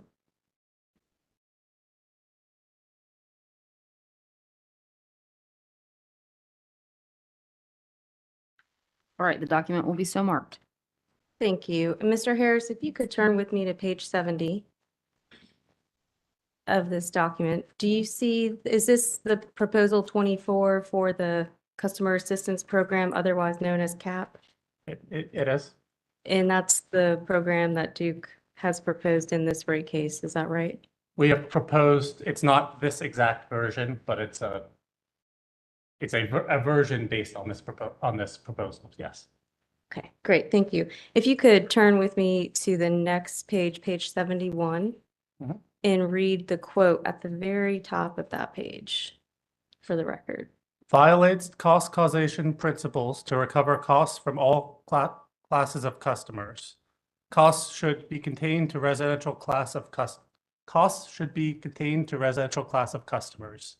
This proposed interclass cross-subsidization is not consistent with existing North Carolina law, in particular, H 951, Carolina Industrial Groups for Fair Utility Rates, SIGFUR. So is it fair to say then that SIGFUR's concern with the CAP program as proposed and as discussed during LIAC is the fact that the costs are not proposed to be recovered solely from the residential class of customers? Yes, I think that's a fair concern that is one that we do not agree to. Understood, and thank you for clarifying your position. If you could turn with me now to potential cross exhibit number 80.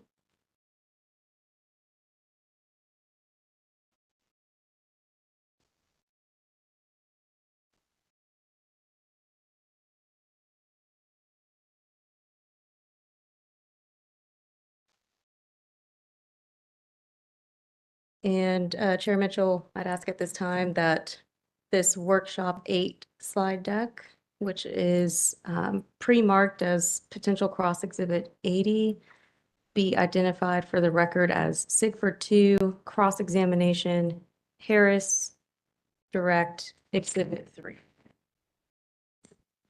All right, the document will be so marked.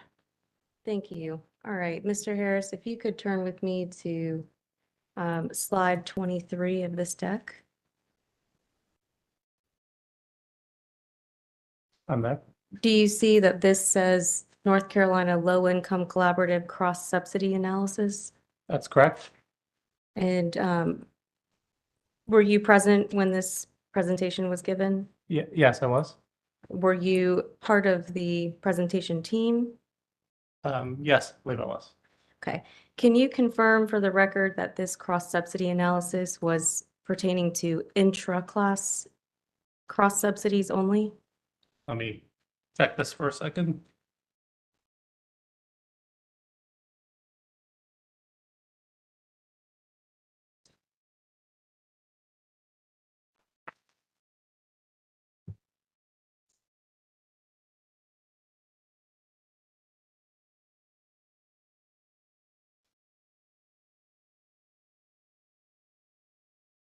Yes, that's correct. This was an intra-class cross-subsidy analysis. And so to the extent that there are any findings here or otherwise pertaining to LIAC that say, for example, that certain low-income customers are subsidizing other customers, that pertains solely to other residential customers, correct? Sorry, could you please repeat the question? Yeah, so if you could confirm that this cross-subsidy analysis, among other things, indicates that certain low-income customers are subsidizing other residential customers. Is that correct? Yes, this analysis was of rate design only, and what it showed was a small intra-class cross-subsidization. But it was an analysis of rate design, only our rate design, not of any program or anything like that. Was there any discussion about how the CAP program could potentially fix an existing subsidy from low-income residential customers to other residential customers? Yes, I think some groups in the low-income and affordability collaborative did discuss that. That was not really the basis of the CAP proposal. Was there any inter-class cross-subsidy analysis performed as part of LIAC? Not to my memory, no. Is it fair to say that a major topic of discussion during LIAC was evaluating whether the commission has statutory authority to approve a CAP program? I know that there were discussions during the LIAC process about the commission's authority, yes.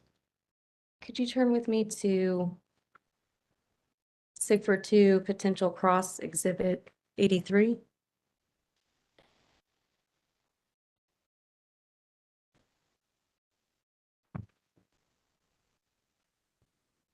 Which is an email with the subject line, LIAC Subteam C, important poll on public support for underwriting electricity bill discount. I'm there.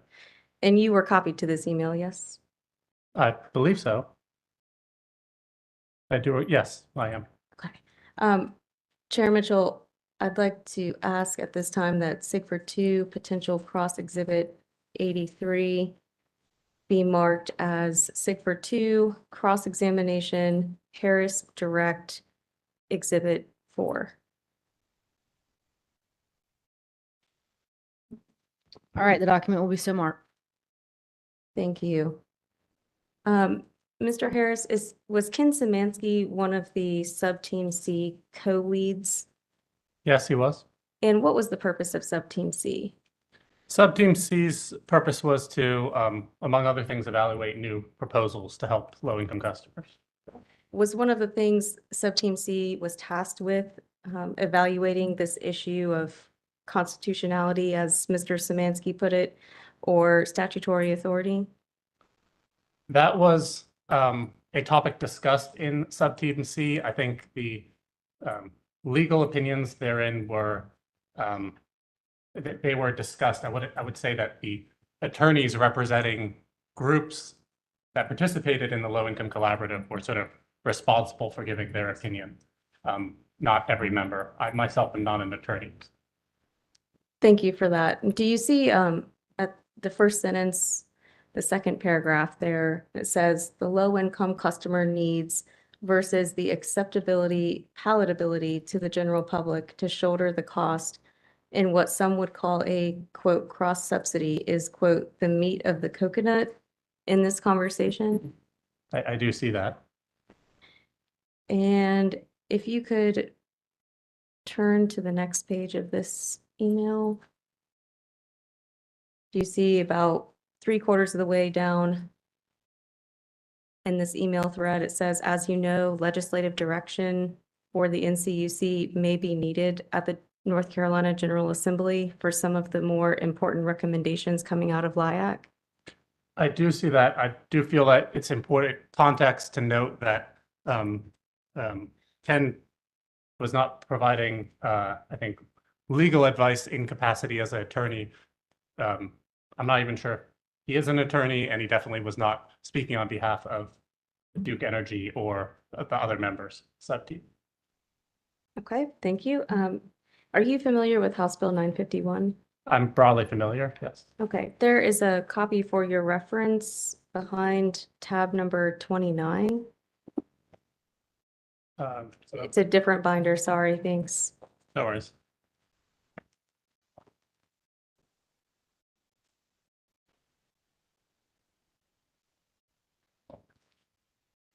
If you could turn to page 9 of House Bill 951. So Part 3, Rulemaking, Section 5. Are you aware that this section, among other things, directs the commission to implement a new program for tariffed on-bill financing? I'm generally aware, but would you like me to read the? No, I've Okay. just, that you're aware is great. And does this section also direct the commission to consider new voluntary customer renewable programs? I believe so. Yeah. Okay. But this section does not direct the commission to implement low-income ratepayer assistance, correct? Not in this section. I believe there is another section that does direct in a PBR application, consider the energy burden of low-income customers. I think it's on page 7. And are you referring to in the context of PIMS? Says, in reviewing any such PBR application under this section, the commission may consider whether the PBR application, and then subsection D says reduces low-income energy burdens. Thank you for clarifying. The CAP program is a ratepayer assistance program for low-income residential customers. We've established that, correct? Yes. Okay, and this would be a brand new program that would be created. Yes, that's correct. Okay. And would you turn with me to page 14 of your direct testimony?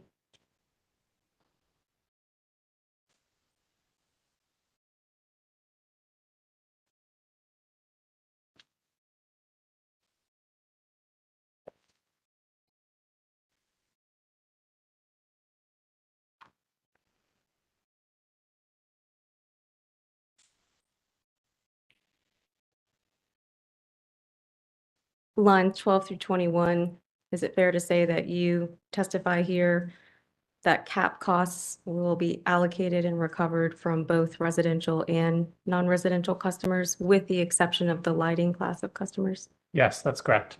Okay. And are you aware that House Bill 951 requires that for performance-based regulation to be approved, inter-class subsidization of ratepayers must be minimized to the greatest extent practicable? Yes, so this is a really important point. It says to the greatest extent practicable by the end of the MYRP period. So there's the phrase to the greatest extent, minimized to the greatest extent practicable. That means that it's not a prohibition, it needs to be minimized. So as I've discussed in the comprehensive rate design study, in the low-income collaborative, when we think about rate design, we think about a lot of things, and cost causation is a really important part of that. But there are other considerations that are really important, and other public policy considerations. And we feel that the way we've structured the customer assistance rider or car rider is appropriate. And we feel that the estimated $1.70 charge on that is minimized to the greatest extent practicable. I also want to mention that I'm not an attorney, but based on the plain reading of that language, it says by the conclusion of the MYRP period. Now, after the affordability stipulation, now that CAP is a 3-year pilot that would conclude concurrently with the MYRP period. I'm unclear, and I'm not an attorney, but I'm unclear if that would technically apply. Thank you for that response. And so that section that we were just discussing from 951 It doesn't say that intra-class subsidization must be minimized to the greatest extent practicable, right? That's correct. To the So best of my it's knowledge. specifically only limited to inter-class. That's correct. Thank you. No further questions. All right, public staff. No questions. Tom Filling, Public Staff. Thank you. Yeah, brief redirect. Mr. Harris, you were asked about the legal authority of the commission to approve certain low-income customer programs. What is the legal basis or for the CAP program? So the commission has broad authority to set rates in the public interest. As I also already mentioned, HB 951 does say that the commission can consider reductions in low-income energy burden as part of a PBR application. And in general, I believe commissions across the country, including this commission, have reasserted their broad authority to set rates in the public interest, which I think was further articulated by the fact that this commission directed us to have the low income and affordability collaborative in the first place. So I think there's broad sort of public policy support for this program. You also spoke about some of the differences between Proposal 24 from the LIC and the Customer Assistance Program proposal in this case. Could you please just explain what the primary differences are between the CAP proposal in this case and Proposal 24? Yeah, so the most significant difference was Proposal 24 had tiering. So the idea that the discount or the credit would be different for different customers of a different range of federal poverty levels. So you'd have one discount for 0 to 50, one for 50 to 100, et cetera.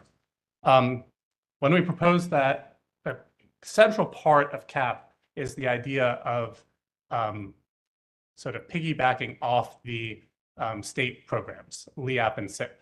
And that creates a lot of benefits for the customer, and it helps us keep costs low, which help benefit everyone. And so after proposing Proposal 24, we discovered that at this time, the Department of Health and Human Services could not support tiering in those groups. So we changed the proposal so that there's one discount level so that we could have that auto enrollment feature that we feel is really excellent and benefits our customers. And as we mentioned, as I discussed in my rebuttal testimony, we are very open and encouraging of future conversations to enable that tiering to occur in a really efficient way that is very simple for customers. No further questions. All right, questions from commissioners. All right, Commissioner McKissick. I just have a couple of questions. I know we have an affordability panel coming back up on rebuttal. But just to touch base on the last issue that you spoke about, the tiering, what would you find it necessary to do to be able to go ahead and implementing a tiering process? Because that was certainly envisioned in Proposition number 24. That was a part of the low-income collaborative report. So excellent question. So the core of how we're going to administer CAP is getting a list of customers that have already had their income level and eligibility verified by DHHS and partnering organizations.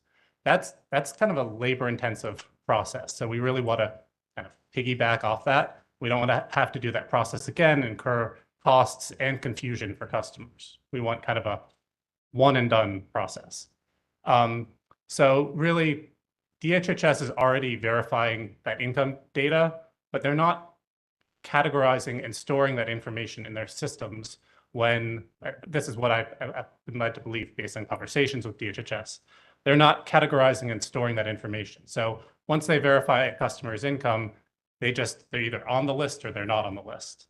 And to enable tiering, we would need them to bucket the customers into 3 different buckets in that list, which then they could share with Duke Energy Progress, and we could enroll those customers into CAP. It was my understanding that they're capturing the income data now, but I guess we're not subdividing it into the categories like 0 to 50% of the federal poverty guideline, which I would think if they're capturing the income and they can share the income, it would be a pretty simplistic task to categorize it underneath the 3 tiers or 4 tiers that might be proposed. I'm just basing this off the conversations with Department of Health and Human Services. I can't speak to the IT upgrades that would be needed to enable that. But that's, yeah. Okay, so you have had those communications already. The company has had communications with Department of Health and Human Services. I see the company has, but not you per se. Not me personally. Got it. Now, let me ask this, because there are people that obviously fall into the definition of what I call financially struggling, or those that, you know, if you use the 200% of the federal poverty guideline income-wise, that don't receive benefits from either the SIP program or the LIHEAP program. So, I mean, you got a substantial number of people that theoretically would qualify were there a mechanism for doing so. Has any thought or consideration been given to how that group or persons would be becoming able to participate in a program? So it's a few parts to kind of unpack in that question. Okay. We as the affordability panel will discuss later, we believe that is a whole sort of affordability ecosystem of programs to help our customers, specific low-income programs, energy efficiency programs, and CAP is certainly part of that ecosystem. So a customer may not meet LEAP or SIP, but maybe they could participate in weatherization or another similar program.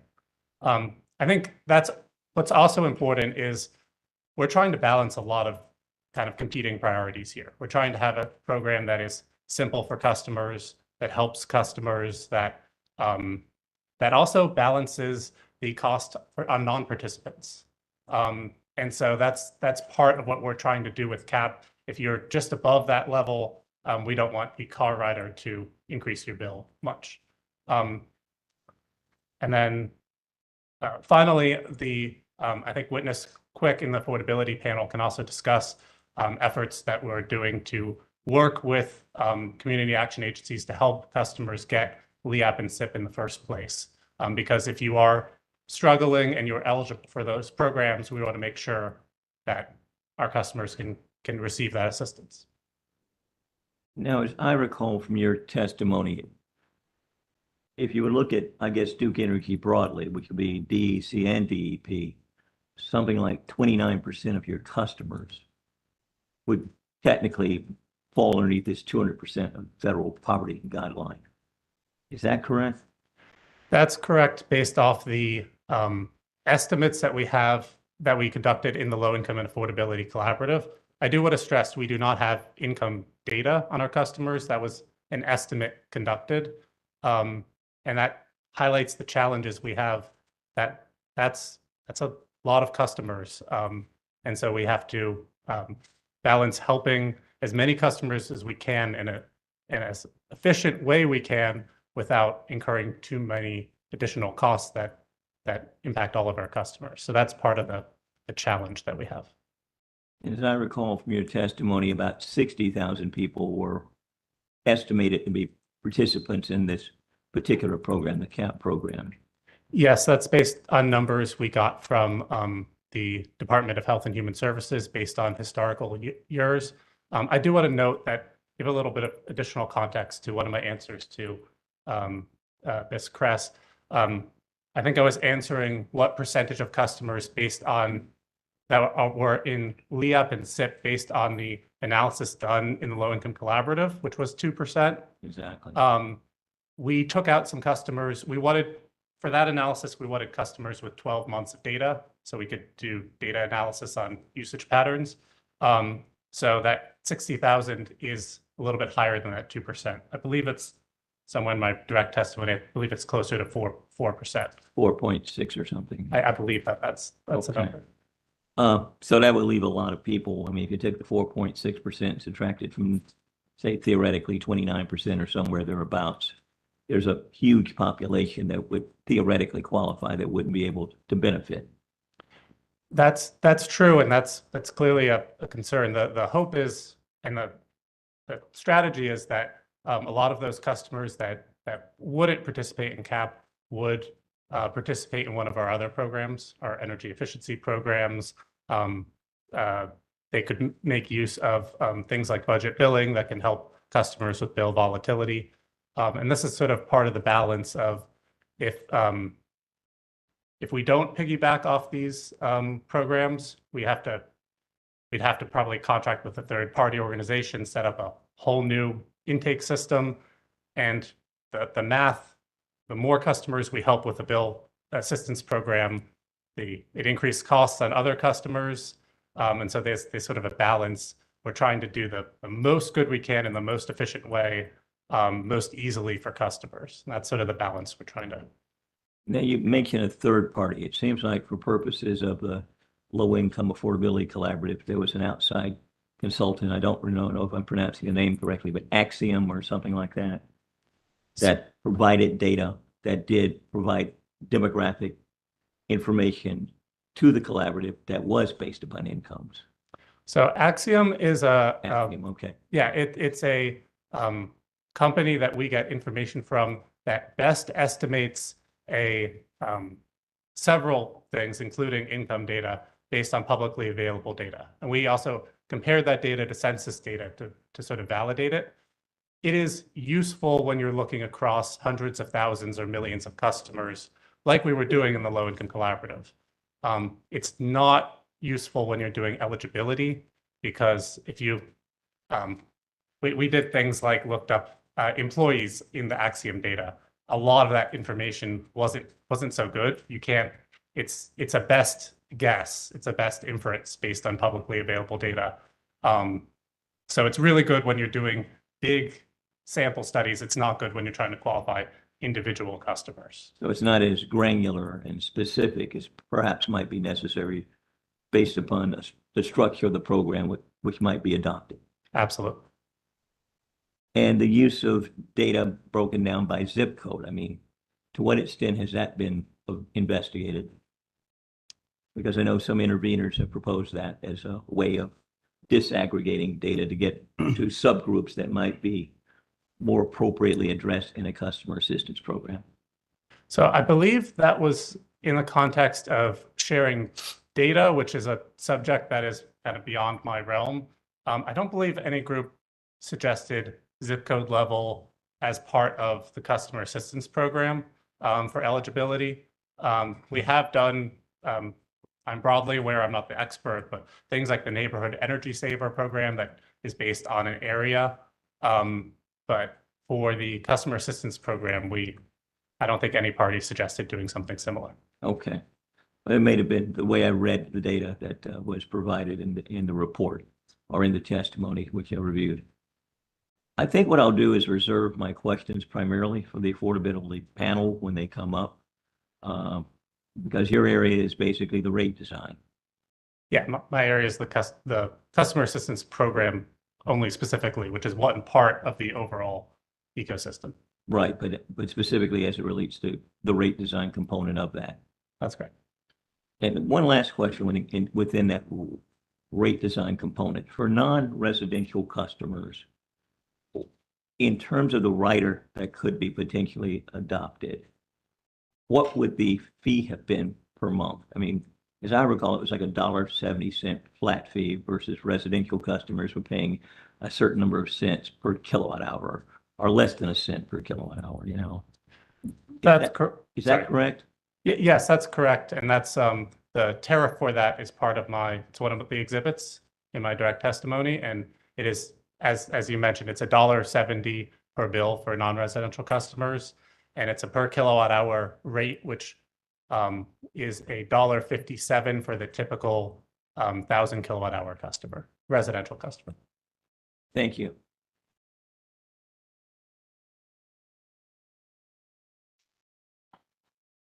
So I just wanted to make the record clear when people are reading the transcript that the 60,000 customers would equal 4.7% of DEP's total number of residential customers. I did have one quick question though, based on your testimony today. So you stated that you obtained the 60,000 customer number from DHHS, correct? And once they've applied and have become eligible, but do they roll off?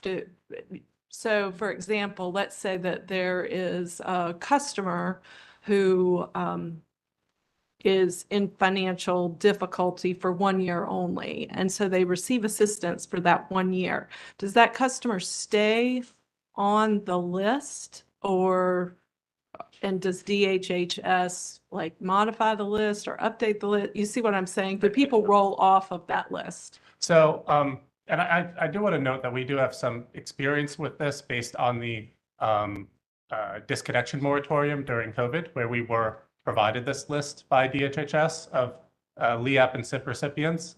So the idea is when a customer, let's say a customer's struggling and they enroll, are deemed eligible for SIP, they would be on a list and we would enroll them in CAP and they would get a bill discount for 12 bills. After that, they would no longer be in CAP unless, of course, they enrolled in LEAP or they had to, after 12 months, they went back into SIP. So we're going to administratively just make sure that they get the 12 months that the program intends. And then we're going to keep checking that list with DHHS to make sure we're capturing that appropriately. Okay, thank you.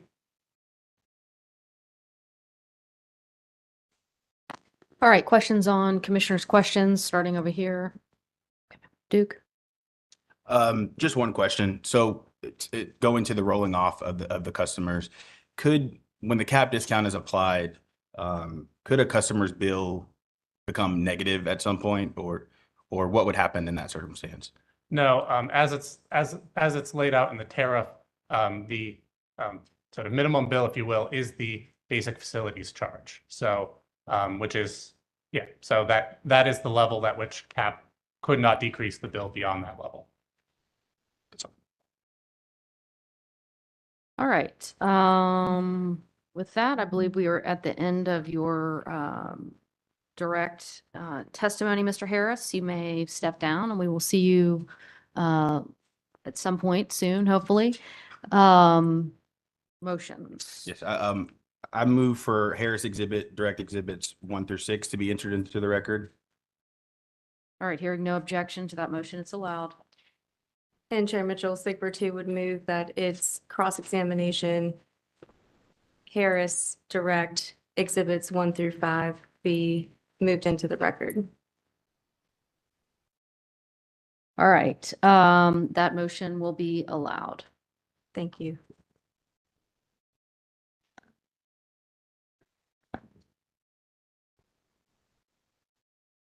Yeah, actually, as to your motion, Ms. Kress, I have four. Four, I Okay. apologize, Okay. 4 exhibits. All right, so You're for the right. record, the cross-examination exhibits for witness Harris from SIGFOR 2 include exhibits 1, 2, 3, and 4. All right, Duke, you may call your next witness.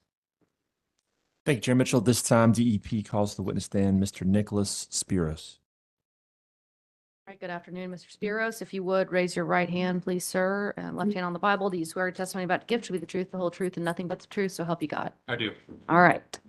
All right, Mr. Marceau, you may proceed. Thank you, Chair Mitchell. Mr. Spiros, would you please state your full name and business address for the record? Yes, Nicholas Spiros, and business address is 525 South Tryon Street, Charlotte, North Carolina.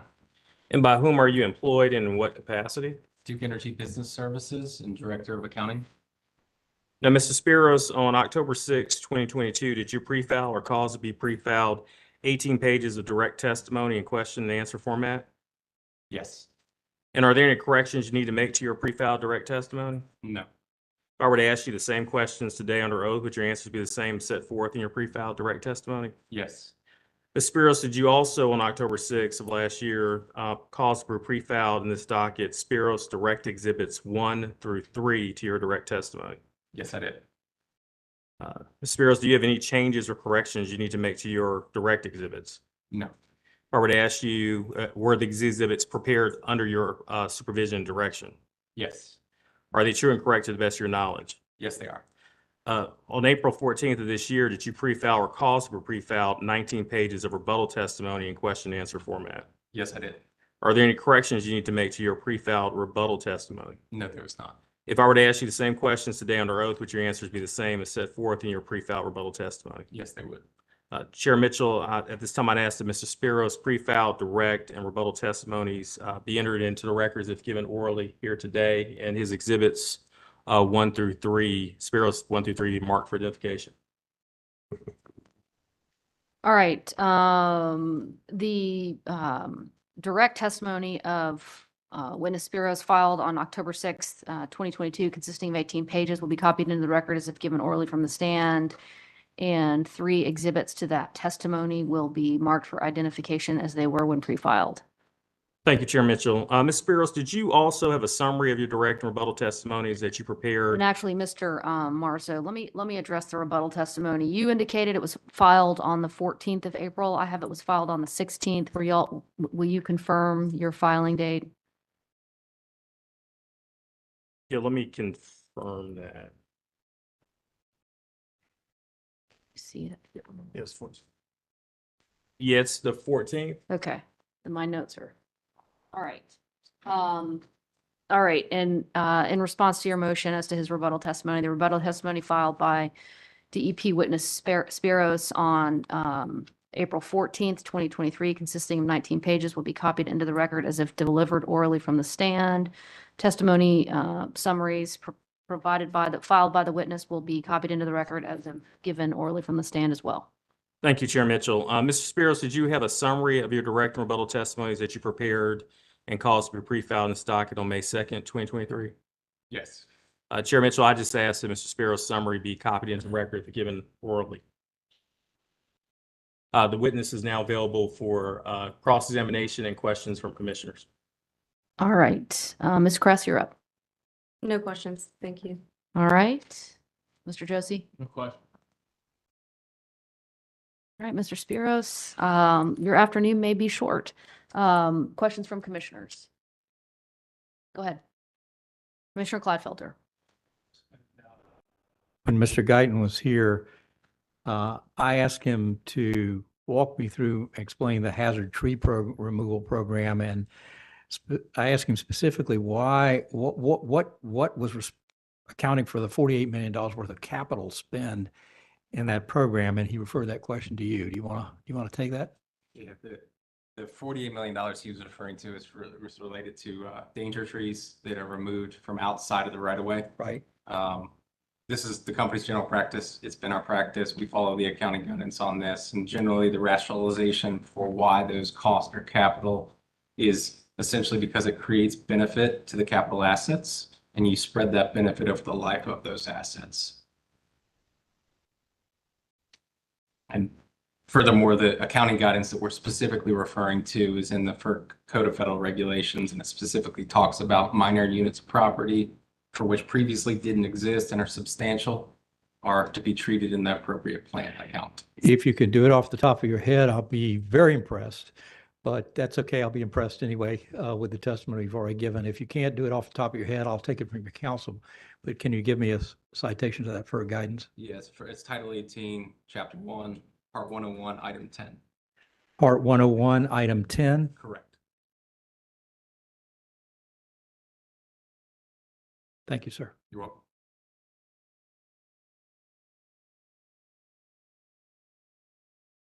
Commissioner McKissick.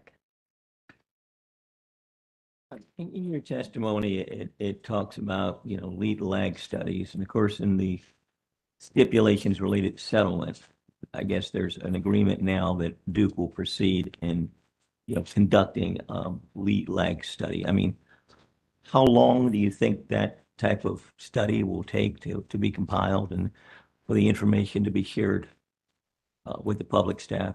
That's a good question. I don't know the length that it typically takes, but we do hire outside consultants to help with that.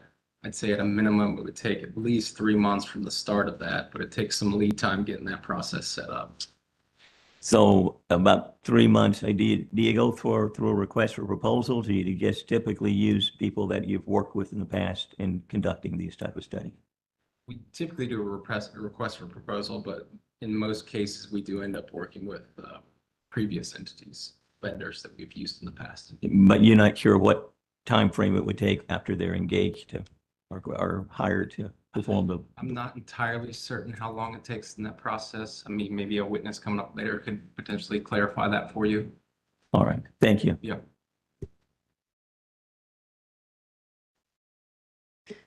All right. Questions on commissioners' questions? No questions, Chair Mitchell. All right, Mr. Spiros, then you are done for the afternoon and may be excused as well. Yeah, I was going to ask Mrs. Spiros be excused. Sorry, I don't know why I lose my voice in the afternoon, but I was going to ask that Mrs. Spiros be excused. He may be excused. Thank you for your testimony, sir. And I will take a motion. Mr. Yeah. Marta. I'd like to move Spiros Exhibits 1 through 3 into the record. All right, that motion will be allowed. Thank you, Chair Mitchell. All right, Duke, you may call your next witness. Thank you, Chair Mitchell. This time DEP would call to the stand Melissa Abernathy.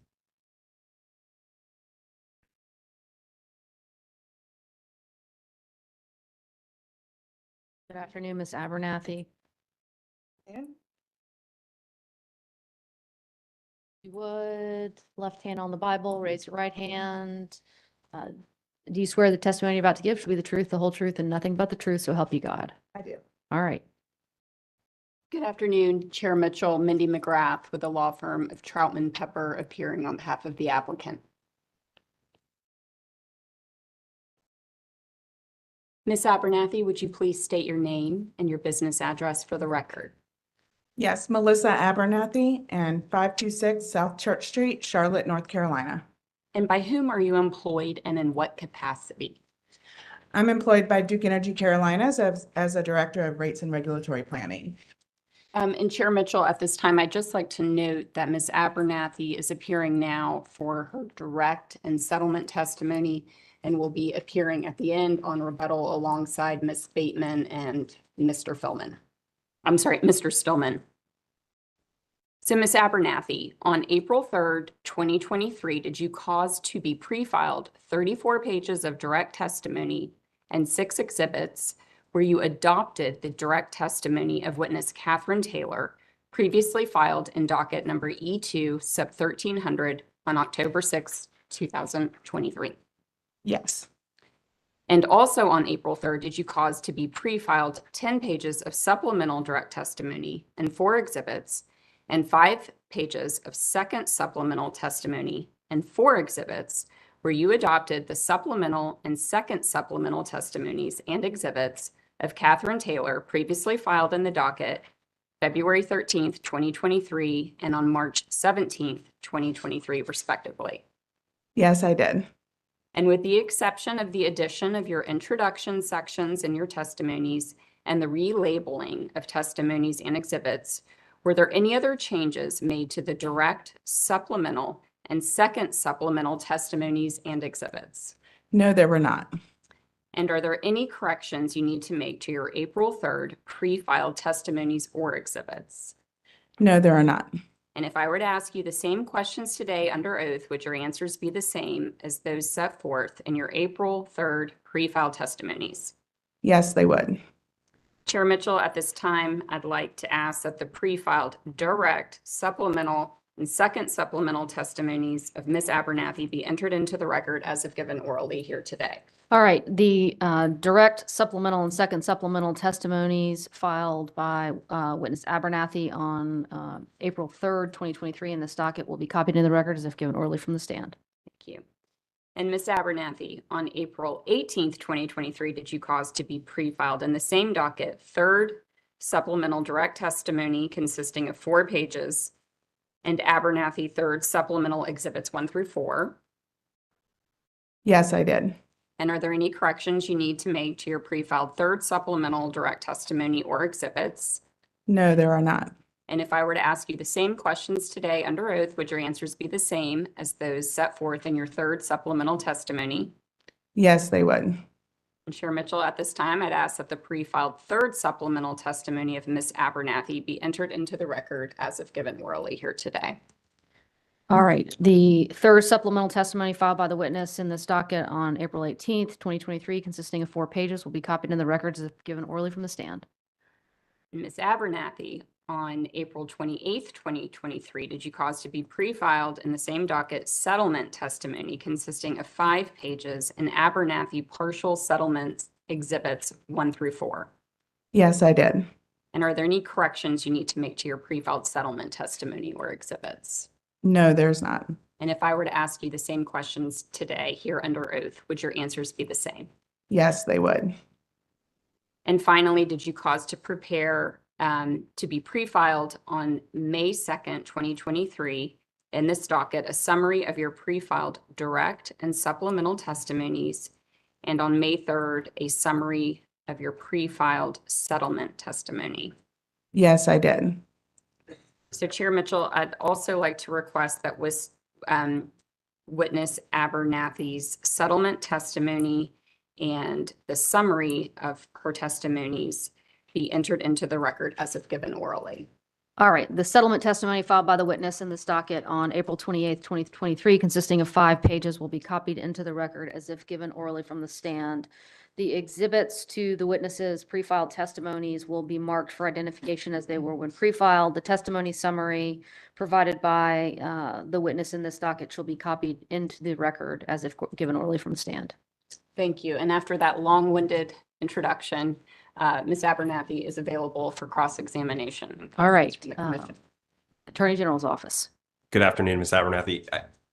I reserved this time before settlement testimony was filed, so you may not even be the right person to talk to. If I wanted to talk to someone about the EV revenue exclusion from the decoupling mechanism in your settlement with the public staff and SIGFR, would you be the right witness, or would that be better reserved for witnesses Bateman and Stillman?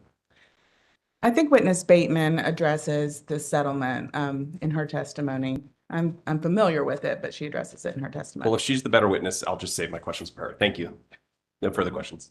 All right, SIGFR. No questions. DOD.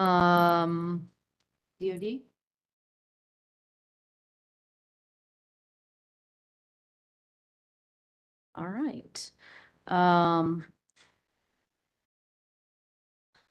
Let's see. So there will be no redirect. And we will go to questions from commissioners. Let me see. All right. Start with Commissioner Brown-Bland. Okay, Gladfelter. Ms. Abernathy, I just need a little help on your third supplemental testimony, exhibits 1 and 2. Help me tie those two together. There's an awful lot of overlap, and I'm trying to figure out how the two connect. So I just need a high-level guide on how to interpret the two. That's all I need. Yeah, sure. So Exhibit 1 is a summary of the MYRP projects that have been proposed by the operations witnesses within the case. Right. And so you will see everything that's on Exhibit 1 compiled from the various witness exhibits and what they filed there. This presents, it's a little condensed than what the operations witnesses show, because it just shows the project name and then the function, the operation, and then the cost associated with it. Basically the things that I needed to calculate the revenue requirement. And everything on Exhibit 1 is shown at a system level. And so then when you get to Exhibit 2 is also a compilation of the witness exhibits for transmission and distribution. Some of their MYRP programs or projects are broken into specific locations. And so they provided the total MYRP project summary and then the specific locations that are broken out there. So Exhibit 2 has all the various locations that roll up. The other difference with Exhibit 2 is it actually then shows the North Carolina retail allocation of each of those lines that's specifically used in the revenue requirement. That answers it. The Exhibit 2 includes subcategories Exhibit 1 includes the broader category. Yeah, I believe I titled Exhibit 2 the project details to have more of the tasks and locations associated with the MYRP projects. Well, And not all of the functions are broken out in further detail on Exhibit 2, mainly T&D. mainly T&D. Well, that really, you're actually getting to exactly why I want to make the reconciliation with respect to the generation assets. Mhm. They're going to be pretty much the same, exhibits 1 and 2. I believe they're exactly the same. That's it. Thank you. All right, Ms. Abernathy, I've got some questions from commission staff that I'm going to ask you, so just bear with me. All right, do you have your direct testimony in front of you? Yes. Okay, if you would, please, ma'am, turn to Exhibit 5.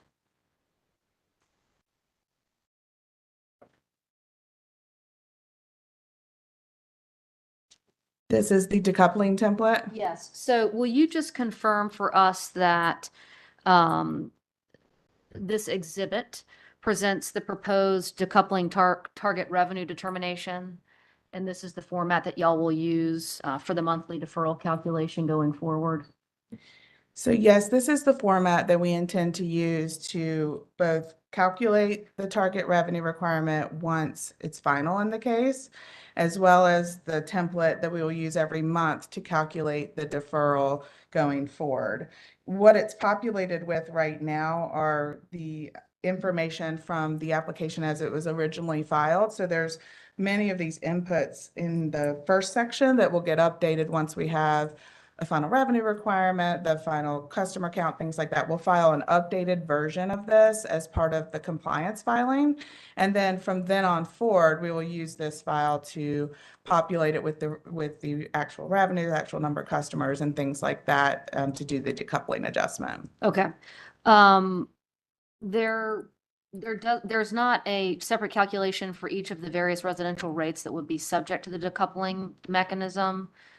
No, Could there's you- not. It's just residential in total. Okay, so you've lumped all those rate schedules together for purposes of decoupling? Yes. Okay, and that's the way you all intend to proceed going forward, assuming you get approval of what you proposed here? Yes. Okay. Okay, just the question arises mostly just for our edification as one of the gas companies has 2 residential rates and treats them separately for purposes of decoupling. So, all right, staying on Exhibit 5, line 1, column E. The footnote indicates that this amount came from Read Exhibit 4_1. Can you point out exactly where this amount is on Read's exhibits? And if y'all want to do this in a late filed exhibit, if that would be easier for you, that would be perfectly acceptable. I think that may be easier just because I don't have the Read Okay. exhibits here. All right, well, let's do this just to make sure your council has that down. Exhibit 5, line 1, column E, the footnote indicates that this amount came from Read Exhibit 4_1. Can you point out exactly where this amount is shown on that specific exhibit from Ms. Reed's testimony in a late filed exhibit? Yes, I'm happy to do Thank that. you. All right, clarification on the settlement regarding the PIMS settlement that was filed on May 1st. Evie, and this may be, we need to defer this question to someone else, but I'll ask you, and if you want to defer it, you can. EV revenues excluded from the decoupling mechanism once the company has specific EV tariffs or programs so that actual EV revenues can then be determined. Is that the case? So witness statement does have settlement testimony on that, but we have, as part, my understanding is that of that settlement is that we'll continue to work with public staff to file some EV programs and potential tariffs, but that we will we will follow the methodologies we have laid out in our testimony to calculate the EV adjustment. Okay. All right, well, I'll ask Ms. Bateman then to just follow up on that if there's anything else that would be helpful to our understanding. All right, page 15 of your testimony. So I'm going to assume that's your direct testimony. You state that if a grant is received by the company due to the from the IIJA funds, the company commits to ensuring that customers receive the benefit of the grant through a regulatory liability or other mechanism approved by the commission. Do you remember that testimony? Yes. Okay, what would be another type of mechanism, if not a regulatory liability? I think it would be a regulatory liability that we would record and return back to customers in a future rate case. Okay. Okay. All right, on page 32 of your testimony, you mentioned that the company could have designed the potential maximum PIM incentives and penalties for up to 40 million and change. But in this case, incentives and penalties are limited to 8 million. Can you help us understand or explain why the company felt or determined that 8 million was an appropriate place to land on this issue? I think that question specifically with the rewards and penalties associated with the PIMs is better addressed to witness Spillman. Okay, all right. Or Stillman. Stillman, yes. Combined all the same. I got it, Stillman. Okay. All right, page 29 of your direct testimony, you note that the company will adjust earnings for EV sales in the ESM. Can you help us understand why the company is adjusting the ESM for EV sales? And walk us through how that adjustment will be made. Yes, so one of the key policy goals addressed in House Bill 951 is increased adoption of EV vehicles. And there is an adjustment to the decoupling mechanism proposed within House Bill 951 as well. With regards to the ESM, when you look at the rules to implement the earnings sharing mechanism, the rules lay out adjustments that will be made to our weather normal earnings for the period, and it allows for any other proposed adjustments approved by the commission to be adjusted within the ESM mechanism. And so we proposed to use the to also adjust for EV revenues, just to continue with that incentive for the utility to encourage EV growth that's there for the decoupling mechanism and also for the earnings sharing mechanism. Okay, all right. All right, that's all I have for you, Ms. Abernathy. Any questions, Commissioner McKissick? Yes, Ms. Abernathy, this is related to your settlement testimony. On page 3, I guess beginning at the bottom of the page, lines 22 going to the top of page 4, it identifies 4 transmission projects where it says you've reduced the estimates as recommended by public staff witness Thomas. Do we know precisely what those amounts are now that they've been stipulated to and revised, since they aren't recited here in the settlement? Are you aware of what those amounts might be? I don't remember off the top of my head, and I don't think I have my work paper that shows kind of the quantification of each adjustment. But I could provide the amount that was removed from the MYRP by adjusting those projects. What was the total amount? And if you could, provide us with more discrete information later, I think it would be helpful to, exactly what they were and what, just have a big picture. Just for that one item or for? Well, specifically dealing with the transmission, and if you could also provide some information about the substation and line targeted undergrounding projects, that would be helpful. Okay. Thank you. And just to clarify, Commissioner, you'd like a late filed exhibit with that information? If that's going to be the best way, I think that would be the most appropriate. Yes. Okay. Unless there's somebody else who's prepared to testify about it.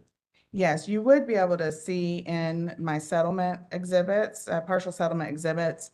I refiled a list of all of the projects, but I could certainly pull out a summary of those specific ones to show how the capital changed. Thank you.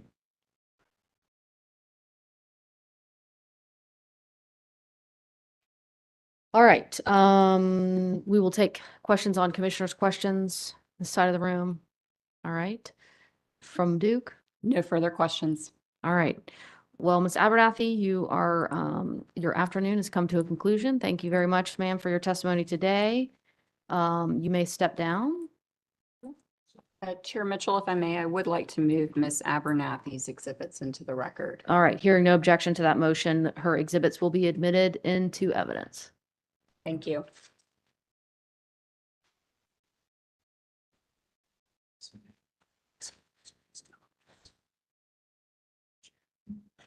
All right, Duke, you may call your next witness. Okay.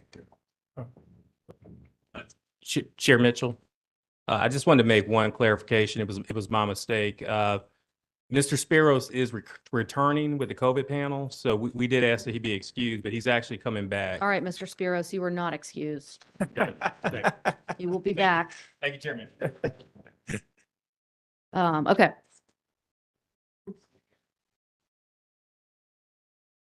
All right, if you would, left hand on the Bible, raise your right hand, please, ma'am. Do you swear the testimony you're about to give shall be the truth, the whole truth, and nothing but the truth, so help you God? I do. All right.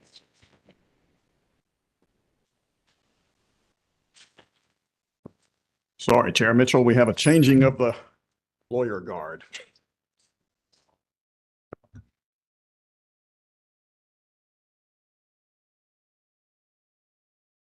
Ms. Jiggets, would you please, I'm Kiran Mehta, by the way, here for Duke Energy Progress.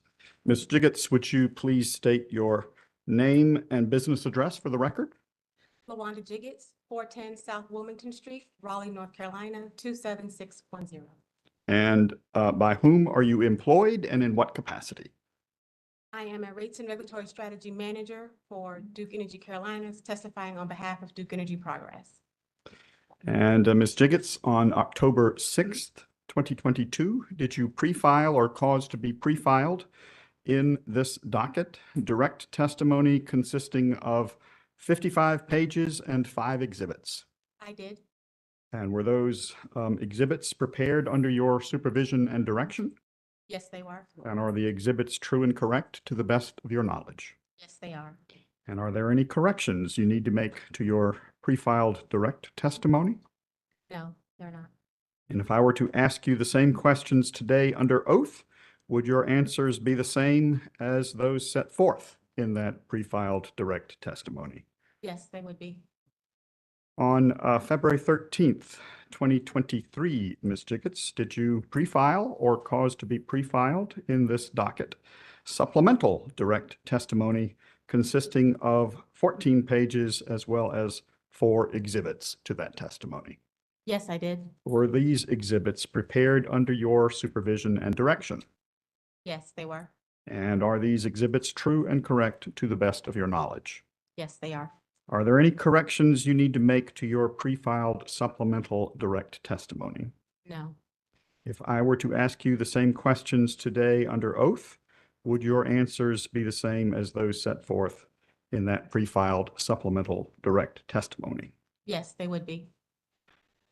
Ms. Jiggets, on March 17th, 2023, did you pre-file or cause to be pre-filed in this docket second supplemental direct testimony consisting of 11 pages as well as 4 exhibits?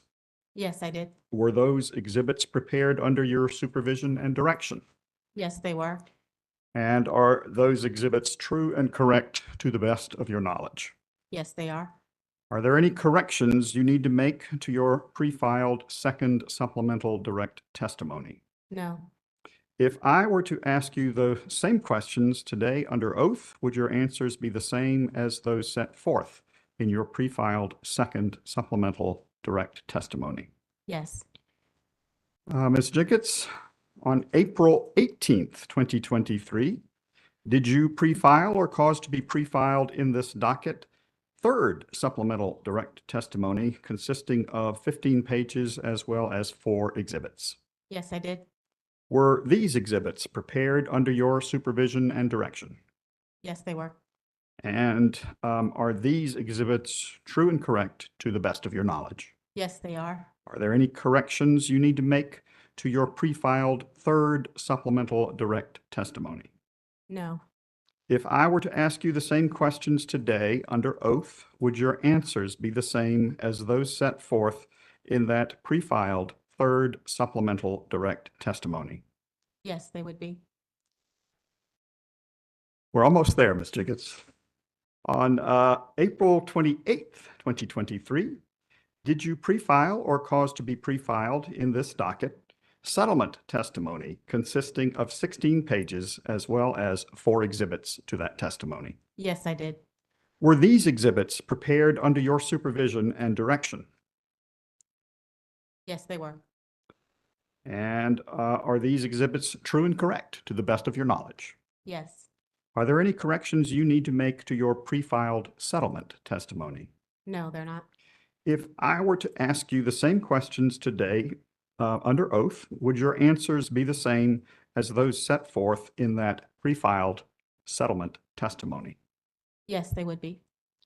Chair Mitchell, I move that Ms. Jiggett's pre-filed testimony in docket number E-2 sub 1300 as previously described and consisting of direct, supplemental, that's first, second, and third supplemental and settlement testimony be copied into the record as if given orally from the stand, and that the exhibits previously described be marked for identification as pre-marked.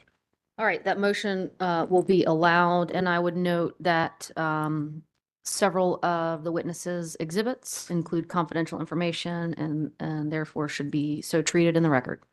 Thank you, Chair Mitchell. Ms. Jiggets, did you prepare or cause to be prepared a summary of your direct and supplemental testimony that was pre-filed at this docket?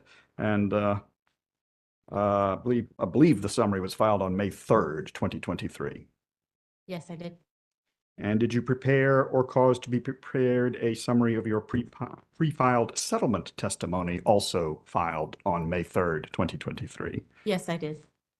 Chair Mitchell, the summaries were pre-filed and provided to the commission and all parties in accordance with the commission's orders, and I ask that they be included in the record as if given orally from the stand. All right, the witnesses' testimony summaries will be copied into the record as if given orally from the stand.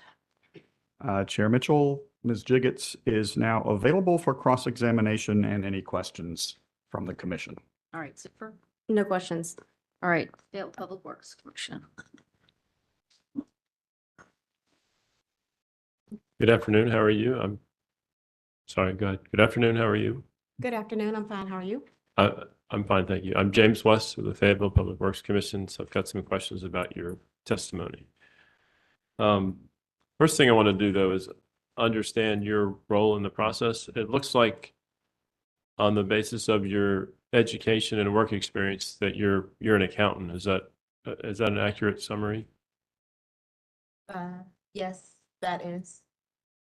Right. And so when you were providing depreciation information in your testimony, was that simply based on the dates that either Mr. Spanos or the settling parties gave you for the retirements of the coal units, or did you have any role in setting the retirement dates? I did not have a role in setting the retirement dates. My role as the revenue requirements witness was simply to take the information and those rates as derived by Mr. Spanos and reflect them in our revenue requirement. Did you, in your role in this case, review the testimony of either public staff witness McCullers or Fayetteville PwC witness Tomczyk? No, I did not. All right, so let me ask you to focus then on page 30 of your direct testimony.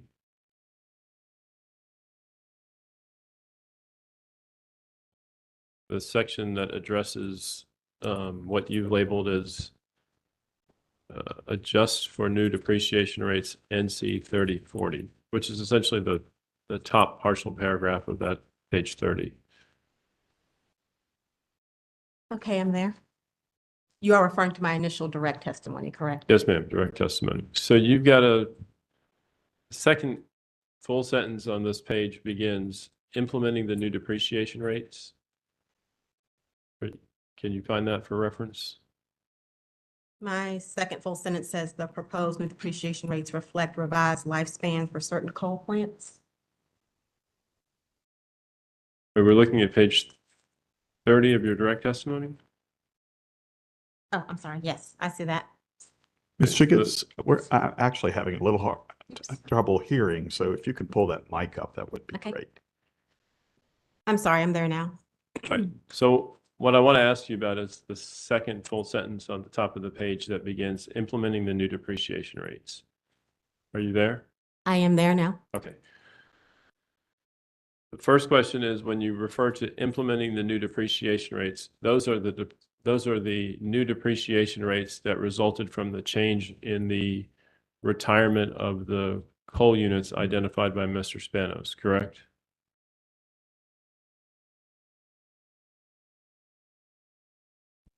Correct. So that statement is referring to the impact of the reduced useful lives for those plants per the study done by Mr. Spanos.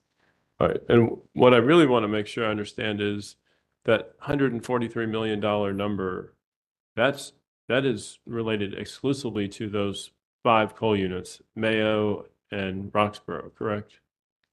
The lives only changed for 3 of those units based on the updated stated study from Mr. Spanos. I believe for Roxborough units 1 and 2, the lives were not changed between what's currently reflected in rates.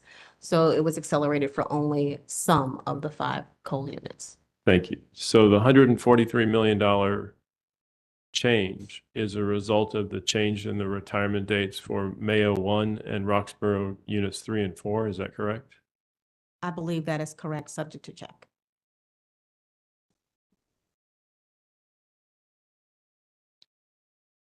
And that $143 million, that's an annual number, correct?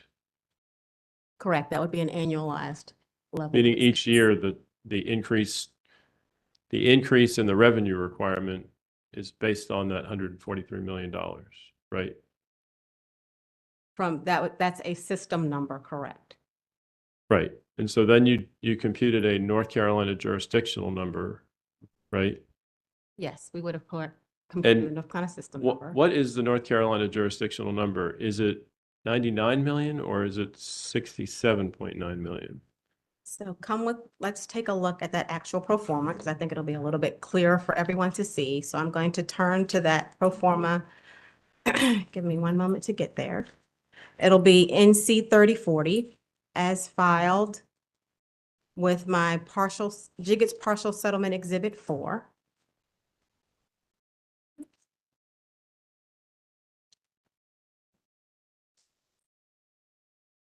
And Ms. Jiggets, if you can give us the page reference, it'll make things easier. I'll get there. So Jigget's partial settlement exhibit 4, I'm looking at the pro forma that starts on page 167. And the numbers are gonna be slightly different from what you saw in my direct testimony, because again, this reflects the settlement.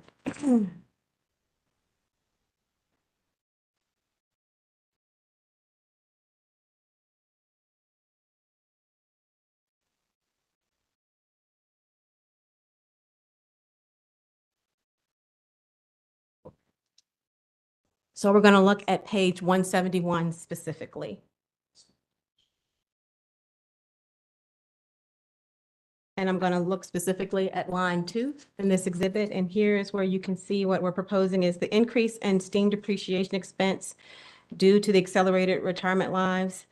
The proposed accelerated retirement life is going to be in column B of $288 million. The non-accelerated retirement annual depreciation expense would be in column A. That's $183 million for an adjustment amount of $106 million, of which the North Carolina retail allocation is 62% to get to the $66 million retail percentage.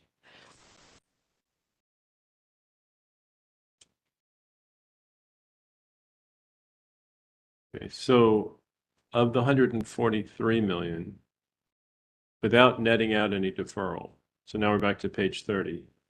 Of the 143 million, without netting out any deferral, what is the amount that is allocated to North Carolina retail jurisdiction? Is it 67.9 or is it 67.9 plus the 31.8 that you netted out? It would have been the excuse me. I believe it would have been the.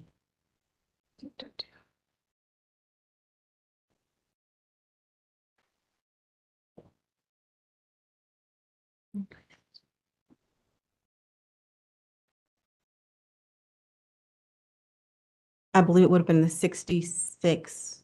I believe it would have been the 99. I'm sorry, I missed what you said. I believe it would have been the 99. So of the $143 million, the North Carolina retail jurisdictional portion, without netting any deferral, it's approximately 99 million. Correct.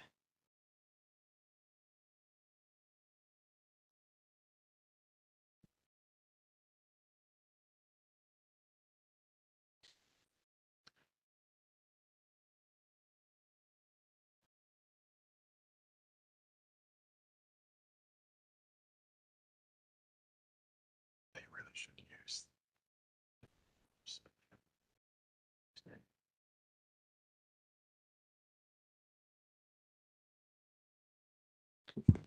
All right, I think we are at the point of an afternoon break, so we will take our break now and we will come back on the record around 3:20. Let's go off the record, please.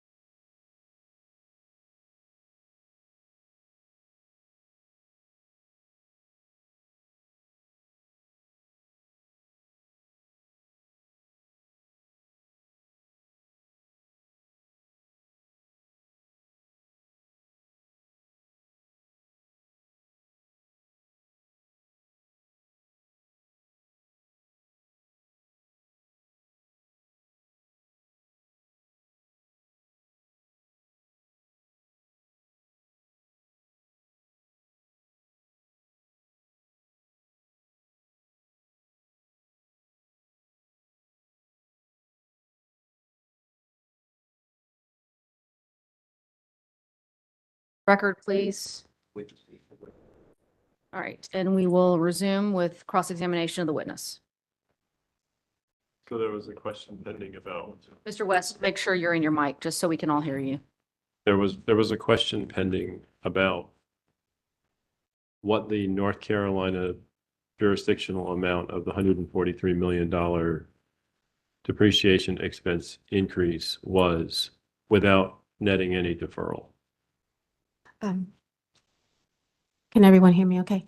So, my apologies, I did not have the initial exhibit that you were referring to in front of me. But I do have that exhibit now. It was Jiggets Exhibit 4 of my direct testimony. And I'm specifically looking at page 161. The $143 million impact is the total system impact of all of the depreciation expense adjustments based on the new study by Mr. Sparrows. So it included all of the adjustments to all types of assets. So production, transmission, distribution, and general plant.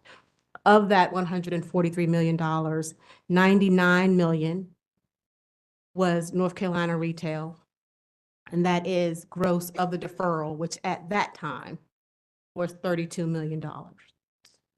To arrive at a net impact for North Carolina retail, again, at that time of $68 million. Based on all the updates we have made and that are reflected in my, now reflected in my partial settlement testimony and supporting Exhibit 4, which again is a page 169, the total system impact for changing the depreciation rates based on the work of Mr. Spanos is $126 million. Which translates into $87 million of NC retail impact. That's before the deferral that we are proposing of the accelerated depreciation for the subcritical coal units of $48 million, which arrives, again, then derives at a net impact of $40 million for North Carolina retail.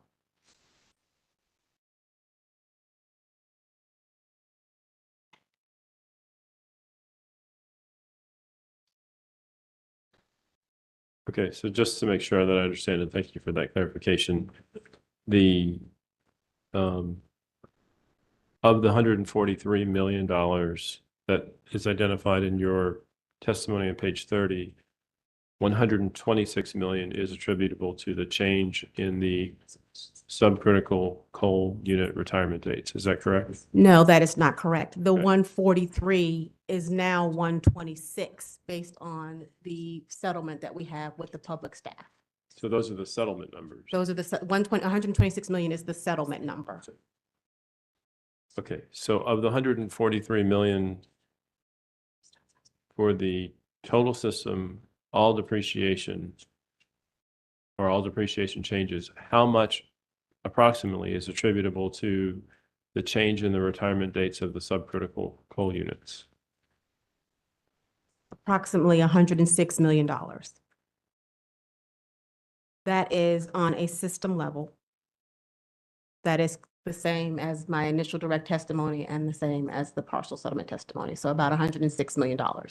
Okay, and then if we go through the same process, the retail jurisdiction, the North Carolina retail jurisdictional amount of that 106 is 66. 66? 66 million. Again, I am looking at right now the Jiggets Partial Settlement Exhibit 4, page 171.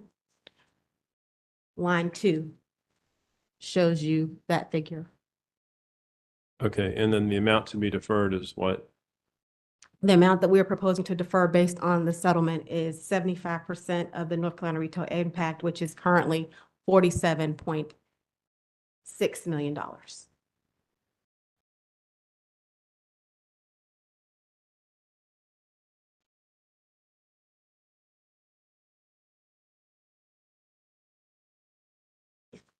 Okay, so what I'd like to do is get an understanding of the differences from a ratepayer perspective of the deferral with using a different retirement date as opposed, and then perhaps having a mismatch between the planned retirement date and the actual retirement date.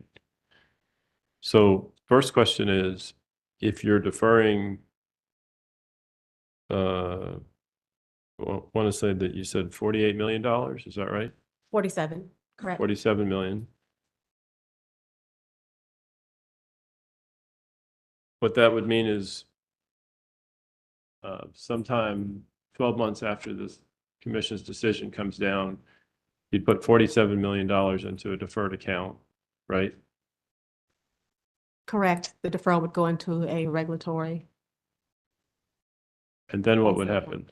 Would you earn a return on some or all of it? I believe in my testimony, and I'll get to that exact page. So that we're all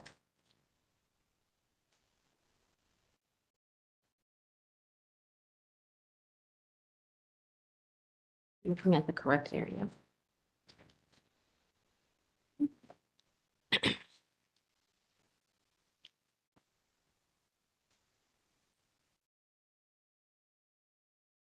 Excuse me. My apologies, I'm getting to the correct section.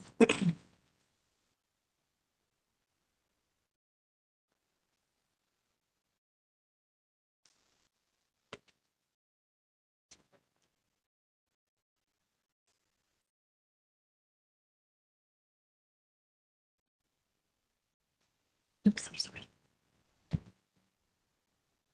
On page 49 of my initial direct testimony, again, I say request permission to defer that to a regulatory asset. Which again would, I believe we agreed we would put into rate base. I'm sorry, I'm struggling to hear you. You said page 49, what? Page 49 of my direct testimony is where, that is the section where I'm asking for the deferral. And we're requesting to put it into a regulatory asset at that time. And that regulatory asset, I believe, would be in rate base. Let me just confirm that that did not change with the settlement.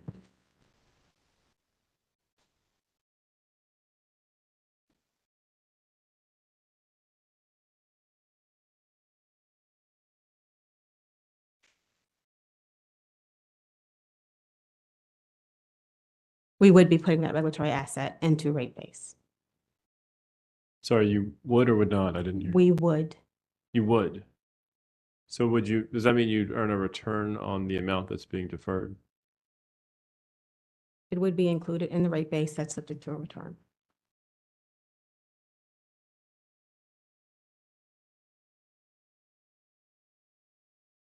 And you'd be earning that return each year, and if this went on for 5 years, you'd have almost $250 million in a deferred account, and you'd be earning 5-6% on that?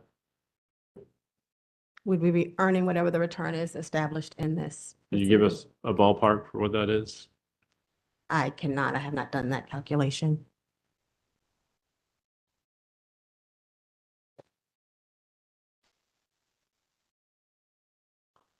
And, all right, so then what would happen? Would you go to the commission to get a financing order, or would you wait for the next rate case, or what is Duke's plan? What we have said and what we've agreed upon in the settlement is that 50% of that amount is what we would seek to recover through securitization as allowed under House Bill 951. The remaining 25% of that deferral would stay in that regulatory asset, and we would determine at a future proceeding how we would recover that amount and over what time frame we would recover that amount. Okay, so when would you every year, at some point 10 years in the future, what commitment are you making there? We have not committed to my knowledge, a specific time as far as when we would securitize those assets. The assets, it would have to be obviously after the plants are retired, I believe. But to my knowledge, I am not aware of any plans where we've specifically committed to a time frame to securitize that amount. All right, so just so I understand, there's nothing that would stop you other than potentially the scrutiny of a subsequent rate case from sitting on the deferred account for 7 to 10 years accruing a return and then seeking to securitize? Well, we're not proposing to accrue a return into the regulatory asset balance. So let's just make that clear. We're not proposing to accrue a return into that asset balance. The balance would simply be in rate base. So I just wanted to make that clear for everyone, but we, to my knowledge, have not agreed to any timeframes with regards to when that securitization would happen. Right, but if it's in rate base, it's earning a return on the books, right? Correct. Okay. It's theoretically earning a return. And as you can see in my exhibit, we have included it in rate base.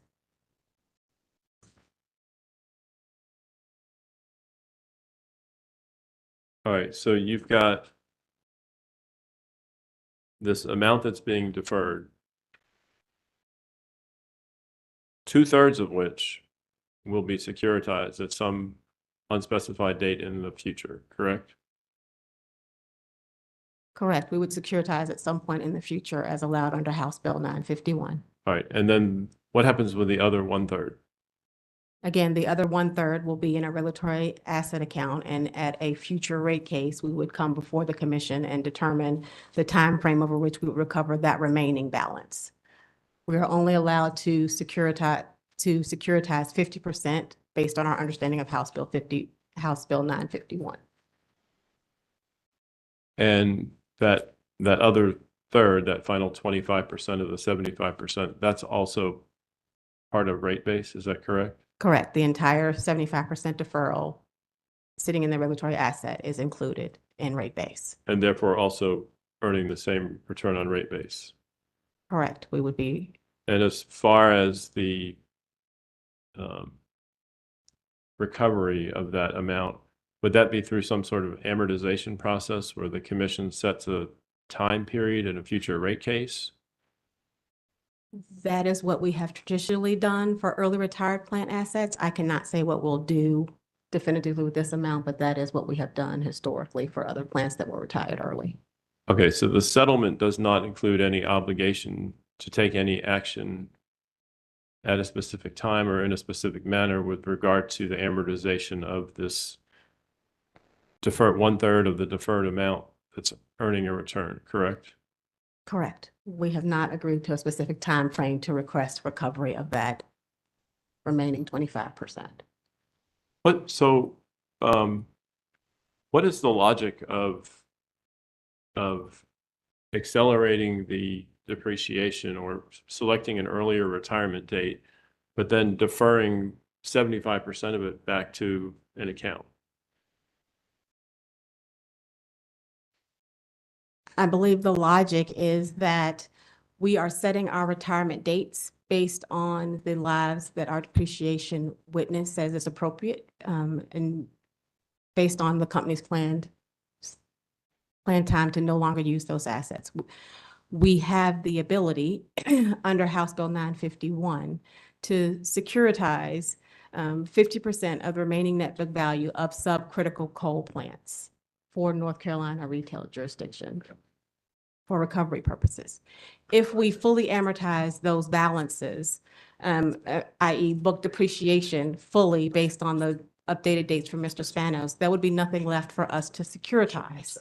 So the deferral request is our attempt to preserve the ability to recover that amount allowed under House Bill 951 for the benefit of our customers. Depreciation. So as I recall, Mr. Spanos, and I'm going to paraphrase, said that the reason that it's important to set the retirement date correctly is to match the use of the unit with the expense of the unit, or words to that effect.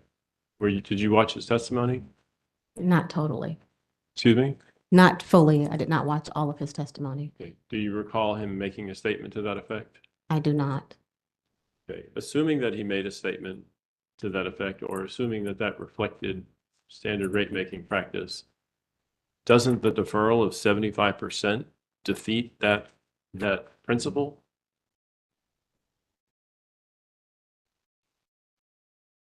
No, I don't think the deferral of 75% defeats that principle, because we are in essence going to record the system level of expense based on Mr. Spanos' recommended lives. What we are doing is simply for rate-making purposes, preserving a benefit that is available to our North Carolina retail customers with respect to recovery of costs for those planned coal retirements that are coming up. Except if you actually retire the coal units in 2028 or 2027, as Mr. Spanos indicated that Duke plans, by deferring the 75%, ratepayers long after 2027 are going to be paying for the costs of those coal units, right?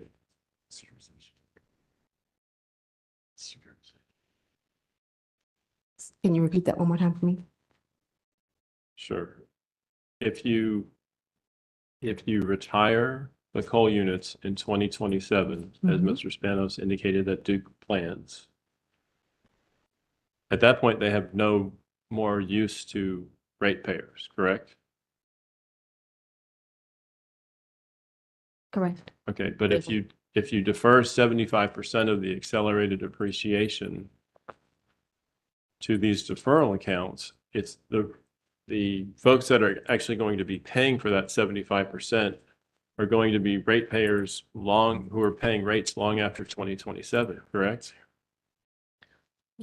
What we are doing benefits our current customers right now. Like, they're going to get the benefit of the lower depreciation expense by virtue of the deferral that we have right now. They're going to get the benefit of the securitization as well, because that securitization, in theory, based on my knowledge of how that process works, will be recovering that amount at a rate that is less than what we currently get from customers at our current return rate, weighted Sure. average cost of capital. At the expense of future customers who don't have the benefit of the coal units if they're actually, in fact, retired in 2027, correct?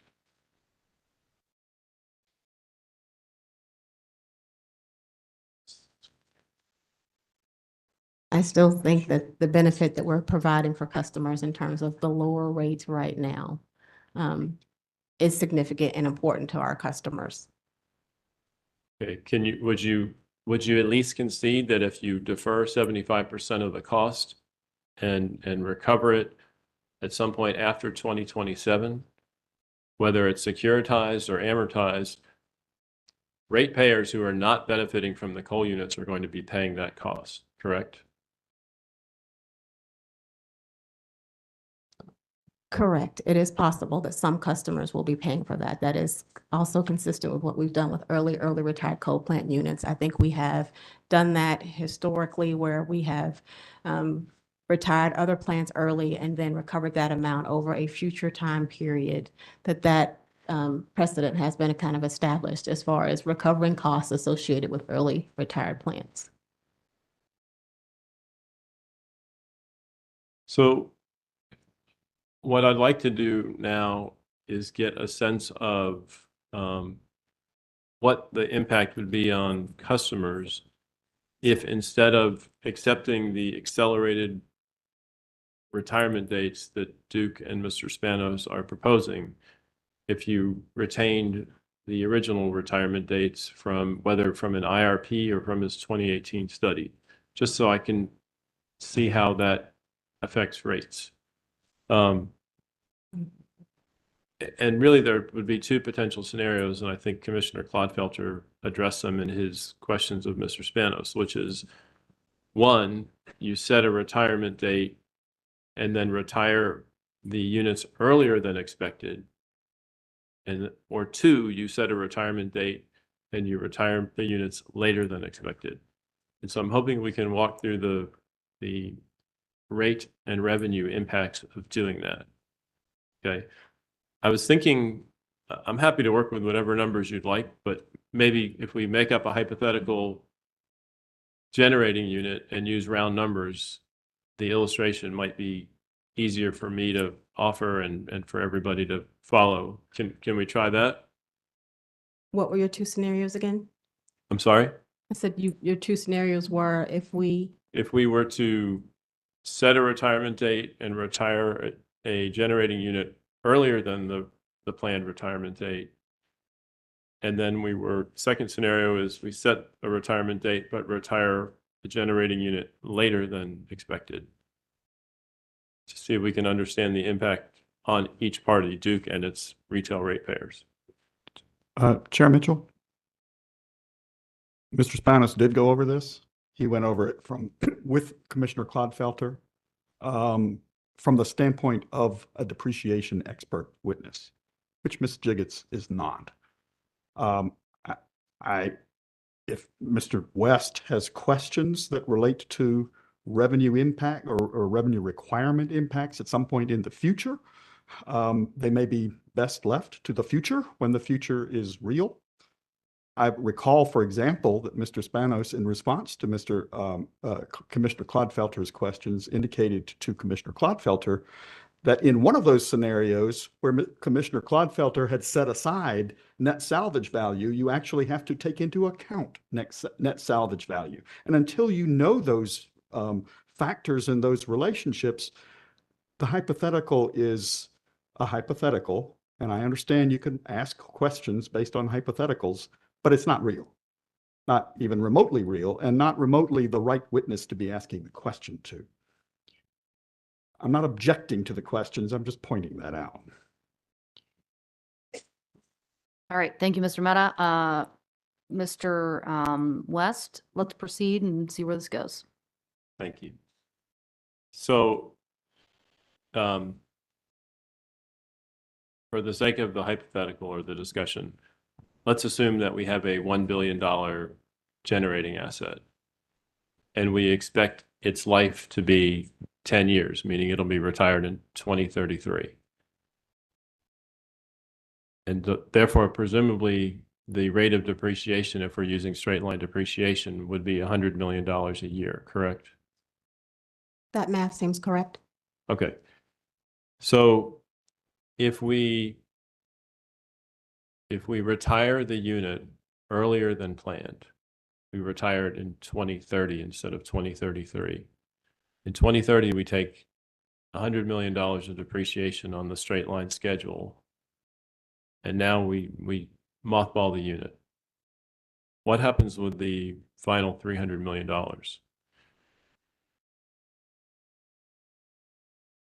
I would presume in a hypothetical world that we could come before the commission and ask to recover that amount over some agreed upon period or either securitize. I'm assuming that this example is related to subcritical coal plants.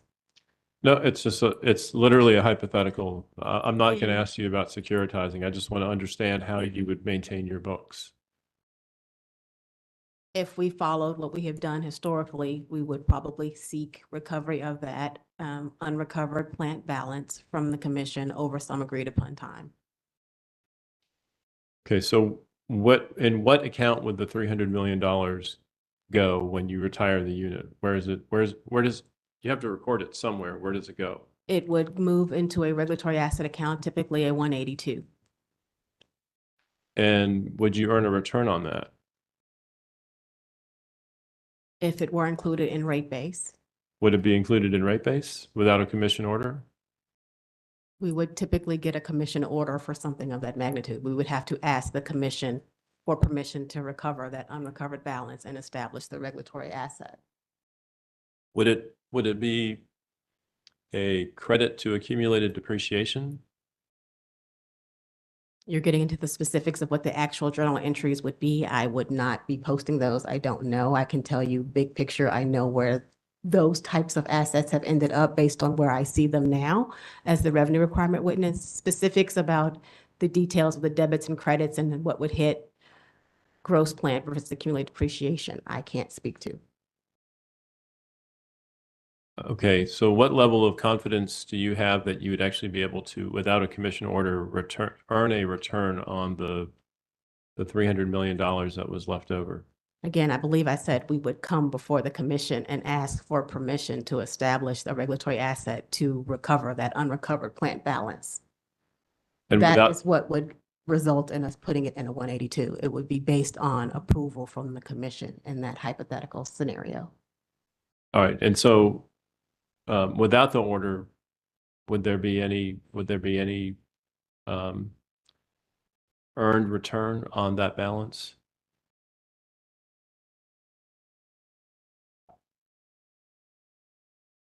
again, I think at the time, you're asking me to project, but I think until the time we get authorization from the commission to record that regulatory asset, it would be sitting in a plant balance that would be earning a return up until authorization from the commission is received to move it to a regulatory asset. So it's your opinion it would be sitting in a plant balance even though the plant is actually fully retired?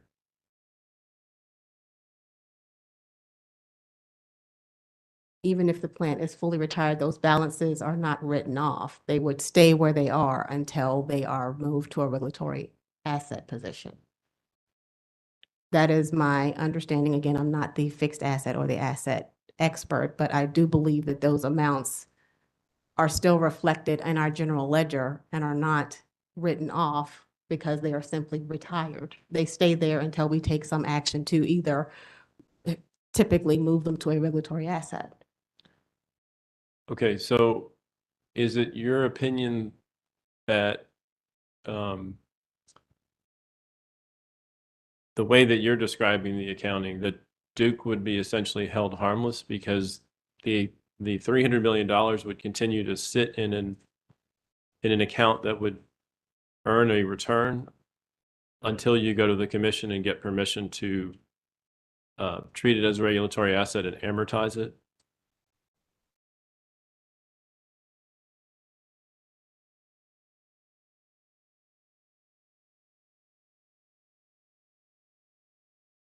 Sitting here today without being the detailed accounting witness, I can't think of any reason or how it would get moved out of a fixed asset account prior to us getting the authorization from the commission. I believe they would stay in the plant balances. I could check and ask someone. I will be back before this commission as a rebuttal witness, and I'd be happy to get that details if you guys would, excuse me, if you would all like that level of information, but sitting here today, I can't provide that. I'm actually asking a slightly different question, and that is, assuming that your understanding is correct and it sits in an account and it earns a return until you go to the commission and get the order you were talking about, is it your position that Duke would essentially be held financially harmless by doing so? I don't know what you mean by held financially harmless, by virtue of us still earning a return. You'd be earning a return on the money that you hadn't depreciated, right? It would be included in rate base. So you would be, is it fair to say, reasonable to say that you'd be held harmless because you'd be earning a return on the money while you're holding it? It'd still be included in rate base, I believe. Okay, so let's take the reverse situation, which is we plan to retire the unit in 2033, but because Ms. Turner and her group do a really good job and because of market circumstances or whatever else is going on in the world, we run this unit till 2036. Okay, so we've already built $100 million into the annual revenue requirement for this asset, right? Mm-hmm. And so when we get to 2033, the value of the asset is suddenly zero, the book value of the asset, because we fully depreciated over the 10 years, right? That's a very big assumption, assuming that no other capital additions ever happen to this property that would increase the balance. Because again, I believe when we're setting rates based on what the asset position is as of right now. There will be capital additions over that, in your scenario, 10-year timeframe that would not be captured in there. So the chances of me having a situation where we get to the end of an asset life and I have over recovered, I can't envision that happening. Well, again, one is a hypothetical, which we're trying to keep simple. I mean, I realize there are potentially salvage value issues and capital additions, but there are generating assets, for example, solar, that require very little in the way of capital improvements, but have a useful life over which they're fully depreciated, correct? I can't speak to that. I'm not the depreciation witness or know the lives of solar plant. Okay, so going back to the hypothetical, leaving aside the potential for capital additions and salvage value and other periodic adjustments, if we just look at the generating unit, which is valued at $1 billion, and we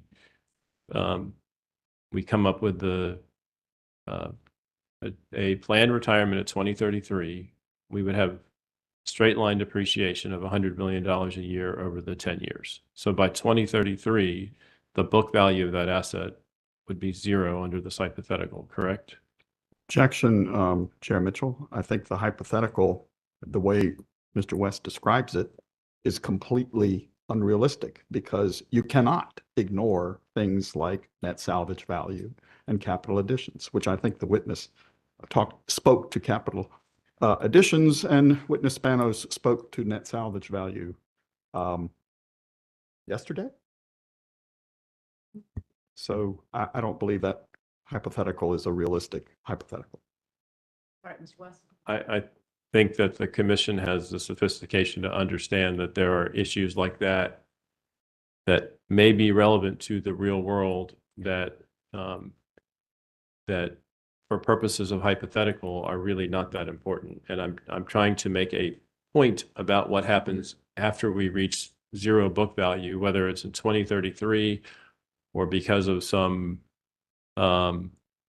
capital projects that occurs in 2034 isn't really relevant. What's relevant is at some point it'll reach a zero book value and it's fully depreciated. And I'd like to get an understanding of what happens both to Duke and to ratepayers at that time.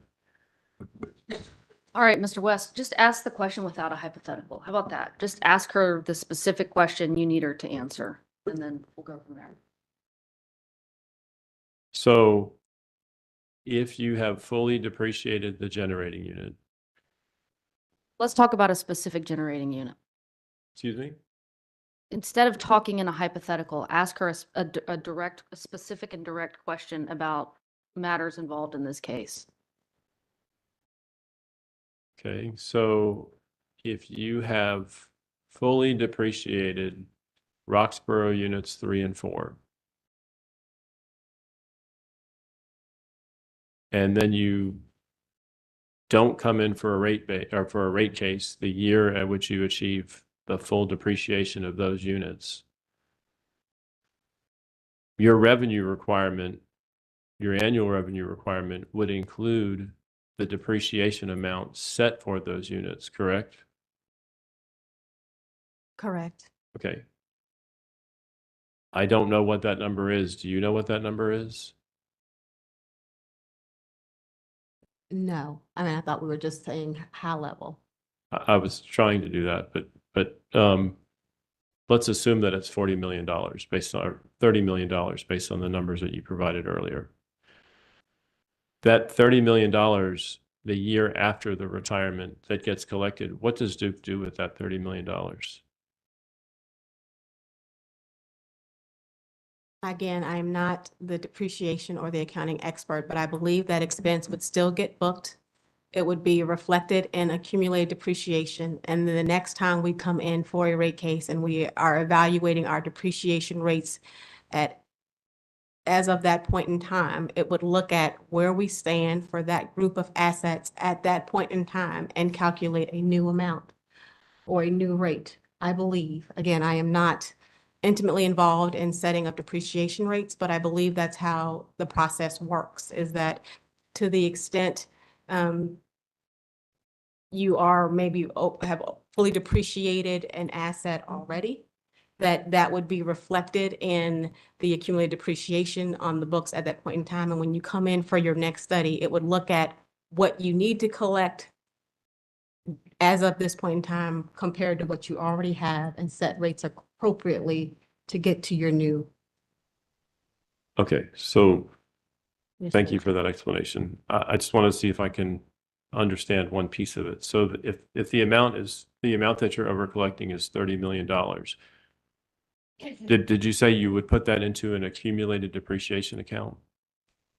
The depreciation as currently set in rates would continue to be booked. It is not stopped because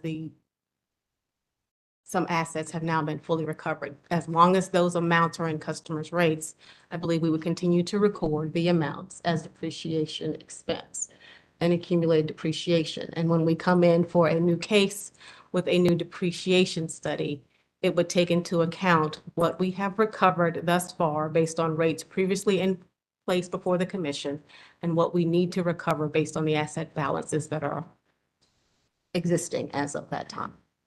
Thank you. So if you retire the unit after the planned date that leads to the creation of the depreciation rate, and there's money sitting in the accumulated depreciation account for each year past the planned date, that's essentially money that you owe back to ratepayers, correct? That is money that we will, again, apply, that we will show that we have already recovered those. We will essentially, I believe, the way I think about it, is that we would reflect the collection of that money, that we already have that money and do not need to recover it from customers going forward when we set rates in the new depreciation study. Okay, so it's like a giant credit to ratepayers. Is that what you're saying?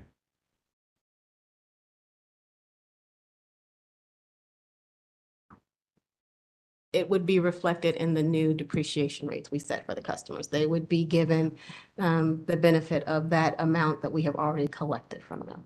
Okay, so do the customers who benefit from that credit or the amount that's accruing in the accumulated depreciation account, do they benefit from earning a rate of return or interest on that amount? So again, plant and accumulated depreciation are components of rate base. So to the extent anything's going through rate base, returns would be reflected on that. I'm sorry, was that a yes, they earn a return, or no, they don't earn a return? Plant and accumulated depreciation are in rate base. So you're saying that customers would earn a return? I'm saying customers would get the benefit of us having less plant and rate base because the depreciation expense would increase accumulated depreciation, which would lower rate base, which would result in lower returns for the company, which is a benefit to customers. So on a net basis, customers would get a return by reducing your rate base. Is that what you're saying? They would get the benefit of lower returns being due to us because of rate base being lower. Right. And then customers wouldn't actually get the credit until you come in for your next rate case, correct?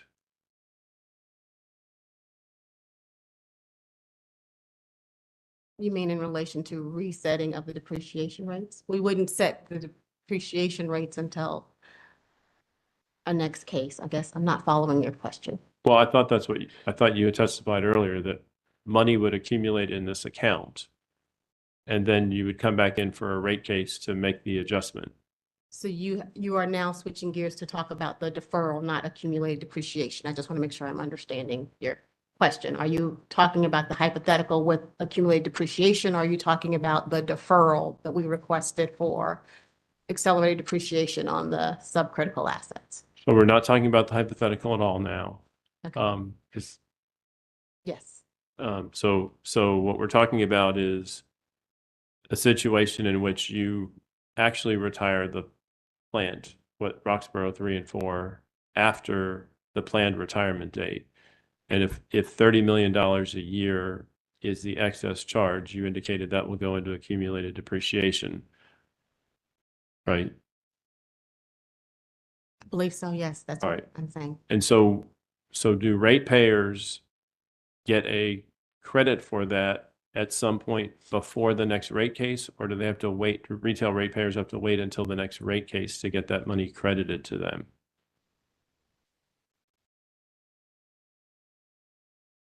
I believe it would not be reflected in customers' rates until we come back into a rate case and show the impact of that. I'm sorry, say that again? I believe it would not be reflected in the customers' rates until we come back in for a rate case. You said it will not be, correct? Okay.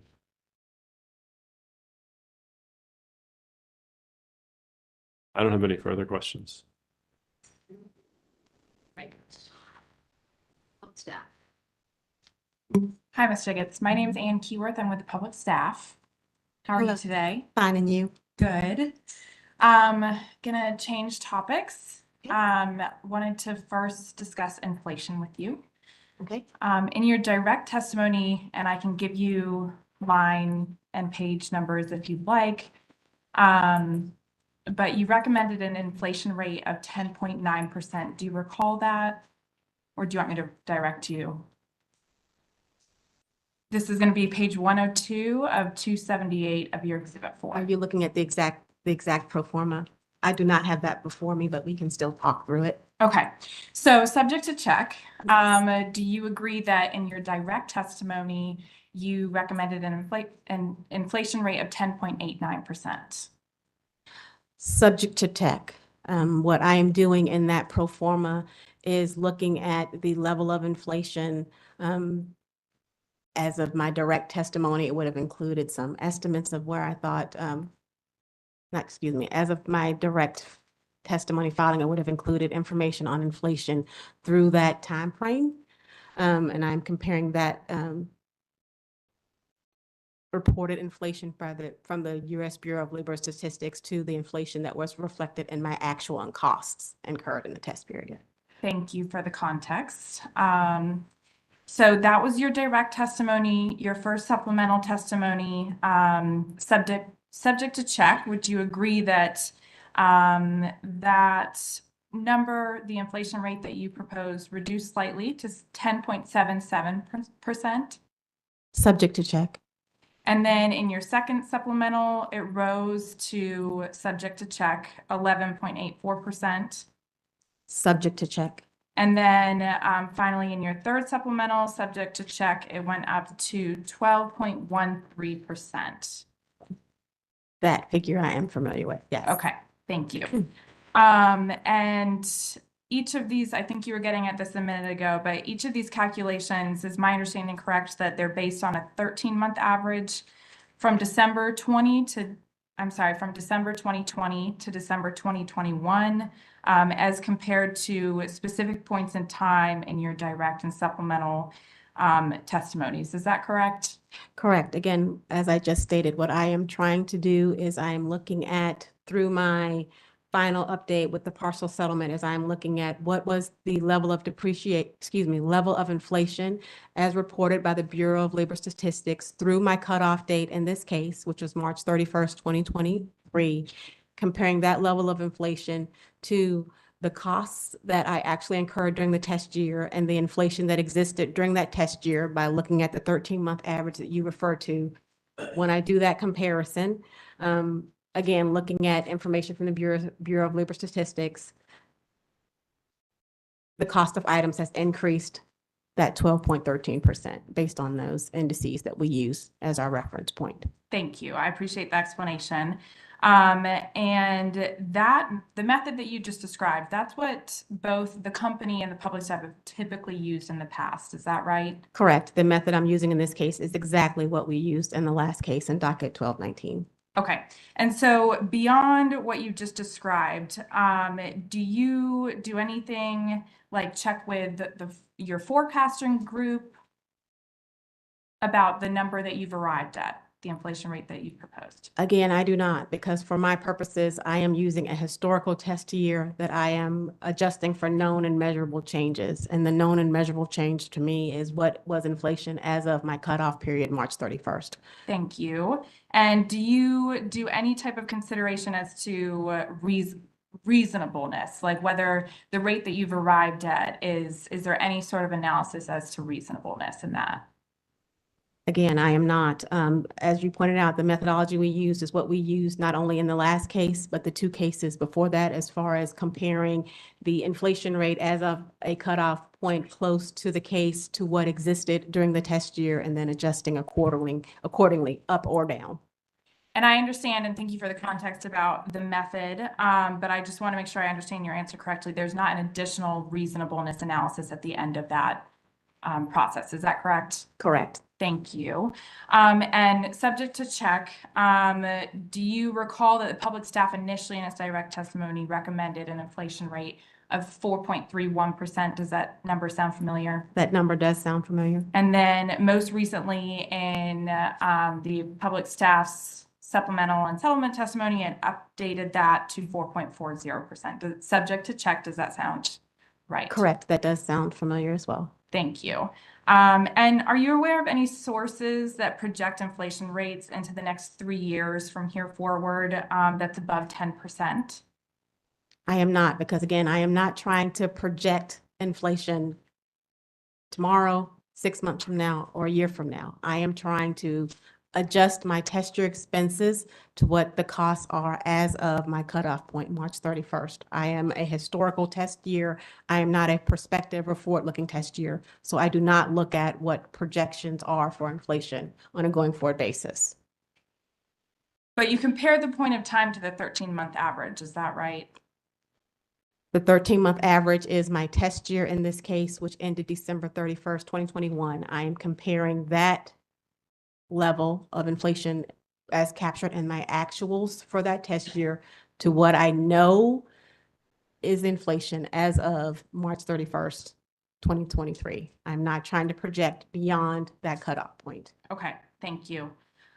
Do you have the public staff's binder of potential cross exhibits in front of you? I think it might be the one over there. I have a feeling because it's the biggest one.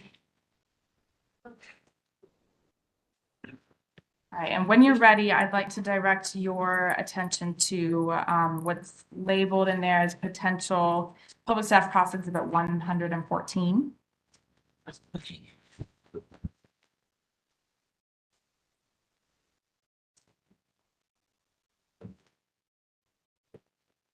Oh my goodness.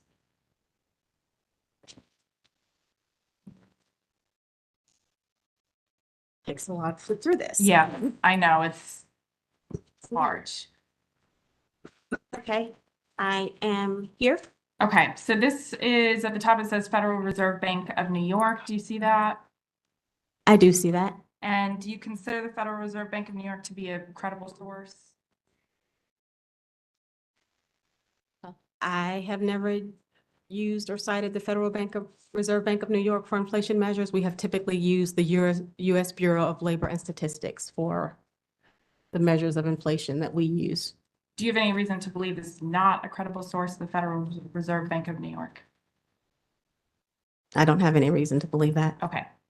All right, Ms. Keyworth, let's mark the document. Thank you. We can mark this as public staff cross-examination, Jiggets Direct Exhibit 1. We will mark the document as public staff cross-examination of Jiggets direct, and I believe this is direct and settlement, exhibit number 1. Direct and settlement is correct. Yeah, thank you. So let's see. The title says short-term inflation expectations increase. If you go down to the first bullet point under inflation, it says median inflation expectations increased by 0.5 percentage point at the 1 year ahead horizon to 4.7%, making the first increase in the series since October 2022. Median inflation expectations increased by 0.1 percentage point at the 3 year ahead horizon to 2.8%, but decreased by 0.1 percentage point at the 5 year ahead horizon to 2.5%. Do you see that? Yes, I see that. So even if all of that is true, we're talking about either 0.5% or less of increase going forward and ultimately rounding out to a 3 year ahead horizon at 2.8%. Is that right, according to what this article states? That is what this article states. And these projections are lower than the public staff's suggested rate of 4.40%, right? They are. Thank you. Next, let's go to public staff potential cross exhibit 106.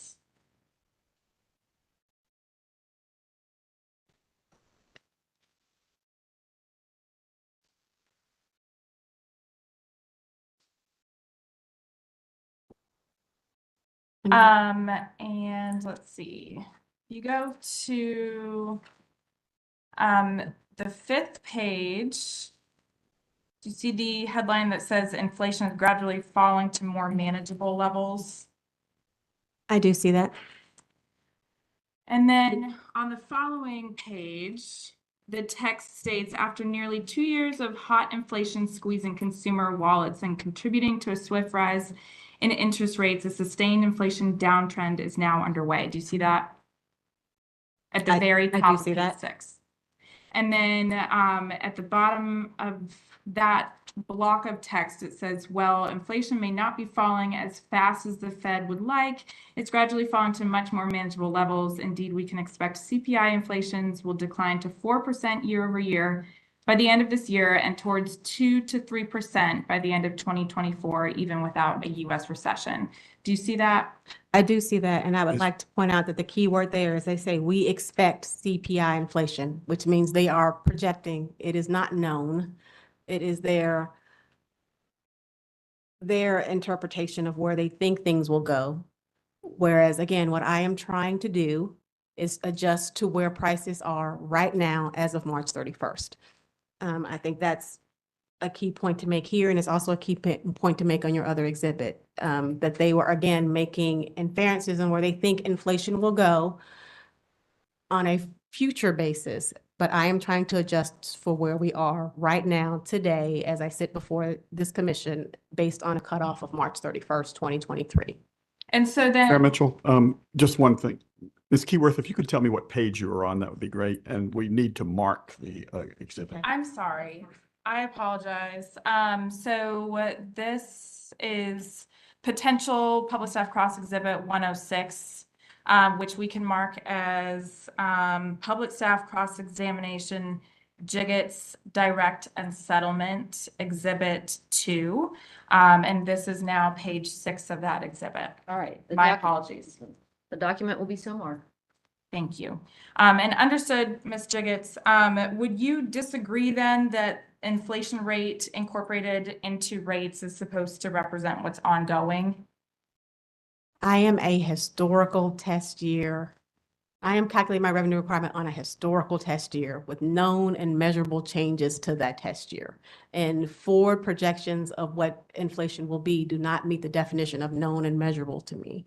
I have to look at what inflation is as of right now, which, as set by the commission, my cutoff is March 31st. Okay, thank you. Let's see.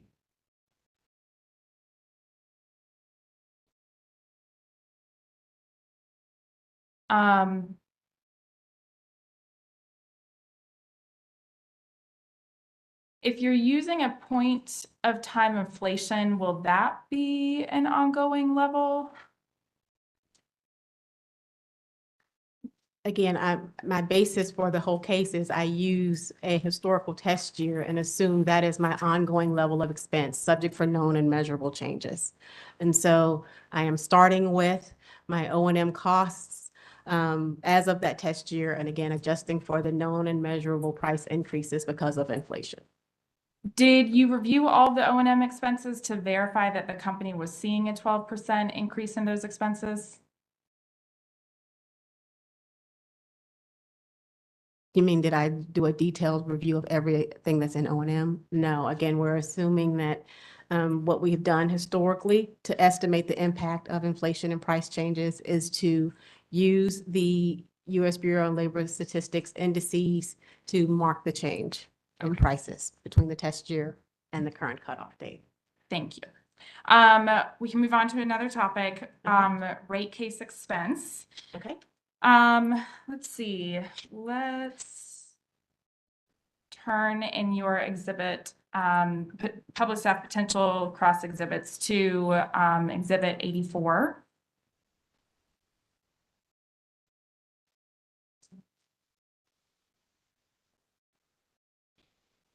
And if we can mark this as public staff cross examination, Jiggets direct and settlement exhibit 3. Where you are, the potential number? 84. Okay. Let me get there. This is the first partial settlement agreement between the company and the public staff in the company's prior rate case. Okay. All right, well, the document will be marked as requested by council. Thank you. On page 9,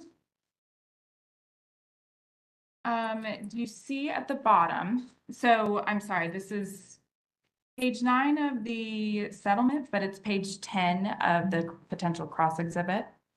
Number 8 at the bottom of the page says the public staff agrees to the rate case expenses and the company's rebuttal filing. The stipulating parties agree to amortize the rate case expenses over a 5-year period, but the unamortized balance will not be included in rate base. Do you see that? Yes, I see that. And do you see any sort of language here suggesting that all of the rate case expense for the 1219 case was not settled by this settlement agreement?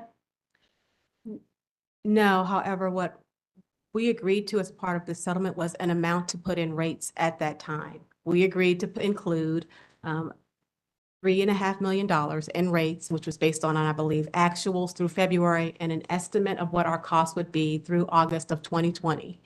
That was based on the normal experience that we would have with a rate case proceeding. That case, as you all know, did not follow the traditional timelines because of COVID. We ended up having hearings in late August, consolidated hearings in late August, interim rates, separate standalone hearings in September, a coal settlement. So that case lasted a lot longer than anyone could have projected when we entered into this settlement agreement. Again, we agreed to put $3.5 million in rates. Our actual costs were way more than what we could have initially included in that settlement offer. And so we're requesting to recover those additional incremental costs associated with that case that, again, we feel were reasonably and prudently incurred. Understood. Thank you. Did the company update the expenses in May 2020?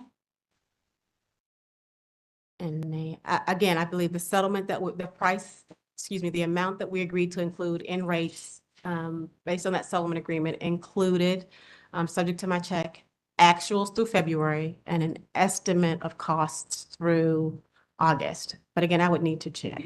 So let's look at the second partial settlement. That is public staff potential cross exhibit 85.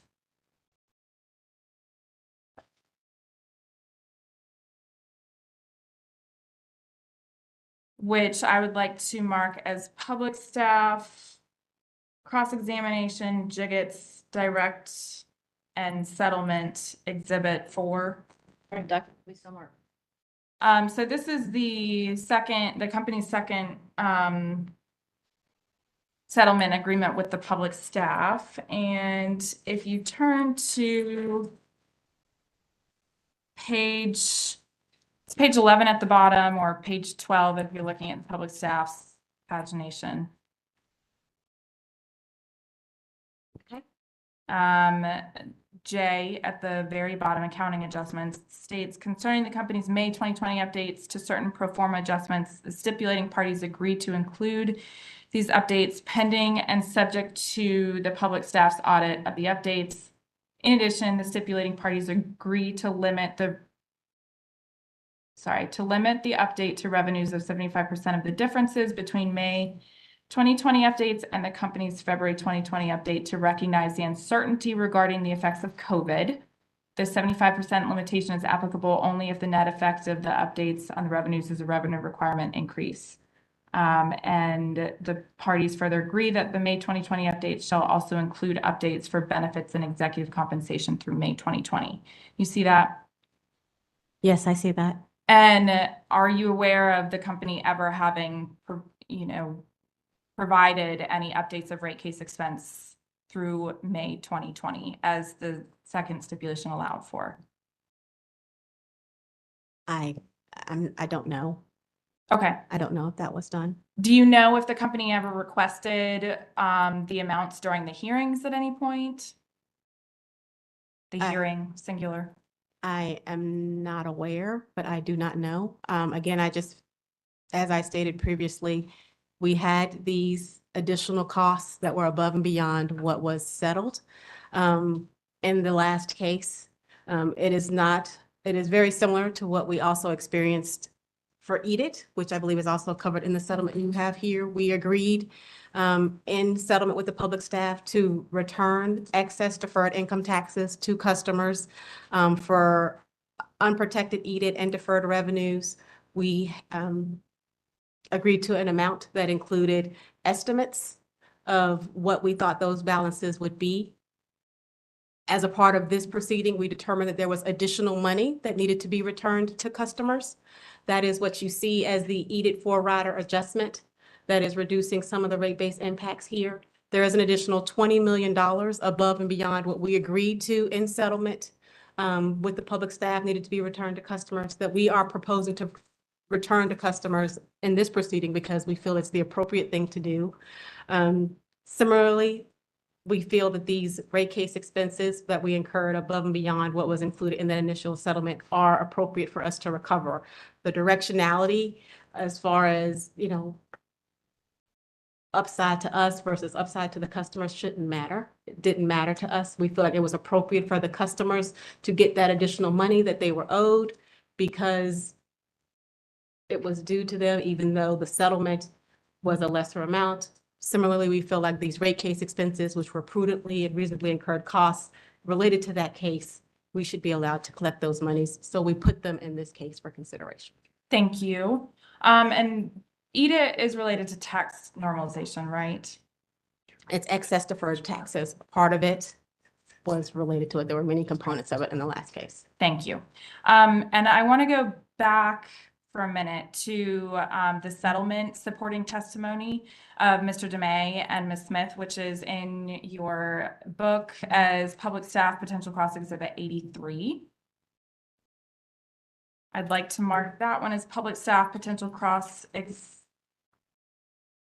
Public Staff Cross-Examination, Jiggets, Direct, and Settlement, Exhibit 6.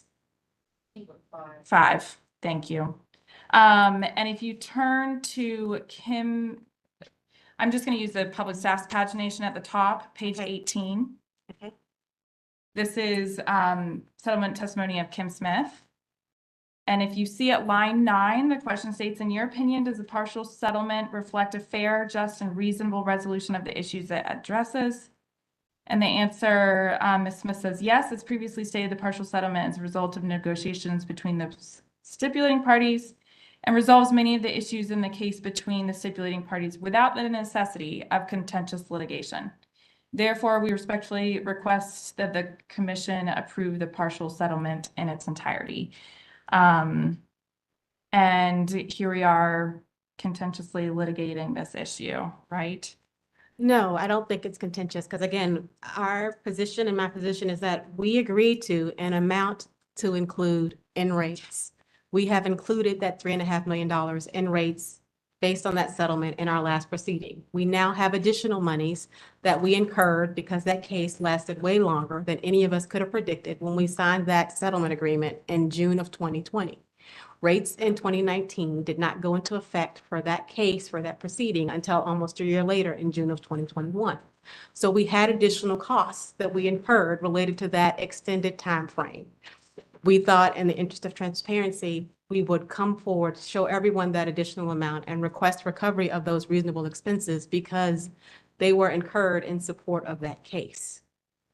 We have provided you the opportunity to audit and look at those costs and tell us if anything was unreasonable or imprudent. And to my knowledge, that has not been asserted, that any of those costs were not reasonable in support of the case that we put forth then.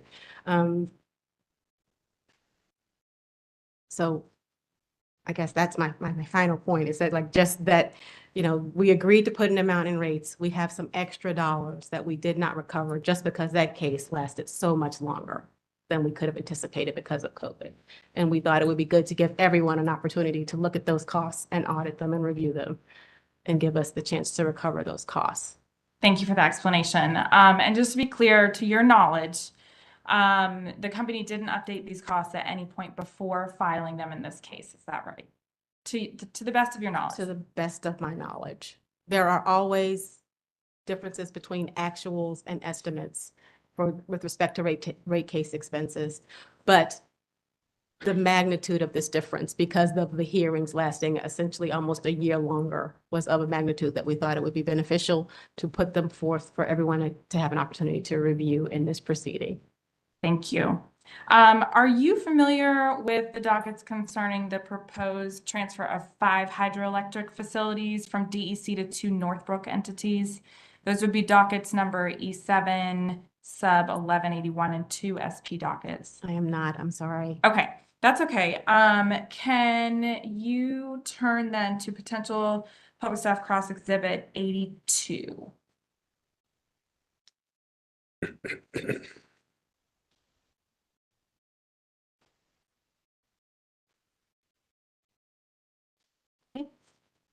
I understand you're not familiar with this matter. This was an application or a request by Duke Energy Carolinas to sell 5, or let me go ahead and mark the exhibit. This is public staff cross-examination Jiggets direct and settlement exhibit 6. All right, the document will be marked as public staff cross-examination, Jiggets, direct and settlement, exhibit number 6. Thank you. So this was a request by Duke Energy Carolinas to transfer 5 CPCNs of hydroelectric generating facilities to Northbrook Carolina Hydro and Northbrook Tuxedo. What this exhibit is the company, so Duke Energy Carolina's response to, in opposition to a motion made by the public staff. And so if you turn to the second page, it gives a little bit of background that I'm gonna read to bring you up to speed. Company filed a joint notice of transfer request for approval of certificates of public convenience and necessity, request for accounting order, and request for declaratory ruling for the proposed sale of 5 hydroelectric generating facilities on July 5th, 2018. Prior to that, the company made approximately $17.3 million in capital improvements to the hydroelectric facilities in 2015 to 2017. Those capital costs were included in the net plant and rate base established in the company's general rate case in sub 1146. And the public staff in its motion asserts that the company only notified the public staff of the proposed sale 2 days before it filed its rate case with a bare outline, and that the proposed sale of the hydroelectric facilities had not become concrete enough for the public staff to initiate an investigation. And then later, the company states, this is at the bottom of page 2, public staff has not alleged or come forward with any new evidence or sufficient arguments to warrant the commission's reconsideration of rates established in docket E7 sub 1146. And then at the bottom of that paragraph, the last 2 sentences state the company's position that the public staff asked the commission to authorize it to have the ability to continue its review of the cost of issue in DEC's next general rate case and essentially be granted a 3rd bite at the apple. And therefore the public staff's motion must be denied. Do you see that? Yes, I see that. Okay, thank you. I'm gonna move on to the company's earnings. If you can turn to public staff potential cross exhibit 107.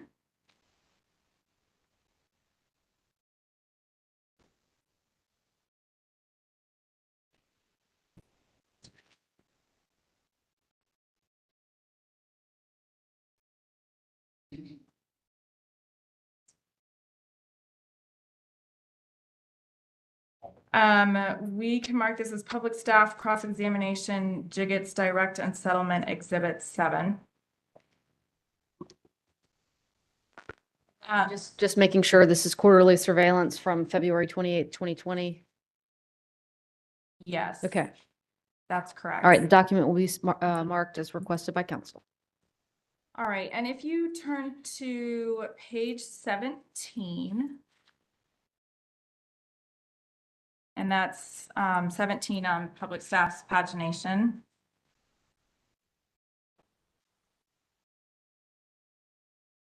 Was the ROE excluding PPI for that year 10.2% for NC retail? Am I reading that correctly?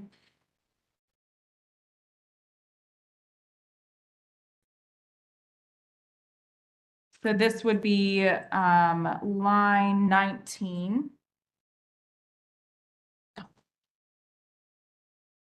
I know it's really small print and not lined graphs. I'm looking at line 19, common equity. Third column from the end, 10.02%. I do see that figure that you're referencing there. However, that is not a figure that we look at when we're determining what is an appropriate earnings level from a rate making perspective for us. Okay. There are certain simplifying assumptions that are made when preparing this report on a quarterly basis that results in it not giving you a true and accurate measure of what our earnings are from that perspective. For example, while you are looking at the excluding performance measures PPI here, this is largely a per book basis income adjustment. So there are certain other adjustments that we would make with respect to calculating the income portion that's used in this return. For example, a annualized full level of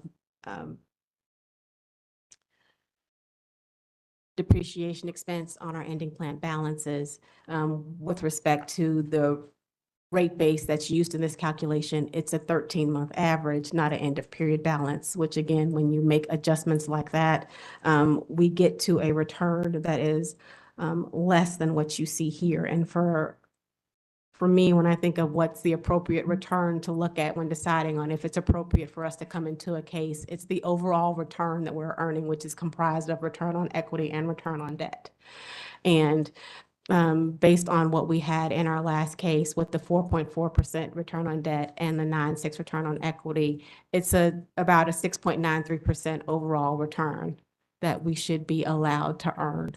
And based on my latest exhibit, referring to Jiggets Settlement Exhibit 2, once you make all of the normal adjustments to adjust for the types of things where we exclude riders, we make the adjustments for end of period rate base versus a 13-month average and factoring in the additional level of amortizations, we're earning at about 6.37%, which is roughly 60 basis points less than what we are allowed to earn based on the commission's last ruling. So again, looking at the figures as reported on this report, which we are, again, calculating, making some very big assumptions on, simplifying assumptions on pulling together to be able to do on a quarterly basis, doesn't give you an accurate reflection of what we're truly earning. Okay.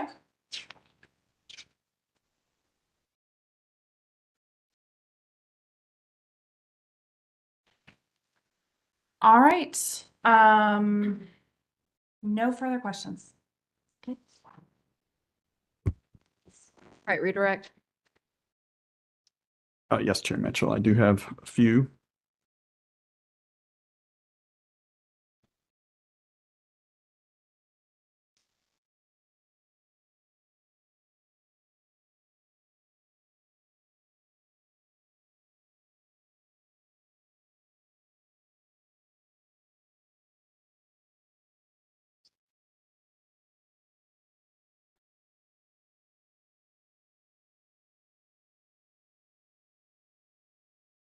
Ms. Jiggets, let me start where Ms. Keyworth left off.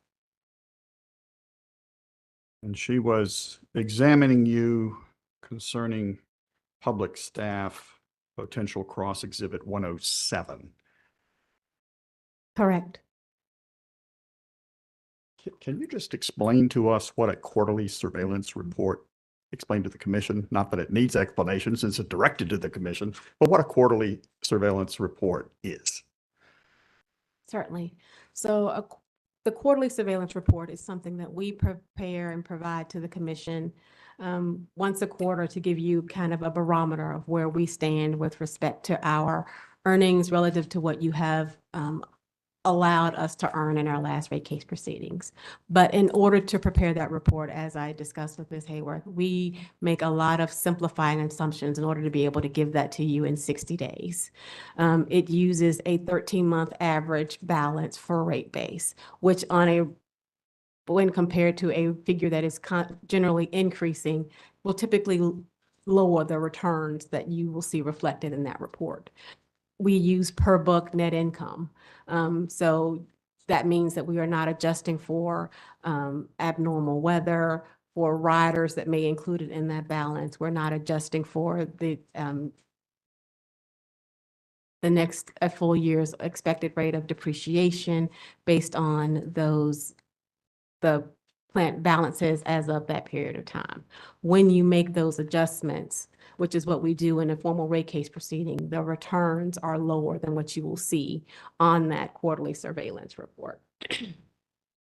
We attempted to kind of explain that to the public staff in a data request response that we provided to them. I believe it was data request response number 28, where we kind of walked through some of the issues that one can have when looking at that report and trying to use that as a measure of if we are earning appropriately based on what the commission has allowed. You mentioned a data request response. And I think actually the public staff may have marked it as a potential cross exhibit. Yes, it's you have it? Yes, it's public staff potential cross exhibit number 28. Chair Mitchell, I don't really know what the protocol is for using another party's potential exhibit as an exhibit, but it was pre-marked. So I would like to mark it as DEP. I've forgotten the formula for a moment. DEP, redirect, JIGETS, direct settlement. Number 1. Yes, number 1. And remind me the potential number.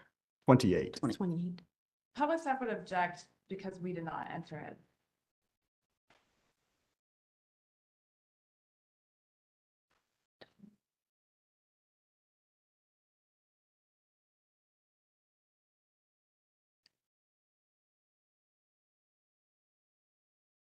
I'm going to overrule the objection. All right. Let's see. Let me just finish marking it here.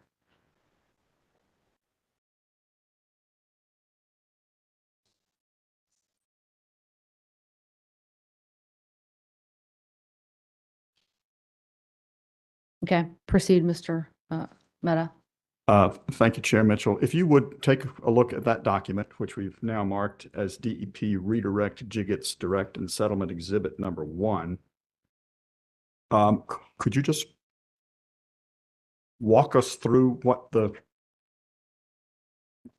request was and how it got responded to? Yes, so I believe the request asked for our actual or annualized return on equity for each quarter for the past 10 years. And so we provided that information for March of 13 through December of 2022. And we provided the following discussion as well. These return on equity percentages are per book calculations and exclude any rate making adjustments. Methodologies used in arriving at the income for return and rate-based components for rate making purposes in a general rate case proceeding are different than those used in the quarterly surveillance reports, which produces these figures.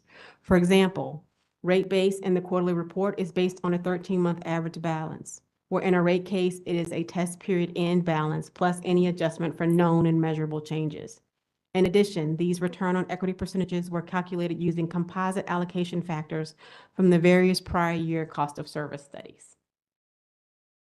So I guess just to cut to the chase, Ms. JIGETS, what the surveillance reports provide is a snapshot at a very high level that for purposes of figuring out what the company's actual return on rate base, including both debt and equity, is, you need to make a number of rate making adjustments to arrive at that actual number. Correct. Okay. And when you do all that, or did all that, with respect to this case, was the company earning or not earning its allowed authorized return? We are not earning our allowed authorized return, and that is evident if you look at Jiggets partial settlement exhibit 2.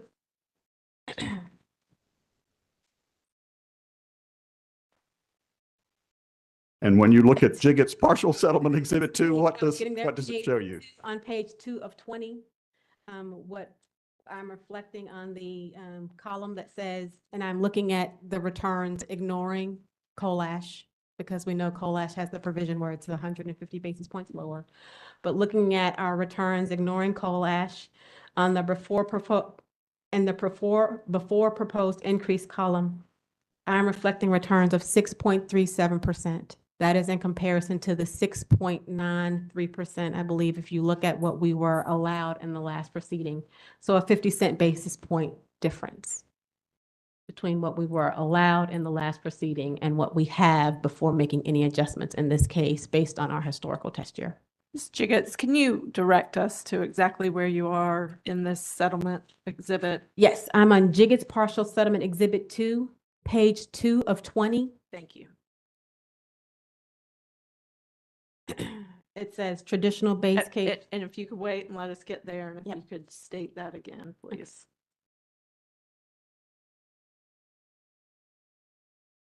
Okay, thank you. Okay, so it starts with total per books company, then per books, and then the accounting adjustments, which is where I'm making all of the accounting and rate making adjustments that you've heard me talking about with Mr. Mehta to show you before proposed increase revenue and rate base. And on line 14, that's where I'm showing you that my return is 6.37% compared to the 6.93% that I am allowed based on our last rate case. And again, this page is excluding coal ash.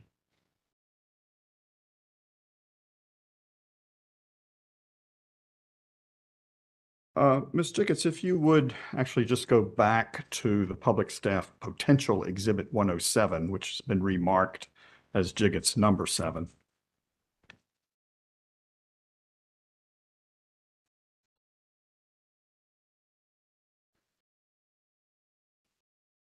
And I believe Ms. Keyworth had you go to page, something like 18 of 33, but I would rather you go to page 3 of 33.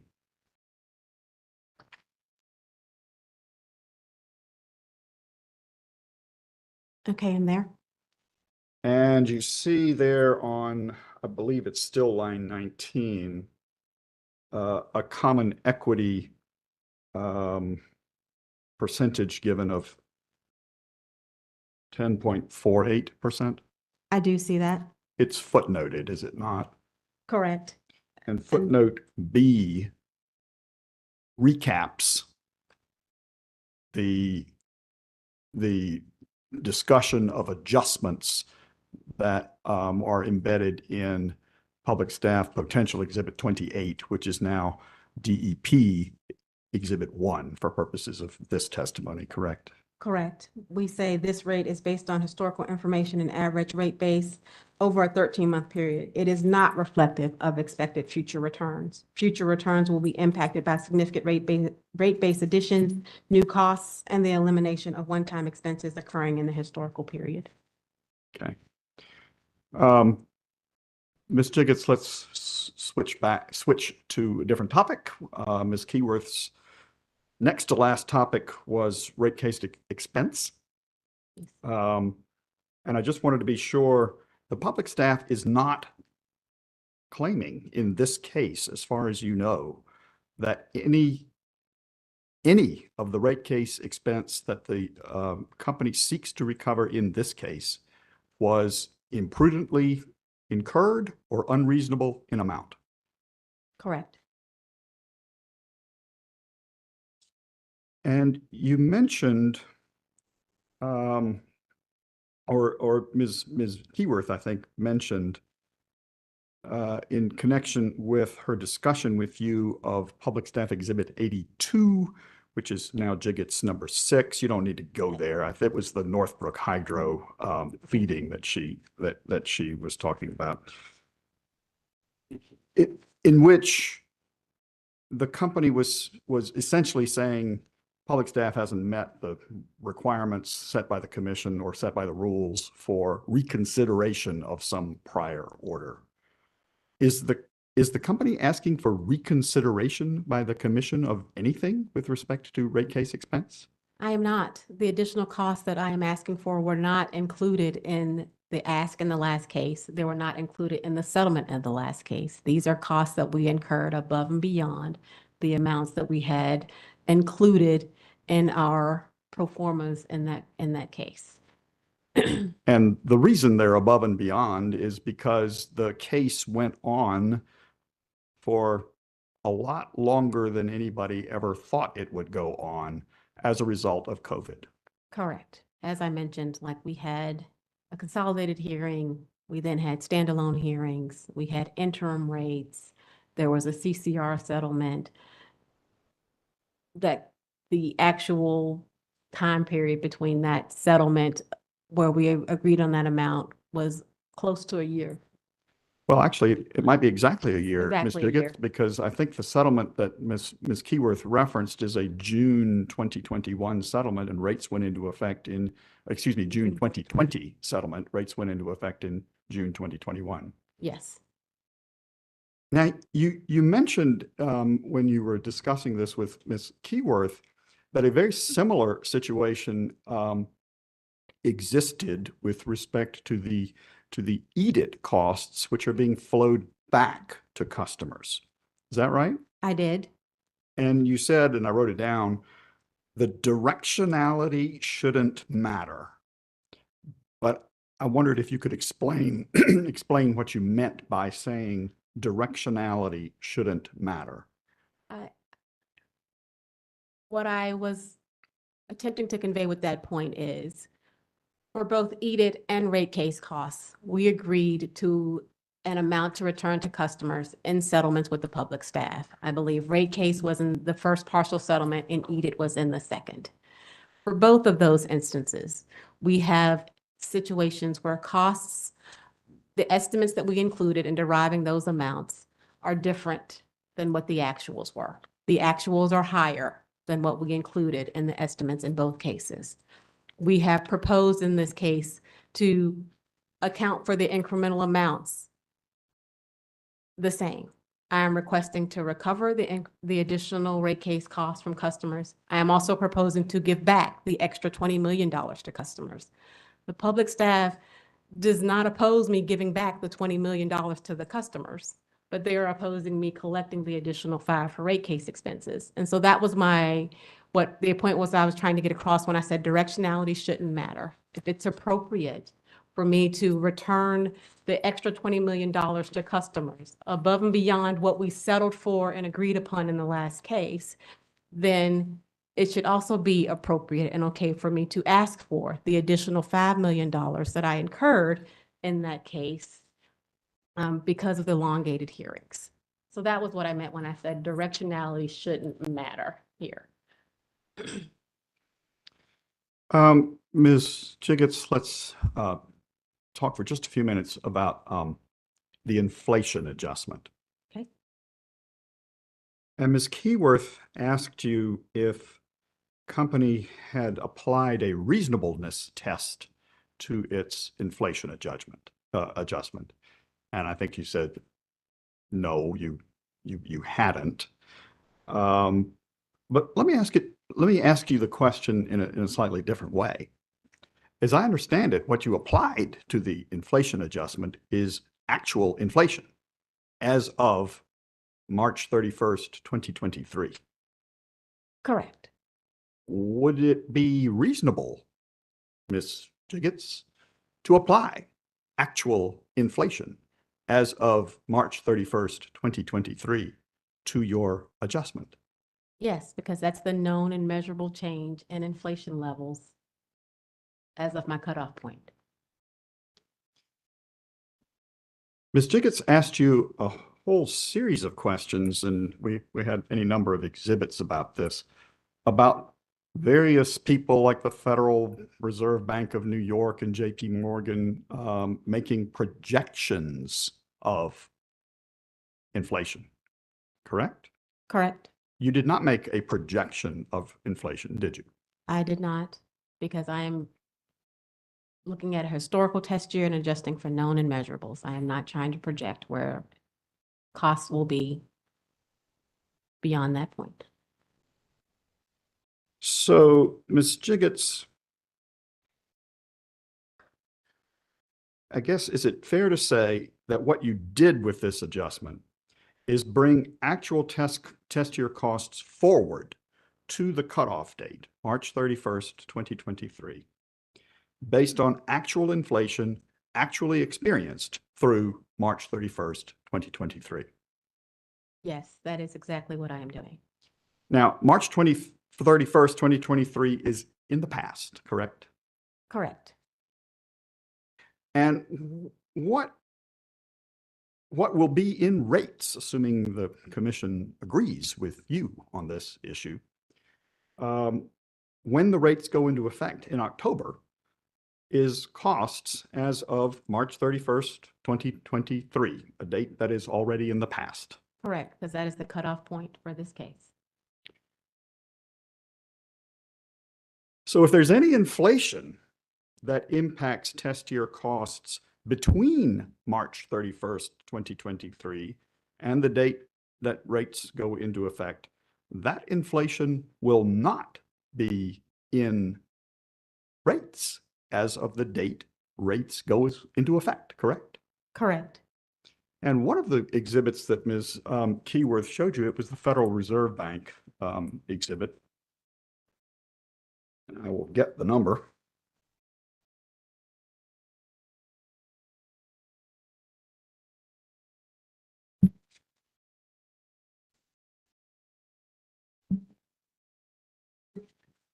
Believe 114. it's 114. And now remarked as Exhibit 1 for purposes of your testimony. And it's dated April 10th, 2023, correct? Yes, Which is pretty close to March 31st, 2023, right? it is. And it indicates that a 1-year look ahead, the expectation from the Federal Reserve Bank of New York is 4.7%. So presumably 1 year from April of 2023. Correct.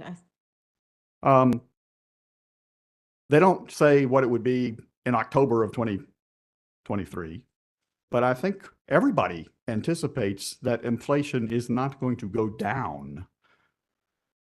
That is, actual costs are actually rising between March 31st, 2023 and whenever rates go into effect, aren't they? Yes, I believe they are. That's all I have, Chair Mitchell. All right, we've come to the end of our day. We will go back on the record tomorrow morning at 9:30. That we are in recess. Thank you very much. Let's go off the record.